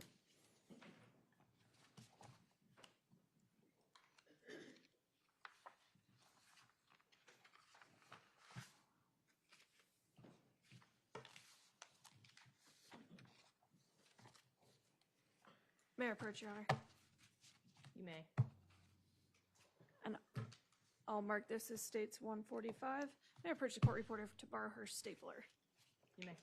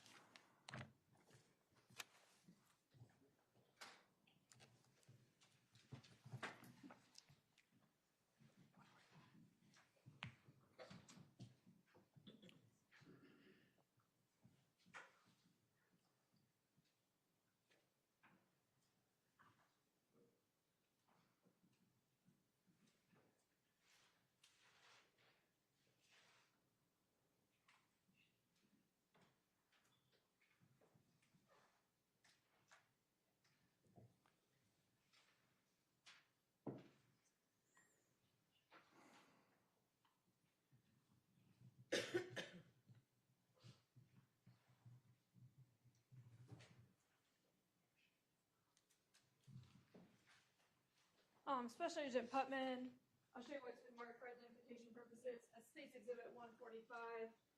And do you recognize States 145?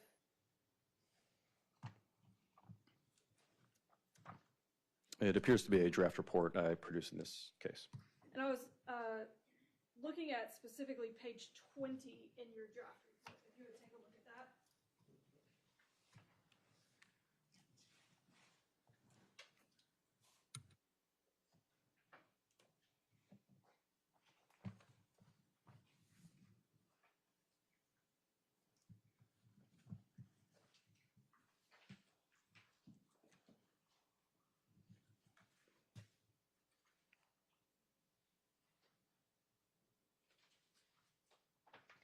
Yes. Now that data does not appear in your final report? Was that by accident or on purpose? When I originally created the draft report is in 2022. As this date came closer, I revised it to clean it up a little bit, something that commonly do. And to make an official report, I have another CAS agent peer review it.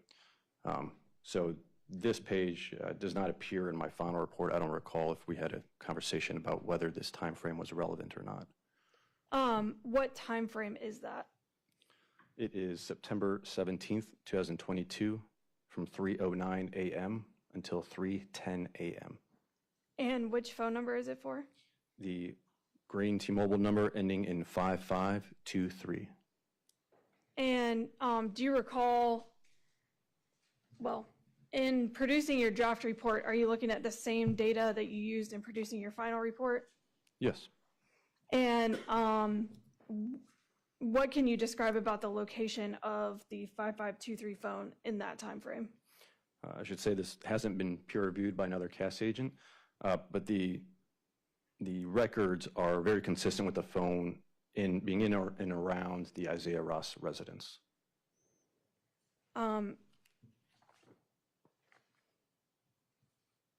Thank you.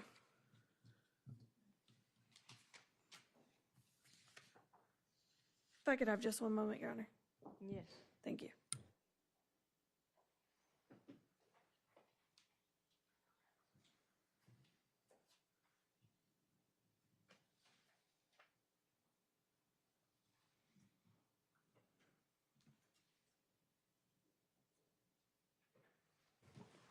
Those are all the questions I have for Special Agent Putman. Thank you.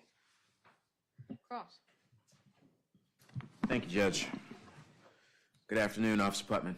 Good afternoon. Maybe we'll work our way backwards a little bit.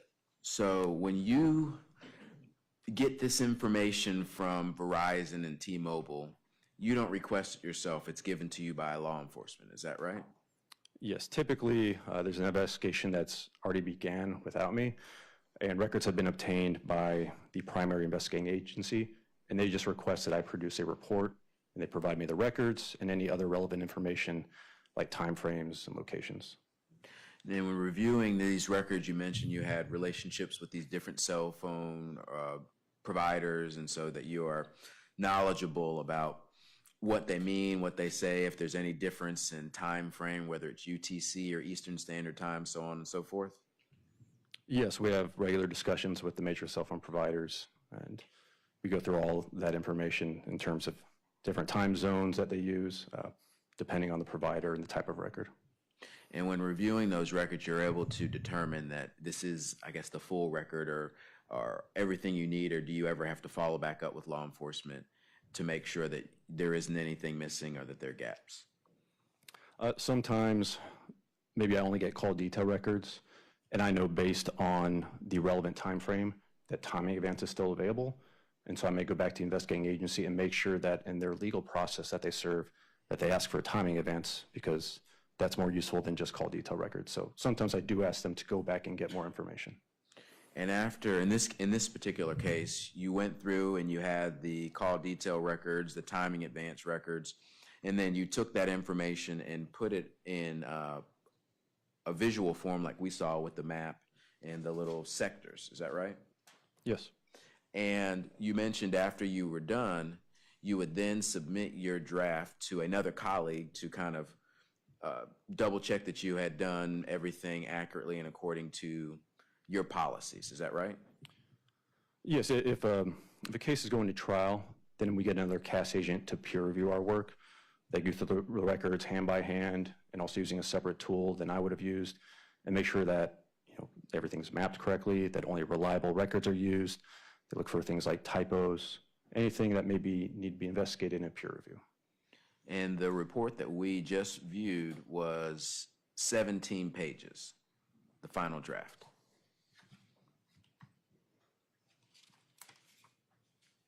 Yes, the final peer-reviewed report was 17 pages. But the draft that was just discussed that had these other calculations on it was 23 pages. Yes.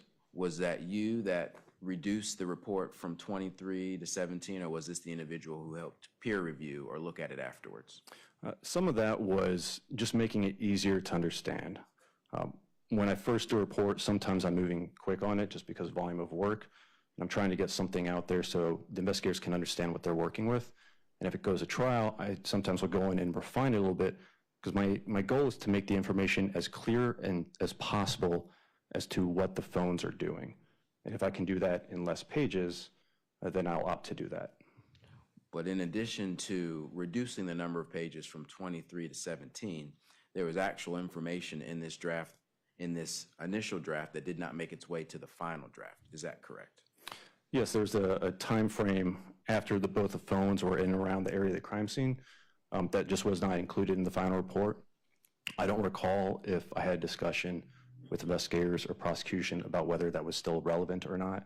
Sometimes that conversation takes place, and I don't need to get everything peer reviewed, because if I can have less burden on the peer reviewer, then I'll do that. And so to be clear, at least on that page that we're referring to, that page of the 3:09 to 3:10 a.m. was not peer reviewed, and that's why it didn't make its way into the final draft. Correct. Okay. Now you were talking about the signals and the cell towers and how they all, how you use that information to create this draft. So in order for a phone to make its way onto this draft, it first must send a signal. Is that correct? Kind of, it depends on the records. There has to be a connection between the phone and the cellular provider, and the private record to law enforcement. If the phone's turned off, then there will just be no cell site information because the network won't see the phone. But if the phone is turned off, it can't send a signal. Is that correct? Right. Essentially, the antenna is off then, and so the network can't see the antenna on the phone. And when the phone's on airplane mode, it can't send a signal, right? Correct. All right. But the phone itself doesn't need to be actively doing something. I don't need to call someone to send a signal to any of these cell towers. Is that right? For a voice call detail record, there needs to be an incoming or outgoing call. For timing events, it can happen because of calls, text, data activity, or just network measurements. So really the way of saying timing events, why records would be there, is just being on and connected to the network. If the phone's on and connected to the network, we should have timing events records. All right. And so when you say that there is activity, somebody could be getting a message on Facebook or something. They may not actively be doing anything, but their cell phone is kind of receiving information, and that is what helps connect it to those towers. Is that right? Right. For timing events records, your phone could be sitting at home all day and you're not near it, and there should still be timing events records if it's on and connected to the network. You don't have to be doing anything on the phone.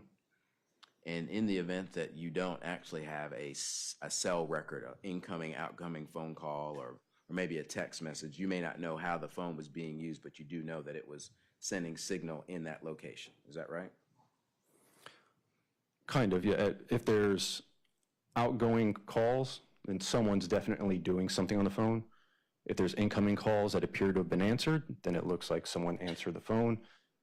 But if it's incoming and just goes to voicemail, then again, no one had to be doing anything with the phone for it to go to voicemail. Also with data session records, data sessions happen because of internet and application usage. You can look at the bytes that are being transmitted between the phone and the network to try to determine if anyone's doing anything on the phone. But that's getting in the weeds a little bit. I think to really answer your question is it depends on the records and what evidence is there. You can kind of determine if someone's doing anything on the phone or if there's no evidence that they're doing anything on the phone.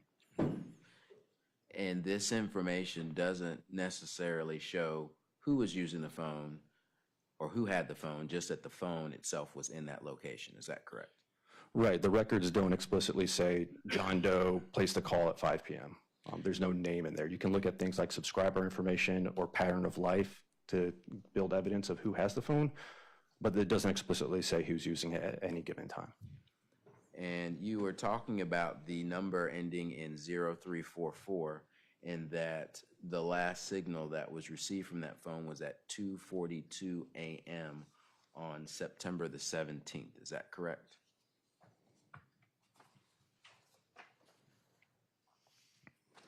So the last evidence that it was connected to the network was at 2:44 and 16 seconds. I believe the last cell site record that there's a time advance record at 2:42 and 37 seconds a.m. But after that 2:44 and 16 second mark, there's no evidence in the records that it's connected to the network. And that could indicate multiple things. Either the phone was turned off or it was just put in a position where it was no longer sending or receiving signal from cell towers. Is that right? Right. If it was somewhere very rural, it's possible that'd be out of connection with the network. I think that's probably more unlikely, just given where it is at 2:42 a.m. and its proximity to the nearest cell site. However, it could have been dropped into a metal box, it destroyed, turned off, ran out of battery, put on airplane mode. Any of those reasons could be why it lost connection with the network. But according to your mapping, the last location or sector would have been in or around, however you describe it as CS, or which is the crime scene. Is that right? Yes. Okay. And that would have been on, according to this map, Buckhorn Road. Is that right? Or in that vicinity? Yes. And this information, this data doesn't, you say, give us an exact address or pinpoint, like we could just drop a dime and say it's here, but it says it's kind of in this area, right? That's right. The general area, the size of which depends on the type of record we have. If it's timing events, how close to the cell site, is it intersecting with multiple cell sites? All that affects it, but yes, I can't tell you the exact location in terms of a latitude, longitude, and within 10 meters or anything to that level of precision. And the timing advance on here shows it was a little less than half a mile from the center of that tower. Is that right? Yes, the timing advance measurements were 0.39 and 0.44 miles. One moment, Judge. Yes, sir.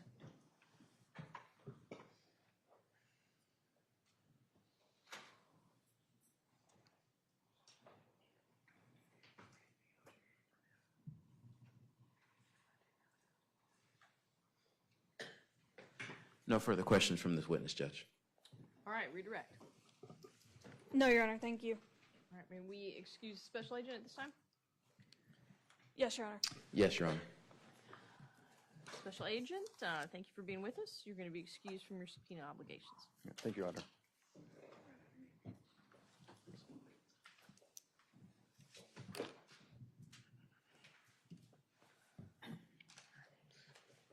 All right, ladies and gentlemen, we're right there at 5 o'clock. So I'm going to release you back out into the world. Please remember all of my instructions. You guys can talk to each other about anything you want, except this case. Remember, as you go home, just as you've been under that special jury bubble that continues tonight, you can't talk to your friends, your family, that neighbor down the street, anybody about this case, except to let them know you're still on this jury. 3, no encyclopedias, all right? And no other independent investigation of any type about anything dealing with this trial. And lastly, remember again, keep your minds open. You haven't heard all of the evidence. You haven't heard the arguments of counsel, and you do not know the law that you're going to need to apply to this case, all right? So with that, everybody else, please remain seated. You all leave your notebooks in your chairs. I'll see you tomorrow morning, 9:30.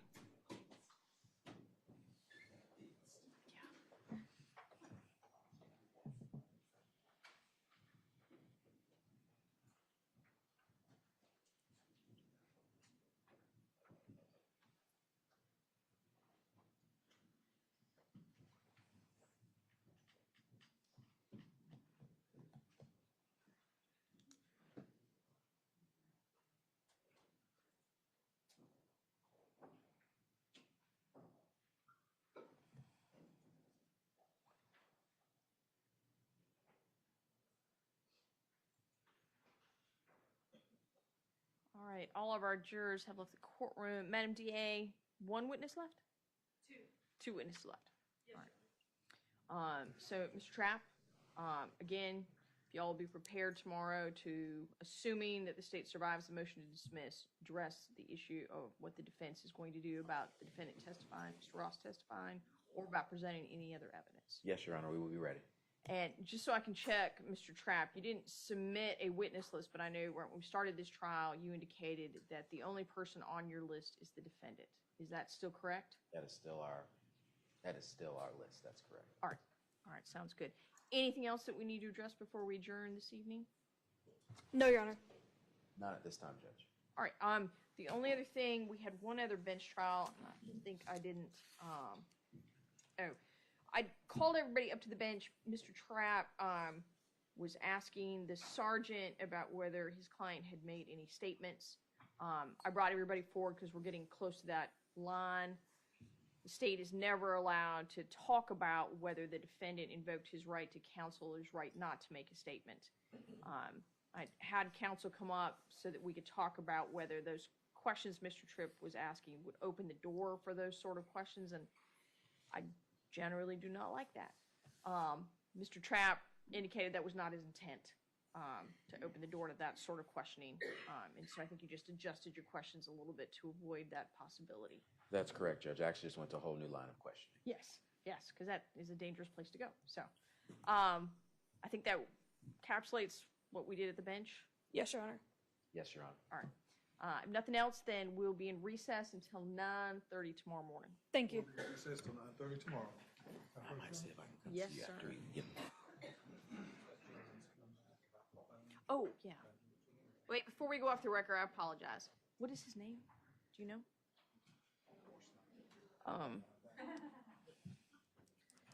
Sorry, everybody else can leave if you'd like to. We're still in session. It has nothing to do with the defense or with the state. I had a spectator who had their phone out and took a picture during court that I just need to address before.